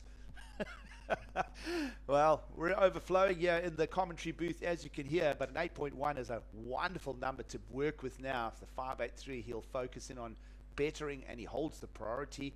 What does Dimitri Polis have to do now to unlock and challenge Kawali Vast? And remember, of course, Kawali Vast in a position where he can improve his winning heat score total as well. Yeah, and there still is time. 7 minutes. He's got priority, so he's playing this heat really, really smart. He's held down the priority for most of the heat. He's only got 2 scores. They're both good ones, including an 8.1. So he is playing his heat. He's not letting Dimitri Poulos influence his game plan. He's sticking to obviously what he planned going into the heat. And so far it's paying dividends and he's looking good. A little over 6 minutes to go, 6 minutes 15 exactly. And transitioning to the women's round of 16 next. At the end of today, we will have established quarterfinalists on both men's and women's side of the draw here at Stop 3 on the Challenger Series, an event that has given Championship Tour surfers some heartbreak and some opportunities.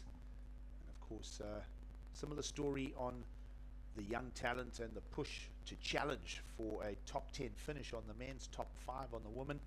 Nadia Aristaba, she's been in fine form here in beautiful Ballito. Of course, the women have been attacking this lineup as well, and all spearheaded by that, probably the woman that has been the most consistent, most professional, and never won a world title, Sally Fitzgibbons. Yeah, 100%. Sally, just such a legend, really. Always got time for people as well. She's such a good like ambassador for the sport. So really hope she does get back on the tour. I'd like to see her have another crack. And at the moment, sitting in 2nd place on the Challenger ratings, she makes another heat or 2, she's going to be looking pretty good to go. Yep, we love the theme of the Challenger Series, experience versus up-and-coming talent, and what a place to put it all together. 6 stops in total. First one at Snapper Rocks, the second one in Sydney, Australia. Here with us for the third one in beautiful Ballito. Next stop on the calendar on the Challenger Series, US Open, end of July. Then up to Ericeira, Portugal, and this whole story will amalgamate and become official who finishes and challenges for the Championship Tour. And that'll be in Saquarema, Brazil, and that'll be in around October. So we love it. We love what these different tiers of tour competition bring, and this is the gateway to the Championship Tour. Yeah, and right now Dimitri definitely can't afford to sit on the fence. He needs to find a score, and time is running out. 4 minutes on the clock, and he's up against the Iceman, Vast. I just cannot believe how calm he is, and just no fluster or anything like that. He's just gone about his job. He's put the scores on. He's waited so patiently for his waves, and now he's got priority, and you know he's going to block if the wave looks good enough. Didn't really seem interested in that one, but looks like another good wave on the way through the lineup. Well, priority with heat leader Kawali Vast, who can improve on his 5.83 with fairly easy efforts. Let's have a look. Here it goes. And 3.5 on the clock. On the face, you can see that wind just starting to buckle it more. He has an opportunity for another power snap in the pocket. A little bit of a bigger meteor wall that time for Kawali Vast to try and up his respective numbers. And that'll hand a priority to Dimitri Polis, and we'll wait and see if his opportunity arrives. Still 3.15 for him to do so. Well, I just refer to him as the Iceman. I think we need to keep that name because, wow, how does he hold his nerve? He only had 2 scores. It's coming down to the last 3 minutes. That wave came up, and he pretty much just did everything he could on that wave with no little bumps or warbles or mistakes. Just watch here. He takes off, lovely drawn up bottom turn into the carve, and then just finds his line perfectly around the section and absolutely unleashes on turn number 2. And I'm pretty sure that 5.83 is a goner. Well, it talks to the criteria of maneuvers in the critical section, of course, combination of maneuvers. So the theme perfectly focused on by Koali Vastia as we're down to 2:25 on the clock. He'll almost be back in the lineup as well. And the numbers will improve. So the 5.83 now drops and improves with the 6.33. So slightly bigger requirement, half a point up.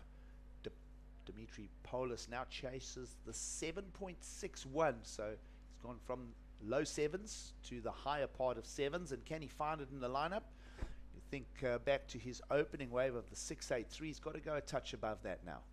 Yeah, and just watching that big rogue wave come through the lineup, that's about the biggest set wave we've seen in about 3-4 heats gigs. So hopefully we're on that dead low now, and we are going to see a little bit of a push and a bit more swell coming in with the consistency. Just love these scenes here in Ballito. Love all these different tones of blue.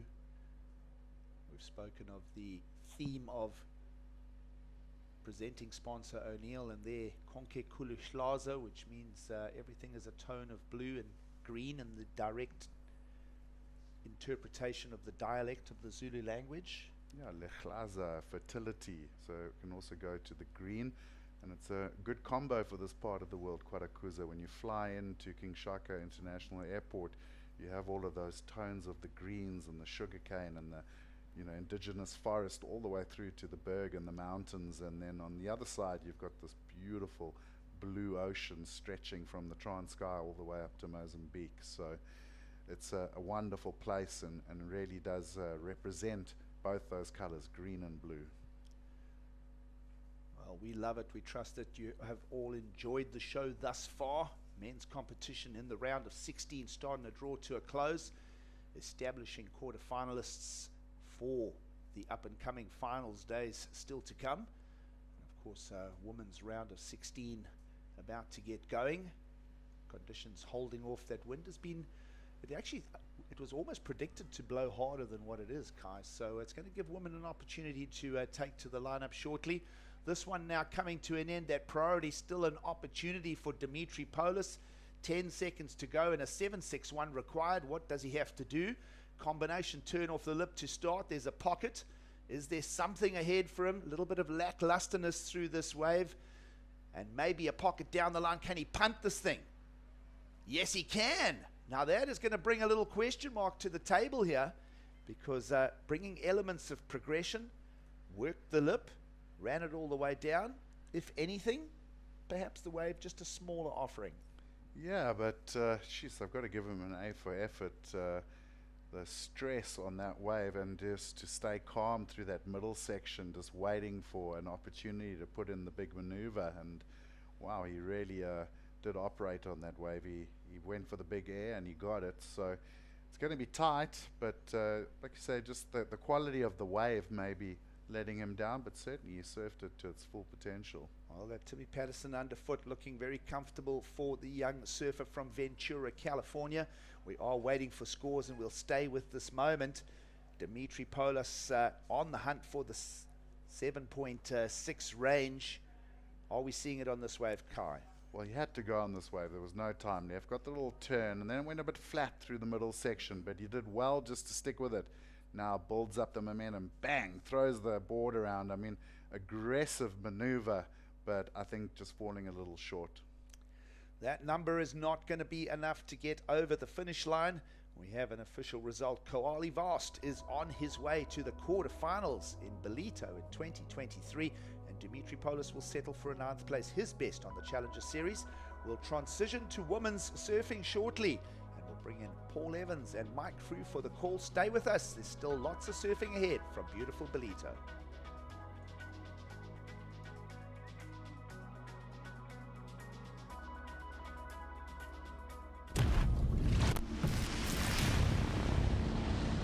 Welcome to the Tour of Champions.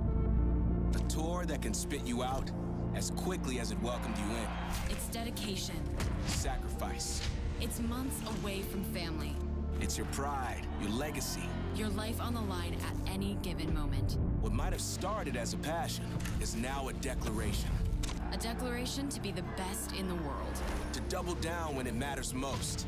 to persevere through the trials and the triumphs. Where it takes grind to graduate.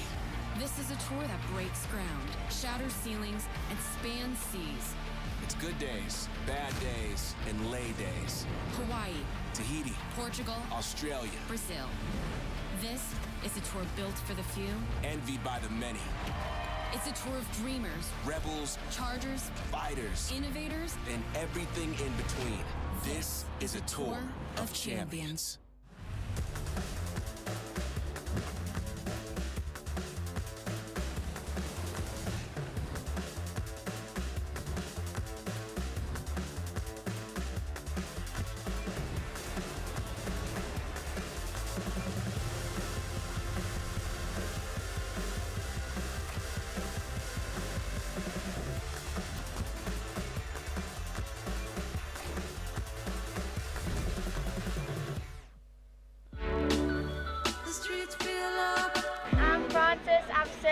Since I was really small with my dad, and I'm really excited to meet everyone here.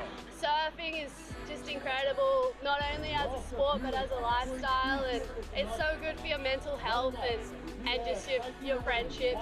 So I'm really grateful to be a surfer and to be a part of the Women of the Wave program through O'Neill. And yeah, I just think if you can sort of keep pushing each other and keep getting friendly rivalries going and enjoying the water, then yeah, the future is bright for women's surfing.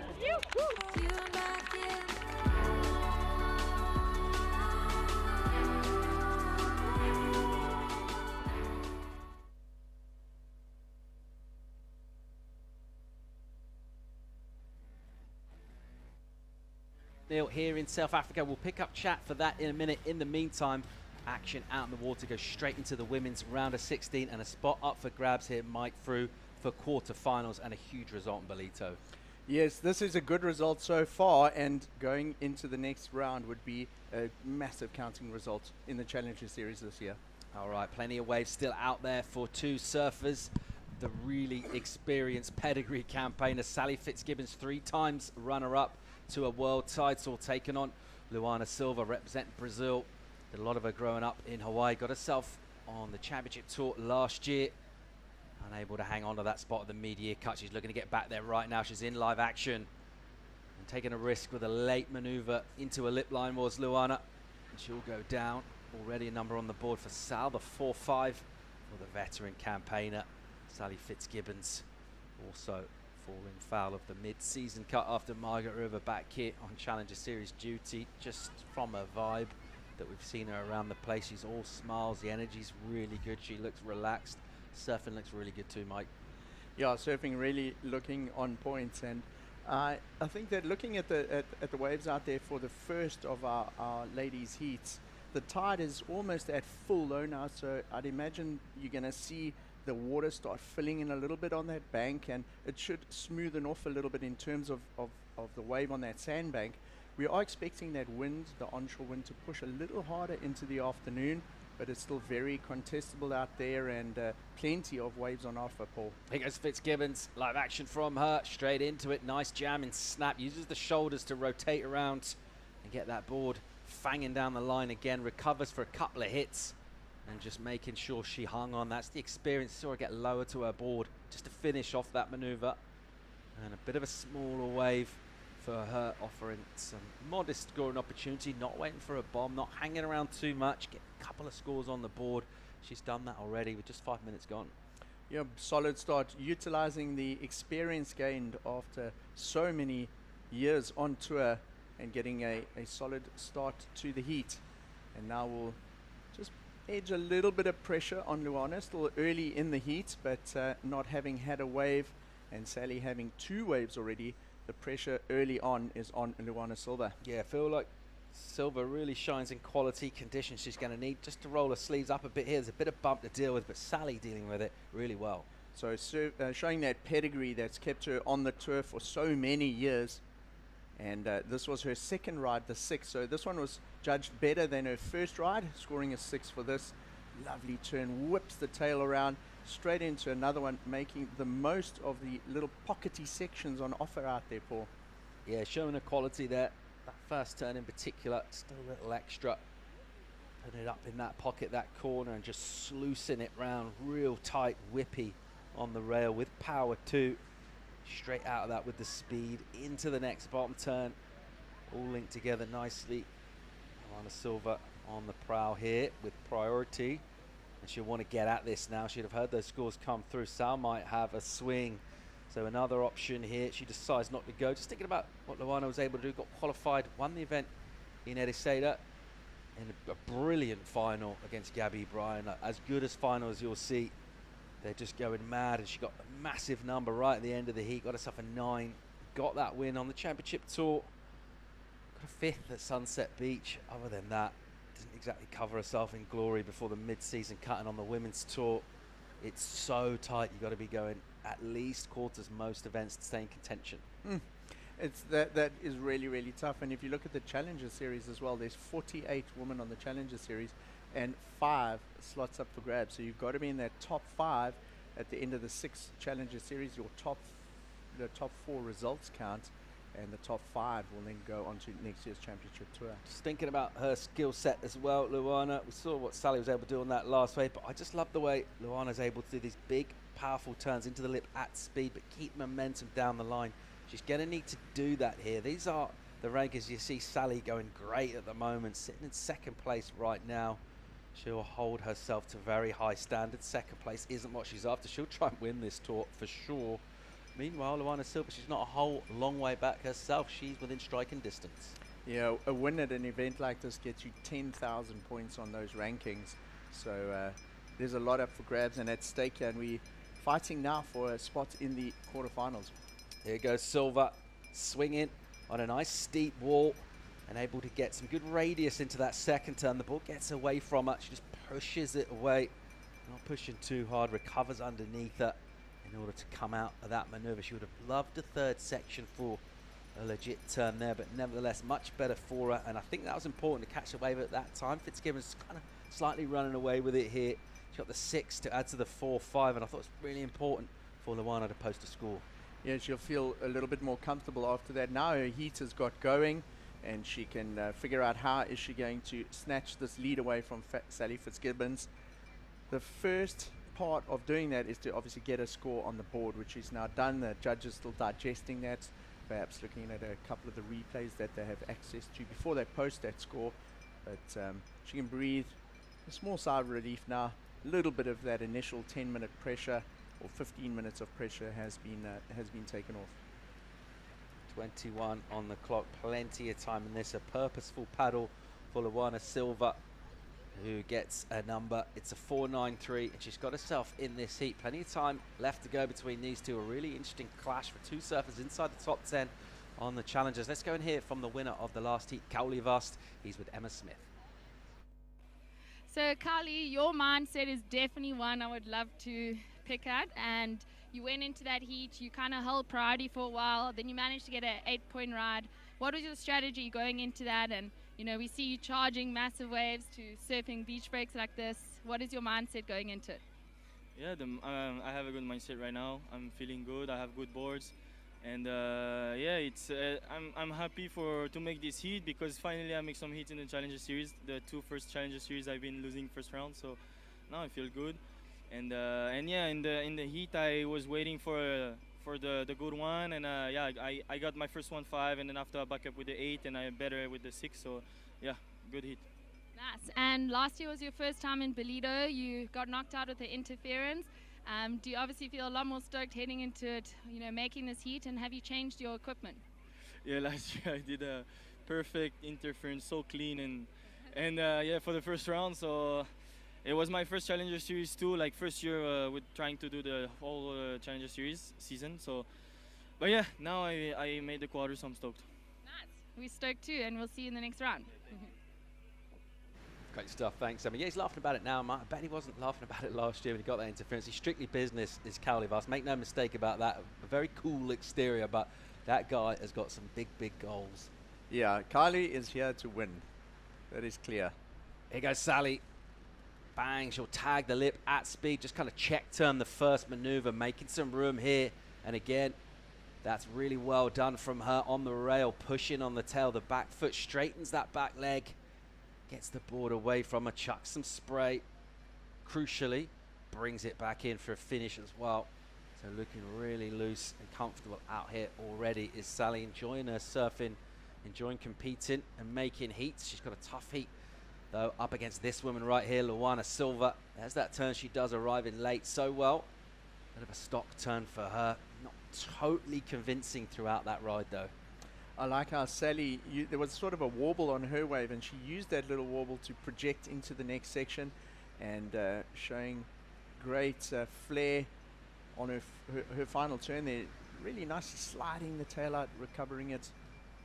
Little paddle battle here for priority. Luana Silva, she will need to arrive sort of markedly ahead of Fitzgibbons. If it gets really tight, often goes towards basically taking it in turns as to who rode the last wave, but it looks like Silva's got plenty of sea room there ahead of Sally Fitzgibbons to get first priority. She's going to need that, so maintaining that competitive intensity, because the score will come in for Fitzgibbons and it will be an improvement. 5-3 for Sal, building up a total now. Luana Silva with some work to do. She's got a mid-range number already locked in. She's going to get a number for her last wave as well. Just felt a little bit like she was chasing that wave down, didn't it? Yeah, it looked like she was not quite in the flow of that wave, and she was kind of forcing the maneuvers a little bit. Loads of time left in this for Silva when her number does come in to mount a charge back at Sally Fitzgibbons, who's looked very composed thus far with her 3 rides. Seems to be unlocking good speed through these inside sections, just kind of squeezing the juice when it's available, when it's not, being patient. She'll go again here. A little tentative opening into the wave, and then trying to build up a steep wall through to the inside, grabbing the rail, release on the tail. It'll be just an incomplete maneuver under the white water for Fitzgibbons. Just thinking about that conversation about rookies coming on tour and that women's tour with so many standout campaigners. It's so hard. You've got to come in and basically be winning straight away. And it's such a competitive tour, and if you're a young and up-and-coming surfer, it must be pretty intimidating coming up against the big names. Very intimidating. A lot of those youngsters would have grown up with these icons of the surfing world as their heroes. They were probably the ones getting the autographs back in the day, and now they're in the water up against their heroes, and that has to be a little bit intimidating. Sally's really been busy. I like how she got this last wave under priority from Luana, and just staying very, very busy. She's had the most number of waves in the heat so far. That was her previous wave.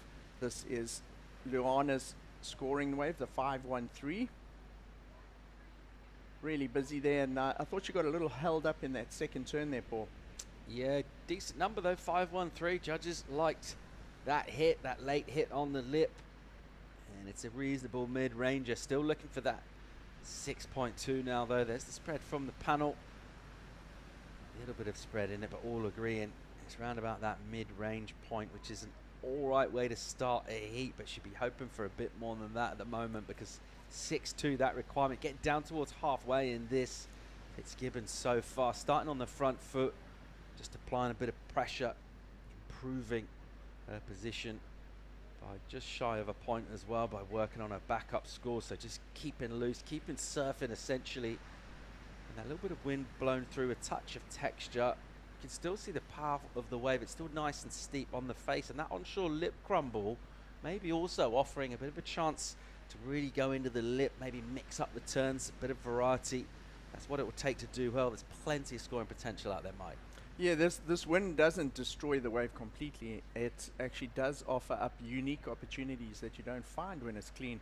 One of the opportunities that we saw the men taking advantage of earlier was the aerial maneuvers. You can punt into the wind. It's the wind coming from the direction it does now on these rides keeps the board stuck to your foot. But the other thing it does, it creates little bowly pocket sections that you don't generally get on those screamers that go down the line. And if you surf the wave like top to bottom very quickly like that, you can hook in a couple of pocket turns. You look it out over a break known as Surfers at Ballito. We're on the Dolphin Coast of South Africa. Quadakuza, the region. It's named the Dolphin Coast for obvious reasons. We've had a visit from the Dolphins almost every day coming across our screen.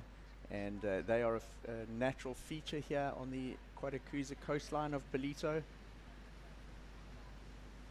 And there's also lots of other wildlife around here, Paul. We're very close to the game reserves in Zululand, which is about an hour and a half or maybe 2 hours north of here. It's a beautiful area. Quadacuza and Ballito, their main income driver is tourism. So this week in particular, it's fantastic to have so many people of so many different nationalities represented at the Ballito Pro. Yeah, absolutely.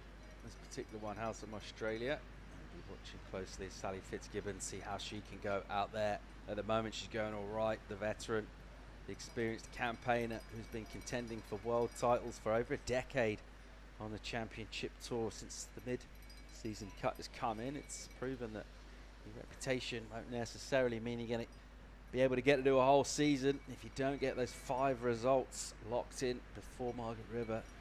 It's Challenger Series action. So far so good on the Challenger Series for Sally, coming in second into this event, the 3rd stop on tour. So just showing her pedigree, showing her class. Of course, down in Australia, able to transition straight from championship tour in a couple of events. So a real chance to rebound for surfers to find themselves there via the championship tour. Sally's done that so far, but a lot left to come, and this a crucial moment. Will be halfway through the season, kind of have that midterm report after Ballito. We'll certainly see surfers putting their hands up.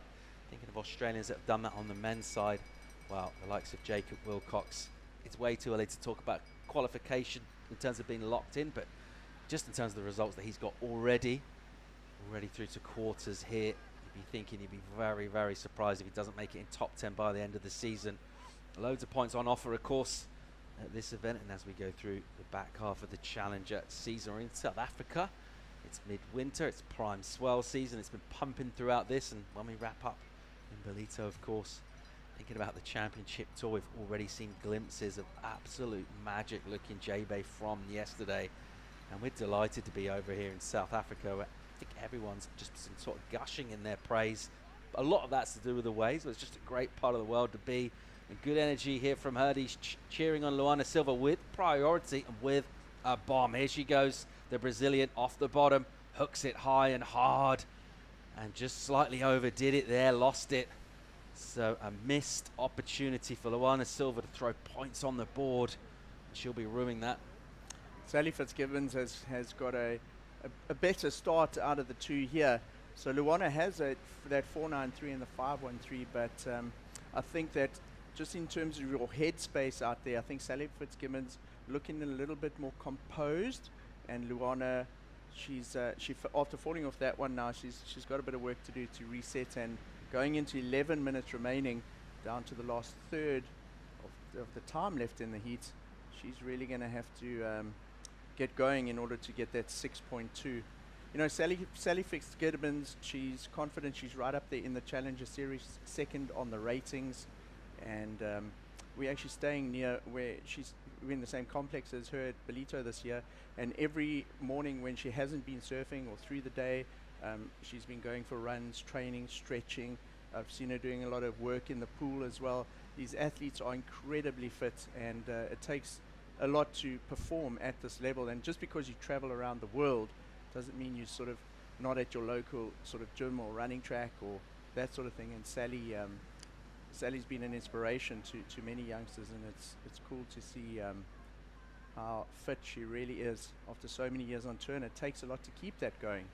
Yeah, I think she's definitely in a place where she's kind of realised just how good a job it is being a pro surfer. I don't think I've ever seen her look so relaxed and kind of at ease with where she is. And you think, you know, she's back on the Challenger Series. Essentially, she got relegated here. Her vibe's really good. She looks super positive, and she's in full flow in this heat and on this wave. Opens up with a check snap, gets a touch caught, does well to get back on the gas here and accelerate, and goes into a section, pushing pretty hard to hit that lip to finish. And again, another completion for Fitzgibbons, who's showing her class here. Very much so. She's got that championship tour pedigree really shining through in this heat, and surfing a smart heat. She has got a base to build on. If we look before that score came in, on total heat score 11.33, and just looking to build on that and continue to apply the pressure on Luana. This is Sally's last wave. it didn't start off, it didn't look that great when she took off, but when it got into this section, it really stood up with a lot more potential. And as she comes through to the inside bank, she tags that end section, just uses the backhand to steady herself in order to ride out of that last maneuver, and could potentially be an improvement on her second score. Yeah, I think she's got a real good chance of doing that. Last judge locks in 5.83, does get an improvement, just piling on the pressure. And you have to think, how costly was that mistake for Luana Silva? We're not seeing dozens of waves ridden in heats. You're going to get a couple of opportunities with this swell. I mean, that's for sure. You're going to get a couple of sets, but you're not going to be getting 8 or 9 big set waves and a chance to go right up through the scale, and needing a number falling on that maneuver could prove really, really costly. By the time Sao gets back, picks up second priority, it's going to be about 8 minutes remaining in this heat, and she's got a pretty decent lead over Luana Silva. She just made it healthier. Luana, the Brazilian, looking for a 6.7. The swell has definitely dropped a little bit since this morning as well, Paul. So I think if you're going out there and you're waiting for sort of those big bombs that have been coming through, you may be caught a little bit short. So it's important to stay busy and go on some of those medium or the sort of insider ones. And Sally being very busy in the heat so far. If I look at the statistics on our screen here, her scores are 4.5, a 6, a 5, and a 5.83. Or any of those could be counting scores in a heat. Yep, just adding pressure upon pressure onto this woman, Luana Silva. She's just checking her position in the line. I see a bit of a rip or tug at her as well. She's seen something heading slightly outside towards the top of the point and the rocks out here. We've got this steep takeoff section that pretty much doubles up and bottoms out, then runs away pretty quick for another section, sort of swings in back at our surfers. Almost a bit of a left coming at them, and it's been about hitting that end section to finish off your wave. That's what Sally Fitzgibbons has been able to do here. Even on that last wave, didn't get a lot early on. A little bit of a mistake from her, but nevertheless managed to finish strong. She's looking good in this one so far. Fitzgibbons, the requirement for Luana Silva remains 6.7. Time to go to a quick break. More live action from the women's round of 16 from Ballito real soon.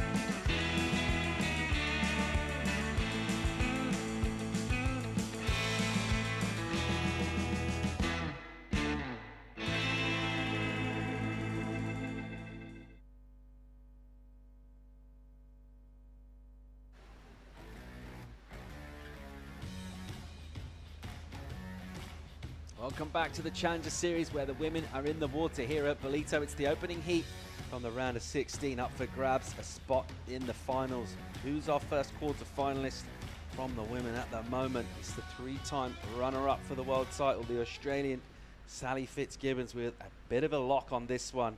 And Luana Silva, who's already qualified for the tour, showing us that she's struggling a little bit in this particular heat. We'd expected a little bit more from her. We know she's very much in that elite conversation in terms of her surf skills.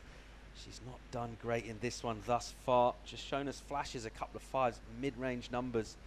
But she's got priority, and it sounds obvious to say it, but next wave, absolutely crucial for her.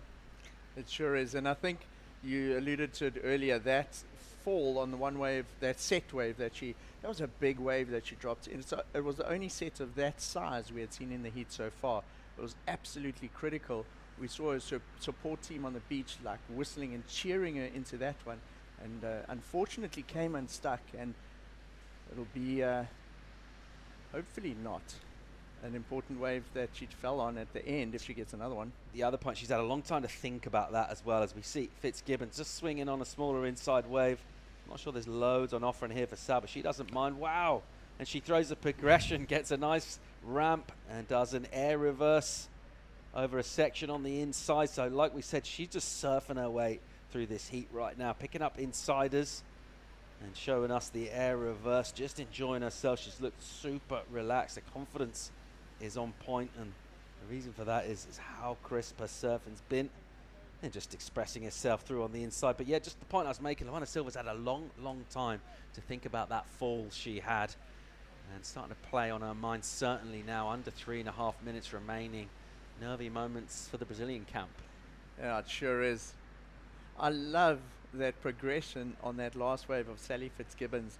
You know, it's not only the Ladybirds and Katie Simmers and the youngsters that are doing it. Sally Fitzgibbons has had so much experience at the top level of surfing, and she's more than capable of those turns as well. And it's functional as well, because it's a smaller inside wave. We haven't seen scores coming on those just because there's not a lot of lip to hit. And she says, you know what, I'm going to go above the lip. Let's get a look at it here. Right, check this out. Doesn't look like the greatest wave when she takes off, but as it hits that inside section, she identifies where she wants to ramp, pop the tail out, and you could see as she got into the rotation on this turn, she had a lot of control. She was well set over the board. All she really had to do was get the fins in and ride it out. And man, that would have been great. That would have been amazing to see for all the young girls that have come down to watch the ladies surfing around here in Ballito. 6.83 for Sal. There's the spread from the panel, coming with progression on an inside wave, turning the screw on Luana Silva. Is in trouble here. 7.7 is the requirement for the Brazilian, still sitting with priority out the back. She needs to go a wave. It needs to be a good one. And we talked about that vibe that Sally's had. She just looks so relaxed and comfortable with where she is and really enjoying her surfing. We're enjoying it too. Looking really good at the moment for a spot in the quarters and keep that Challenger campaign alive. Comes into this one, rated 2 on this tour. And she'll be certainly looking for a win on this come season's end. Right now, looking all right for a spot in the quarter. Silva's with her now. She needs a wave. She needs a 7.7. She's going to have to go big. I talked about that final. She surfed, threw down a 9 in the dying 30 seconds of that final heat. An unbelievable final that one was in Portugal. She's going to need to bring some of that energy right now. Has a paddle there and loses priority, Mike. Possible mistake there. As she paddled for it, I thought, okay, Sally's going to get priority now. And Luana now having to resort to catch the insiders. Yeah, here she goes, looking for the 7.7. Nice hit from her. Some good spark, just not enough. Didn't see 7 on that. It's decent, but she needed a lot more where that came from. So let's see where this puts her score-wise and time-wise, crucially. She's going to need to pop out the back, hopefully just appear in a different part of this lineup from Sally. Will be looking to cover her. Waiting for scores for that last wave. 7.7 the requirement. It's a pretty hefty one. It was great to see the support on the beach. Her Brazilian compatriots, Mateus Hurdy and the crew, egging her on and really giving her a lot of support out there. And yet, as you say, you know, she lost that priority, but very quickly got onto another wave.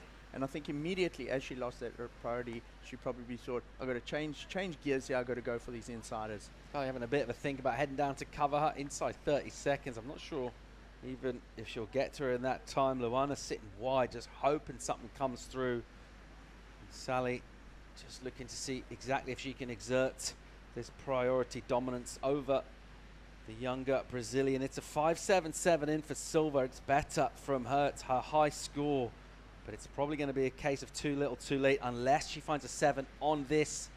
And she'll hit it up off the tail. And you can see sort of dejected energy from her. It's not been her heat.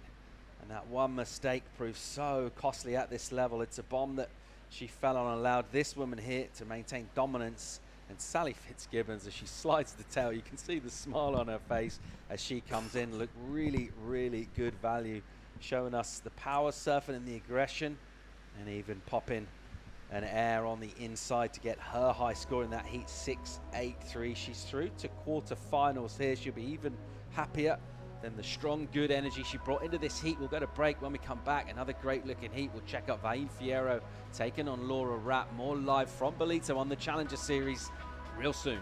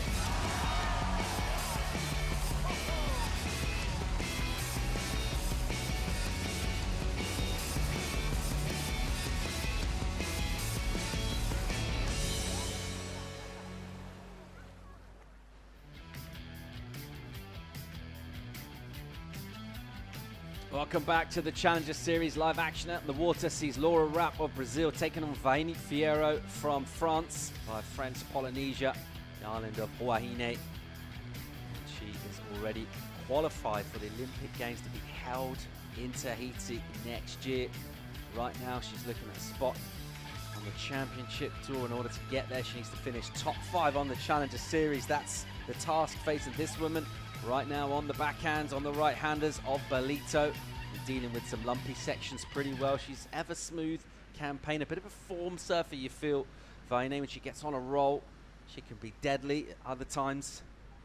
Sometimes just doesn't seem to have some of that intensity that some of her rivals have. And let's see where she goes out here. A tough heat against what I'd say has been a really impressive performer in the early rounds. This woman here, the young Brazilian, who's been a bit of a surprise package, bringing a lot of flair, Mike. Yeah, this is Laura Rapp's first Challenger Series event of the year. She didn't compete in the 2 events in Australia, so whatever results she does get will count towards those top 4 for her. Vahine Fierro she spends a lot of time in Ballito when she's here. She stays with one of the local iconic surfing families, the Bell family. She generally will get here a week or 2 earlier and spend a lot of time with Sophie Bell. Look at how they're paddling out there to establish priority, and Vahine establishes priority over Laura Rapp.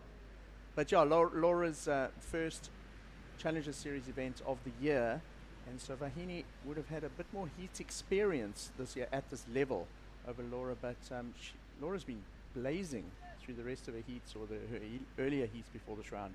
Yeah, she's looked really good thus far. She's been challenged as well, needed to find scores late in heats. She's been able to do that. I like the paddle battle from those two. That intensity that we touched on, well, that was certainly shown there by Vahine. I mean, she did have a bit of a head start. She rode the first wave in that exchange, but Laura Rapp trying to come at her, swinging some arms in quite close quarters. I don't mind it at all. I like that. I like to see them two just ramp up in terms of the energy and that desire really to get priority first of all. That means you got first dibs on waves coming through. And then, of course, once you find yourself that wave, you need to get a score on it. Let's get a look at Vahine's previous effort. This was a 383, and Vahine just gets the 1 turn in, but it's a quality turn for that. The 410, she gets a bit more open face, and her first turn leads her into a second one, which she rides out clean. You know, you were talking about that little aggression. She's sometimes not as aggressive as the other competitors, and kind of, as you said, that kicking her legs and getting fired up for priority there. Yeah, I feel like she's one of those surfers. She sometimes needs something to happen for her to really fire up and bring the best out of her in competition. She's got priority here. Tell you what, she will use this. A good looking wave for Vahine off the bottom. Nice snap in the pocket, and again pushing hard off the bottom. That's good from her. Falls out the lip, and again getting good release from the tail. This one just keeps giving opportunities. Fierro, strong wave from her. Goodness me, that was a nice wave from Vahine. I like how in her turn she was extending it right up into the lip and almost airdropping down. Great control, absorbs that shock with the knees and carries on into the next turn. Here's Laura. Instant reply from the Brazilian, opening up. Nice jam, holds on well to that turn as well. So quicker, fewer turns. They were critical turns though. I like that first hit from her. And that wave was really just drawing out underneath their board, and did really well to hang on to that rail line. Let's see where these scores go. Great exchange. Fierro will be on the inside, and she'll get a couple on the head down here. It'll take her slightly longer to get back in position. You'd expect Raup to snaffle priority, a shorter wave ridden by the Brazilian, but a crucial exchange at the start of this heat, and I think it's going to set the pace. Absolutely. I think I almost thought that Vahine was going to claim after that. She kind of brought her hands up and maybe thought twice about it, but really I think she could have really consolidated her lead with this one. It's a bigger wave, comes off the bottom. She uses that foamy section we were talking about earlier with the onshore wind, straight into another one, drops down, absorbs the shock of that straight into the next turn, and this really was a great surfed wave there from our surfer from France. Laura answered right back with a great snap in that bowly section down the beach in Ballito, kind of in front of Surfers Lane, that one. So they're a little bit further down from the main break where the rocks are, and answered right back. A real quality exchange. 6.67 for Laura Raup. That's decent. However, a big improvement in terms of the number, a significant one with those extra couple of points. 8.5 for this woman, Vaini Fierro. She belted that one. 5 major maneuvers done. No loss of speed between them, taking risks, using the critical part of the wave, wasting again a little time to try and get a reply. Laura Raup swings off the bottom. She'll look to try and get back into the lineup again. Let's see where we can pick up Fierro. She hasn't been assigned priority yet. I think she's still paddling back the midpoint of this wave, but dropping an 8.5 will feel real good for Vaine. Here's a bomb out the back now.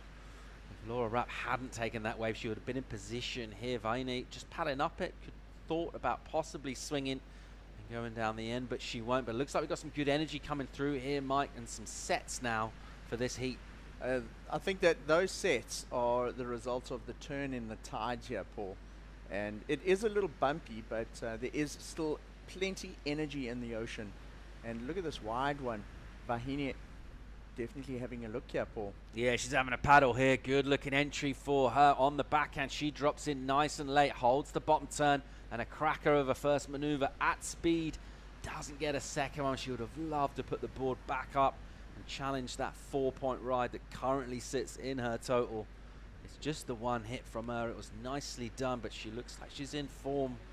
Picking up waves, heading back out. That's exactly what you want to be doing in a heat, finding scores in different places, adding to your total. If you've got a lead, keep building the pressure on your opponent. But Laura Raup by no means out of this one at all at the moment. That number comes in as a small throwaway for Fierro. A 5.94 for Laura. She's already done better than that with her score. Here she goes in late, smooth off the bottom, powerful on the rail. This section here, what she got, another snap down on the rail from her, and then into the lip, and she'll finish that and get it done. She surfs with a lot of spark. I like the way she brings it to the inside and just shows us something slightly different. A couple of rail turns, then taken on the lip. I think she's really, really impressive thus far. When we see a replay of that wave, watch how she uses her shoulders to rotate into the turns, in and out of the turns, and extends her arms out to give her extra stability. You know, it's choppy out there, and there are a bit of ribs on the wave, as you see from the onshore wind. And her lowish sort of center of gravity, turning the hips and the shoulders, arms extended, gives you that stability to ride out of those maneuvers. And 3 solid turns there that Laura managed to do that with. So good size wave here, Paul. Using the arms, look at that. Beautifully eyes the lip, opens up the shoulders, does that again. Watch that back arm extension. There you go again. Lovely body positioning in all 3 of those turns. Crucial that she got a finish there. Really, really critical maneuver for her to nail and make sure she stays in this. Her opponent's gone into the excellent range. We have the 8.5, the Goofy, and Laura Raup wanting to stay in this conversation as we get towards the mid part of this heat. Numbers in for her, it's decent. 7 points right now, good enough for first. What an entertaining heat this is. Priority with Fierro, already with the 8.5 under her belt. Her backup's just a 4. That's why at the moment she's in second, but a good spread from the panel there. And again, I like the way she surfs. I really like the way she competes, Laura. Yes, you were saying earlier in the heat that when she's sort of on the back foot, she often comes with something, and she's been a surprise package, and she's doing it again in this heat. Yeah, really entertaining this clash. Sometimes we see in surfer on surfer heats, the energy does seem to be with one of them, and the other one can be found a little bit wanting, but I've really enjoyed this ding-dong battle so far. Loads more left of it to bring you. In the meantime, let's go and hear from the winner of the last heat. Sally Fitzgerald is standing by for an interview. Sally, you've had such an amazing year. I feel like you've been on such a good roll, but you mostly also just look like you're having so much fun. How are you feeling? I think that's a big part of it. Like, you can't really remember the exact moments that have put you in the position you are, but it's just like kind of riding those highs and lows and just enjoying it. Like, I get so much enjoyment about doing my process, showing up. I thought, you know, the last 2 mornings I might have been first heat, so waking up at like 4:30 and start warming up as if I was like a Grom again. And yeah, I think that's what it's all about, like showing up against this generation. They kind of, yeah, they give that inspiration to me, and then it kind of feeds into that youthful energy. Yeah. And I mean, I don't know if you could hear from the beach, but the whole crowd was so happy to have you back here. And you said it's been 15 years since you've been back in Ballito. What has been something that's really just stood out, whether it's food or things you've seen? Oh, the crowd here, the atmosphere is awesome. For me, they're just really educated surf fans, and they've been watching me for many years, since I was like 13, 14 down at New Pier in Durban. And I think riding those things, like, you develop these tools in your surfing, and something like what it seemed like a simple little aerial has taken, you know, like 10, 12 years of work to kind of execute it correctly within a heat at the right time, and then kind of build into, you know, bigger versions of it. But for them to cheer after that, they know that, you know, you've tried that a million times and stacked like 99.9%, and then you make that one, and they're along the ride with you. And everyone back at home, my team's the same. So hey guys, I feel your energy, and yeah, just riding those waves with me is really important. Amazing, and thanks for breaking the ground for so many South African surfers, and we can't wait for the next round. Yeah, delighted Tally Fitzgibbons through the quarters, and we talk about results. It's the performance as well. Brilliant performance from her. Stomp in the air. She's absolutely stoked with that. I think we can all see that. Delighted to be here back in South Africa and going good so far. In terms of quarter-finalists, one of these two will be heading to that round. At the moment, it's the young Brazilian Laura Raup. At the moment, the best of this. Fierro's got priority. She's also got an 8.5 locked in here, Mike. Now, how long does she sit patiently with that priority before pulling the trigger? She's been a little bit selective here. Laura looks like we'll just keep surfing. Live action on the inside. Here goes Laura Raup. Great first turn from her. Just one maneuver though, and it looked like if that wave was going to open up, she's well on her way to a number there. She came out of that with so much speed, but did run away. So let's see how that goes. It'll be a throwaway from her because their numbers are pretty close together, and their low score is 6.67, pretty hefty. It won't be threatened by that single maneuver. But yeah, let's think about Fierro sitting there with priority, midway point in the heat soon. She knows she's got a huge number in. She's vulnerable sitting on that 4 though. Yeah, she sure is. She has got a lot of time though. I mean, 15 minutes to go, halfway into the heat, and patiently waiting for something that's going to give her the type of quality like she had on her top scoring wave, that 8.5 with a number of turns on it. Laura Raup is dangerous though. I mean, she should get an insider here and you know, improve on that 6.67. I really like Laura Raup's bottom turn going into that top turn combo. She has that maneuver down.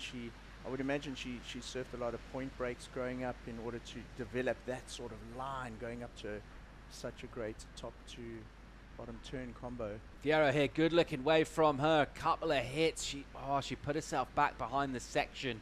It possibly offered a touch more, but she squeezed that last turn pretty hard. Couldn't come around again, so 4.1 is what she's trying to work on with that particular wave. Meanwhile, here goes Raup, and she is swinging out of the top of the wave down to the pocket with a couple of nice snaps from her, just jamming that on the rail. You talked about the lower center of gravity. She's got a couple of chops out there, and you need to be pretty strong on your legs. She looks like she's bringing exactly that sort of strength to transition her turns, and a couple of scores for the judges to chew on right now. Fierro's requirement, not massive. A shorter wave. When you sit with priority, she probably idealized a slightly better wave than that coming through, offering a bit more. But nevertheless, just with the 2 turns, it's solid. She goes back to the lead, 6.27. So judges enjoying the combo of turns. At the top of the peak, really didn't travel super far down the wave, but going back to first place. And that requirement now gets pretty hefty for Laura Raup. 7.78 is what she needs. You're looking at your heat leader once again in control of this one. The surfer out of French Polynesia. 13 minutes to go in this heat as we check out a wide swing, and a bit of interest there from Vaine. She decides not to get herself in a position to take off on that one, but prowling with intent here. She's got a big total already on the board, 14.77 from her, under the 13-minute mark. And while we wait for a reply for Laura Raup, we're going to get a quick commercial break right now. High stakes on the Challenger Series. A spot in the quarterfinals up for grabs. It's the moment. It's the French woman with the advantage in this. More live action from Ballito real soon.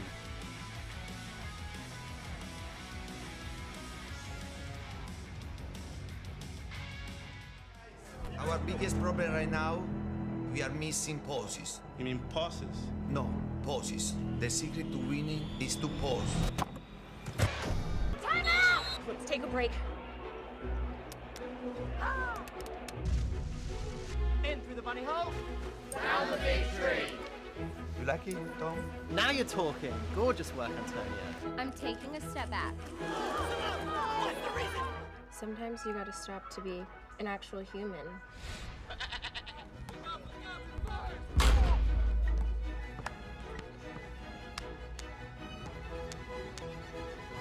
Come on, guys!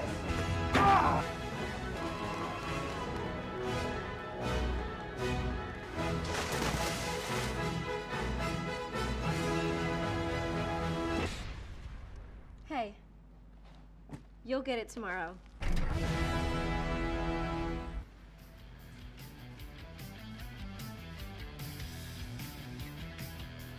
Welcome back to the Ballito Pro presented by O'Neill. Just over 11 minutes and 20 seconds to go in our second heat, around a 16 for the women.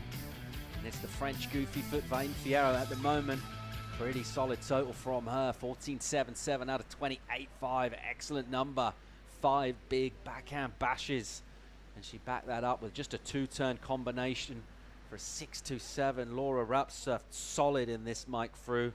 She's on the wrong side of a 7.78 right now. She's going to need to give us a bit more. Yeah, the heat really was on a knife edge between the two of them prior to that 6.27 that Vahini locked in. And I feel now that the scales have weighted completely the other way, because with a 7.78 requirement out there, you're looking for something almost in the excellent range. We've seen one of those scores in this heat so far, an 8.5 from Vahine. But out of the, 14 waves ridden, it's only been one. Yeah, the flip side of that argument, just the waves she's been able to get scores on, I feel she's kind of surfed up those waves a bit, hasn't she? She squeezed a bit. If you're just kind of looking at the wave and thinking of a ballpark figure, I feel like she's been able to get maybe half a point, maybe a point more than you might expect, just by kind of forcing the issue on the wave, and she's going to need to do that. You wouldn't bet against her. She's definitely got pretty explosive skill set. Mentioned how solid she is between the turns here, dealing with that power as we go out of shallow sandbars. Nervous moments for those looking on. I think, we've been speaking about Laura Rupp's big match temperament and how she's held her nerve and nerves of steel through the event so far, and she would certainly, you wouldn't write her off in the last 10 minutes by any means. No, good chance getting back into this one, but she will need to go close to that excellent range or better. 7.78 requirement for the young Brazilian, who does have priority right now. Just over 9 minutes to go in this, and we've detected a notable change in conditions out here from what we had this morning. Let's get the latest on that from Tours and Commission. It's Travis Logies with Gigs. So down here at the shoreline for a conditions update, temperatures are up, but so is the wind. Travis Logie from Tours and Competition, what are we thinking? Yeah, this morning we anticipated having enough room to have about 10 heats today, and the wind proved us right. It's definitely picking up heat by heat. There's still opportunities out there, but we have a great forecast for the next 2 days. We're going to pick the eyes out of it, so this will be the last heat of the day. Check back in tomorrow morning, 7 a.m. And just regards upcoming days, we'll be working with the low tides as well, and perhaps a little less wind than what this afternoon's offering. Yeah, the swell should come down a little bit, but still be plenty out there, and conditions look great. Not a lot of wind in the next 2 days. Low tide moves a little bit later, but yeah, we'll come back tomorrow and assess conditions. Back to you, boys. Yeah, cheers, Gigs. Official word there from Travis Logie. This will wrap up our action for today. The second heat, the round of 16. So our first quarter finalist will be decided in 8 minutes' time, and that'll be it for the day. That wind just ruffling things up. Travis Logie deciding with plenty of time left in our waiting period here to get this done. We can afford to pick the better moments of tide, wind as well. And that pattern, Mike, looks to be continuing. Offshores in the morning, lighter airs through mid-morning. Round about lunchtime, gets a touch breeze. You don't need to send the women's heats out for the round of 16 if it is, as we expect, going to deteriorate a little further through the afternoon. Decent call from Travis. Yeah, I agree. You can see a distinct difference compared to the offshore conditions we had early this morning. And the wind, if you look at the white caps out to sea there now, just going to continue to get stronger into the afternoon. And the deteriorating surf conditions, they don't need to put any more heats out there, considering how much time is still left in the waiting period. And looking at tomorrow morning and Saturday, Paul, it looks like some lovely conditions lined up. In terms of time in this, heat's ticking away for Laura Rupp. She's gone a bit scattergun here. She's gone a little bit off book, just throwing away a number of scores. She's ridden 9 waves now, none of them offering her up loads. Hasn't been able to attack this woman here, your heat leader, Fierro. What she got here, a little bounce off the bottom on a steep section. And then a softer lip line turn from her, but a nice, strong, whippy finish. Finishing with the speed, emerging from the maneuver with a bit more than she went in. And she'll look to get back on that and be competitive, get back in the lineup, apply pressure. She's the Brazilian at the moment, still needing a score, and it's still a hefty one. If we get an improvement there from Fierro, that'll go up. 6.27, a backup score. Did she do enough to improve on that? The second turn was certainly really strong. I don't know if the first one, it was quite in the category and the same level of spark as her previous waves, but let's see how it drops in from the judges. I thought that during the break, while Giggs and Travis were talking on the beach, Laura Rupp pulled the trigger and used that priority early, and she has priority again now, but with a lot less time. This is the last wave of Vaheen. So it took a little while to sort of get to this first turn, and wave went a little bit wobbly, so it didn't look that impressive, but man, that was a great looking turn. She timed her board hitting the section of that wave perfectly, and it really looked like she hit the sweet spot on that second one. Reasonable chance of improving. Scores in, she does actually 6.43, so just applying a wee bit more pressure. And that's what you do when you have a lead and you don't have priority, build your score. That's what Fitzgibbons did prior heat to this. It's exactly what Fierro is doing right now. 5 and change on the clock for the young Brazilian Laura Rupp, who's got a job of work on her hands. She needs to go basically into the excellent range. 7.94 or better will do it right now. A late entry into this. What she got, steep section. Just running away from her. She had all the speed in the world, but no section to hit. And she burnt her priority pretty cheaply there, Mike. I saw the frustration. She jumped off that wave, and as she got it, she sort of flicked the water in frustration, knowing that time ticking away on the clock here and that wave not offering opportunity. But what it's done now with Vaheen in priority, that she can move across and potentially come and sit right next to her on Laura to try and put the pressure in the last 4 minutes. Yeah, she chooses not to, though. They're quite split up.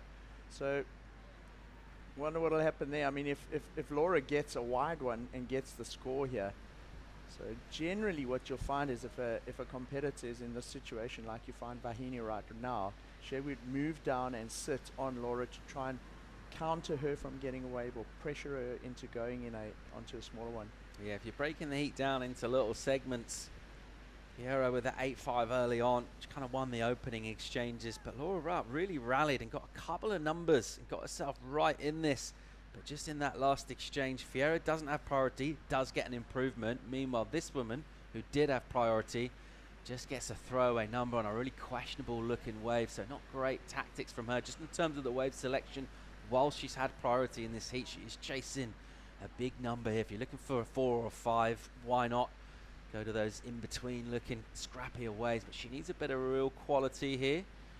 These guys don't look too bothered. It's Ian Gouveia, Rafael Teixeira watching on, the young Brazilian, seeing what she's doing. She'll be reasonably pleased to get to this round, but when you get here, you're so close to really bringing home a big result in South Africa. Will not be counting her out. There's still 3 on the clock. She'll look to get some sea room from Fierro. She'll look to try and get a wave as well. Requirement, the 7.94. It all depends really on how Fierro plays this. If she'll be tempted into a wave to get priority. Laura Rupp trying to go underneath her here. And Vahine will just have a little paddle in and keep quite a close proximity to Laura.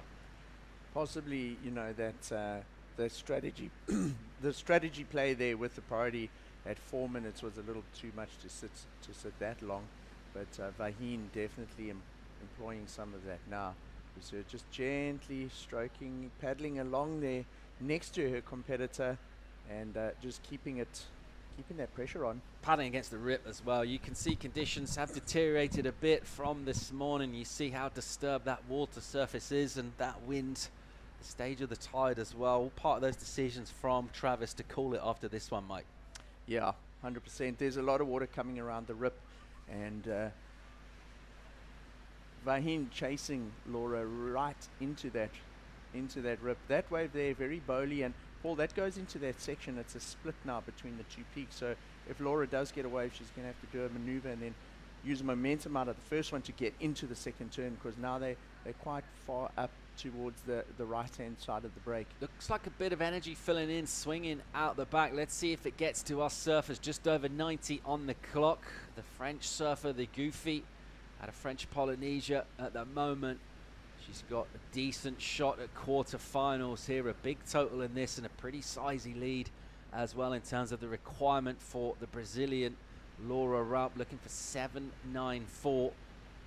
And Vaine looking to try and control this with priority. It's exactly where you want to be in the final stages of a heat, a final minute. Have a lead and priority is the optimal position, and she'll look to just exert that extra pressure in terms of her presence, staying real close, slightly inside Laura. That means she'll read whatever Laura decides to do. If she needs to block, she can drop in. Of course, she can only do that once, so a multiple wave set would be good news for Laura up, or an insider with opportunity. That's what she thinks she's got here. 7.94 the requirement, tons of speed from her. She needs to explode here on the inside, off the bottom, clips a turn, and then again into a bottom turn, arriving late to the lip and going incomplete, and it looks like that'll be the last wave ridden for Laura Raup.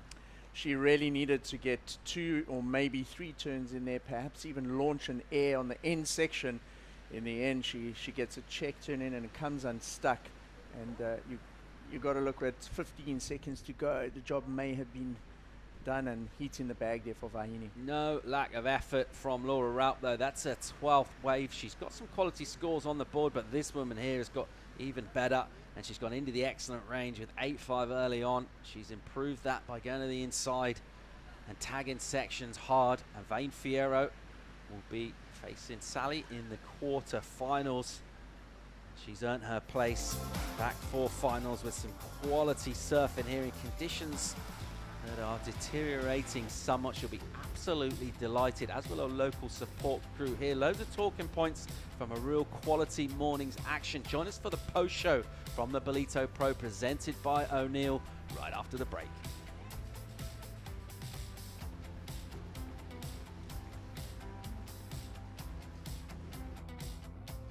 Have you ever stopped to think about the amazing impact your actions can have? As surfers and ocean lovers, we have the power to ignite a wave of change for our one precious ocean. Because great achievements start with small actions. When we unite, just imagine the impact the collective actions our community can create. Your actions can inspire others.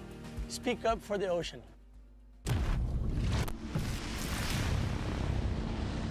Welcome to the Tour of Champions. The tour that can spit you out as quickly as it welcomed you in. It's dedication. Sacrifice. It's months away from family. It's your pride, your legacy. Your life on the line at any given moment. What might have started as a passion is now a declaration. A declaration to be the best in the world. To double down when it matters most. To persevere through the trials and the triumphs. Where it takes grind to graduate. This is a tour that breaks ground, shatters ceilings, and spans seas. It's good days, bad days, and lay days. Hawaii, Tahiti, Portugal, Australia, Brazil. This is a tour built for the few, envied by the many. It's a tour of dreamers, rebels, chargers, fighters, innovators, and everything in between. This is a tour of champions. Looks for the round alley-oop. It's a huge one and stomps it. Time again. Leveling up, doing my thing, yes, that time again. Defending the title, king of the ring, it's that time again. Don't wanna win, I'm cutting you off, cause it's that time again. Yeah, it's that time again. Yeah, it's that time again. Leveling up, doing my thing, yes, that time again. Defending the title, king of the ring. It's that time again. And Gilmore getting busy.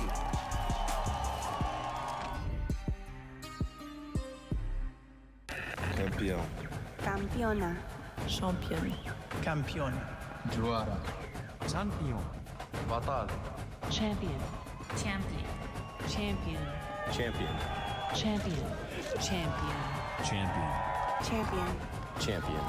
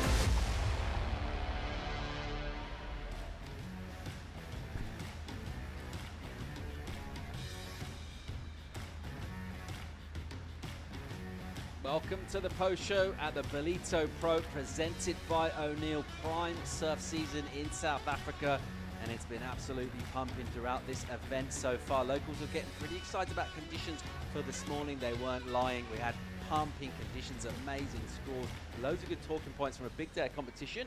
And here to give their thoughts and insights, Mike Fruit, Gig Cilliers. How are we feeling, guys? And that was a fantastic morning of surfing, and it was so interesting to see the tactics in those heats. Yesterday the surfers were surfing against the ocean as well as against each other, and it was great to see in a lot of the heats the use of priority to get those heat wins. Gigs, have you enjoyed what you've seen and called so far this morning? Yeah, well, Travis Logie's picked it perfectly. We got going in some pretty solid conditions this morning, and then it was almost a late start to the offshores, but when they came, well, that set the pace for it. Of course, we plagued a bit with those northerly winds now, but if you look at the day as a bookend, I love the theme. The former CT surfers, there's a few in the story, and then, well, here come the new challengers as we expect on the Challenger Series. Well, surfers flying high on the Challenger Series rankings. We're down to business from the get-go here this morning. Let's check out our first heat to open the round from what we just saw for the women. And we talk about that battle of youth versus experience. We know all about the experience of Sally Fitzgibbons, but she's surfing with youthful exuberance, and she ripped this heat, Mike. She looked fast and loose, and we saw her pop a nice aerial maneuver in order to throw some great variety in that heat. Luana Silva really battled it out, and it was close between them, but in the end, Sally's pedigree and all those years on tour really shone through. We see this was the wave, I think, that had the air on it. She comes through to the inside, uses that section as a ramp, great body control over the board and rides it out. And Luana Silva, she answered straight back, and we saw solid surfing from Luana, but not quite enough to match the form that Sally is in this event so far. Yeah, Gigs, both of these two coming in the top 10. Of course, Sally flying high in those ratings, going really well, and that's going to feel great for her to come back for quarterfinals. Yeah, 12 actually plays a 10.9. Good numbers from both of them, as you would expect, both of them with that CT experience. But Sally Fitzgibbons has got a massive following, as I'm noticing. Roms just flocking around. There's something, the tangible presence of Sally Fitzgibbons here at this event, and she hasn't been here since 2008. And that was her springboard to qualification that year. She hasn't been back, so she's embracing it. She's spoken about mixing it up with the younger surfers.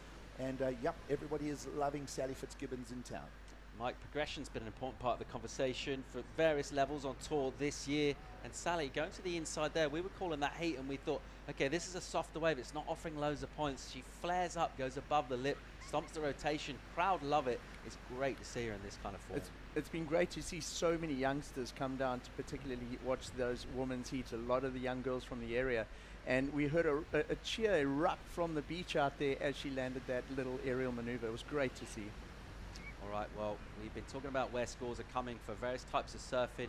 Throughout competition here at Ballito, the tubes haven't been scoring highly until today. Opening heat of the round. This guy leading the Challenger Series.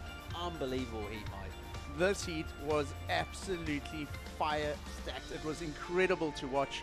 The waves just poured through the heat, and it set the tone for the rest of the day. The excitement was tangible. Well, all credit to Morgan Sibilik, who posted up some solid 8 points right at him. In fact, there was only a few minutes to go. That was an amazing wave. The beach absolutely erupted for this one, and I thought for all chances that Jacob Wilcox was going to be gone. But then he took off on this. Look at how the board slides out. He regains a high line, and he came out the top of that. And then as he wiped the water off his face, absolutely blasted it for the perfect 10 score from the judges. I cannot believe Giggs how he came out of this barrel. He regained that high line, and just after that, absolutely belted that wave. Well, a perfect 10, and guys, that's what everyone's come to see. And we were touting that Ballito this morning would offer those conditions. But I love the way that Jacob Wilcox navigated through that, and then, of course, belted the lip. That's where the points were coming out today. All right, let's take a look at the final bracket here, and it's all come down to this. Just 8 surfers left in the draw. Jacob Wilcox, who we just saw vision of, will take on Kate Matson. And looking at some of those matchups there, I really like the last quarter-final as well. The goofy foot clash, the powerhouses, a couple of guys with big thighs. Hausman and Vast are going to take each other on in quarter-final number 4. Wow, I watched Hausman's heat, and then I spoke to him on the beach afterwards, and he's such a powerful unit, that guy. He's big, and he's got big, strong legs, and incredible surfing from him. It's also fantastic to see the Americans rallying around their fellow countrymen at this event. Giggs, knowing this break as you do with an eye on conditions as well as the barrels this morning, what do you think? Looking into quarters, just looking ahead slightly, back to maneuvers, the progressive surfing? Well, if, having a chat to Travis there, tomorrow the lower tides move out a little more, winds are a little softer. We're going to have a lot of those pockets, sort of 2-turn, 3-turn combos that we saw. And it's looking interesting. This now is really hard to pick a winner, because you've got the 2 former CT surfers, Federico Moraes and Jean Duru, going down the middle of the draw, and the young talent narrowing in from each side. It's going to be very interesting to see the story. Some quality goofy foots ripping out here this morning at Ballito. One of them in the last heat we just saw was the French woman Vahine Fierro. She's standing by with Kai for a chat. Wow, Vahine, last heat of the day. Waves were still looking pretty contestable though, but you had a real fight on your hands from Lara there. Yes, coming up into women's on women's, it's always like the best surfers. So like you always have to show your best surfing in those heats, and the waves look really bad before my heat, and then we got in and it like pulsed the whole entire heat. We were getting waves after waves after waves. Like it was a really good battle. We were both like getting high scores, and yeah, it was nice. Now, you, of course, it's not your first trip to Ballito. You're staying with Sophie Bell and her family in Salt Rock. How does it help sort of being that, having that little bit of a local support down here on the beach? If you know the Bell family, they have like the craziest good positive energy, and so it's always a pleasure for me to like stay with them. They always welcome me like it's my family in Africa. So like I love staying with them, and they give me like really good like tips as well. Tom, their son, is like the lifeguard on the jet ski, so he knows all the currents, the winds, the swells. So like I think I'm staying at a good place. Awesome. And then of course we go into quarterfinals next. What's the game plan? Oh, I think like out here in Ballito, you just kind of have to adapt to what conditions are doing. Like this morning was glassy, this afternoon was windy, so just adapt and get to good waves, and I think that's a good thing. Keeping it simple. Nice. A message for all the people back home in Tahiti? Yes, my dad, my boyfriend, like they're probably watching, and it's midnight right now, so thank you. And yeah, and to all the people watching, like thank you so much. We feel the energy all the way here in South Africa. Awesome. We're looking forward to seeing you in the quarters. Thank you. Thanks, Kai. Yeah, great stuff. Vaina Fierro looking really, really good value into the excellent range. Her surfing absolutely on point, competing well here. And it's poised pretty nicely. We're setting up. We've got the quarters decided for the men. Still got a bit more to do in that round of 16 for the women. But it feels like things are coming to a close with some really fun-looking conditions in the waiting period. Just thinking about today, which promised us absolutely some of the finest conditions they delivered this morning. Time to think about our top 5 moments of the day, and it's the big performers on the biggest stage, the heavy hitters that have been shining once again, and the young American coming in here off the back of a win by Cole Hauschman, absolutely belting it out here. Cole Hauschman bringing that momentum and the form that he found in Australia straight here to Ballito and absolutely smashing that. You look at the power this guy has on the waves. He has massive flair on his backhand, throwing a ton of spray into that northeast wind, and he's just so thick and set on his board. Well, here's one of those themes surfers that don't make the mid-season cut. Sally Fitzgibbon's name is amongst the Challenger Series, and well, that had the beach on their feet, and well, of course, everybody wants to see more of Sally Fitzgibbons here at the Ballito Pro. Just kept it moving through the pockets there as well. You saw the conditions just starting to fall apart with that northerly wind, but she read it like a book. Aleo Moniz, he won this event in 2018. He knows what it takes to go all the way to the final. And look at the quality of this wave that he chose here. Absolutely smashing it. Looks at the judges for affirmation. And he had a great heat. Powerful surfing on his forehand here. The waves were so hollow and fast. Very powerful waves. Strong here on the low tide at Ballito. Well, moment number 2 is going to belong to Vaina Fierro, and we just heard from her, and in those conditions that were on the change, one of her scores, gentlemen, was an 8.5, and she is absolutely on point in 2023, and well, an Olympian for 2024 as well, and that's going to be at her home break, guys, so good to see her in form, and of course enjoying the hospitality of the locals in Ballito as well. Love the lines from Vaina Fierro. Yeah, she just brings those scores to the table, and she's on her way to the quarterfinals, guys. Leading into the wave of the day, as we see Vaina Fierro, it can only be this: a perfect 10 rewarded to Jacob Wilcox, surfing on his backhand out here in the first heat of the day. A 10-point ride. Such critical surfing. Grabs the rail on his backhand, and by grabbing the rail gets higher in the tube, exits the tube, and that is a huge lip that he high lines, and then he got another one slightly down the beach, took the confidence of that into the next one, and hammered it to take the win in that first heat.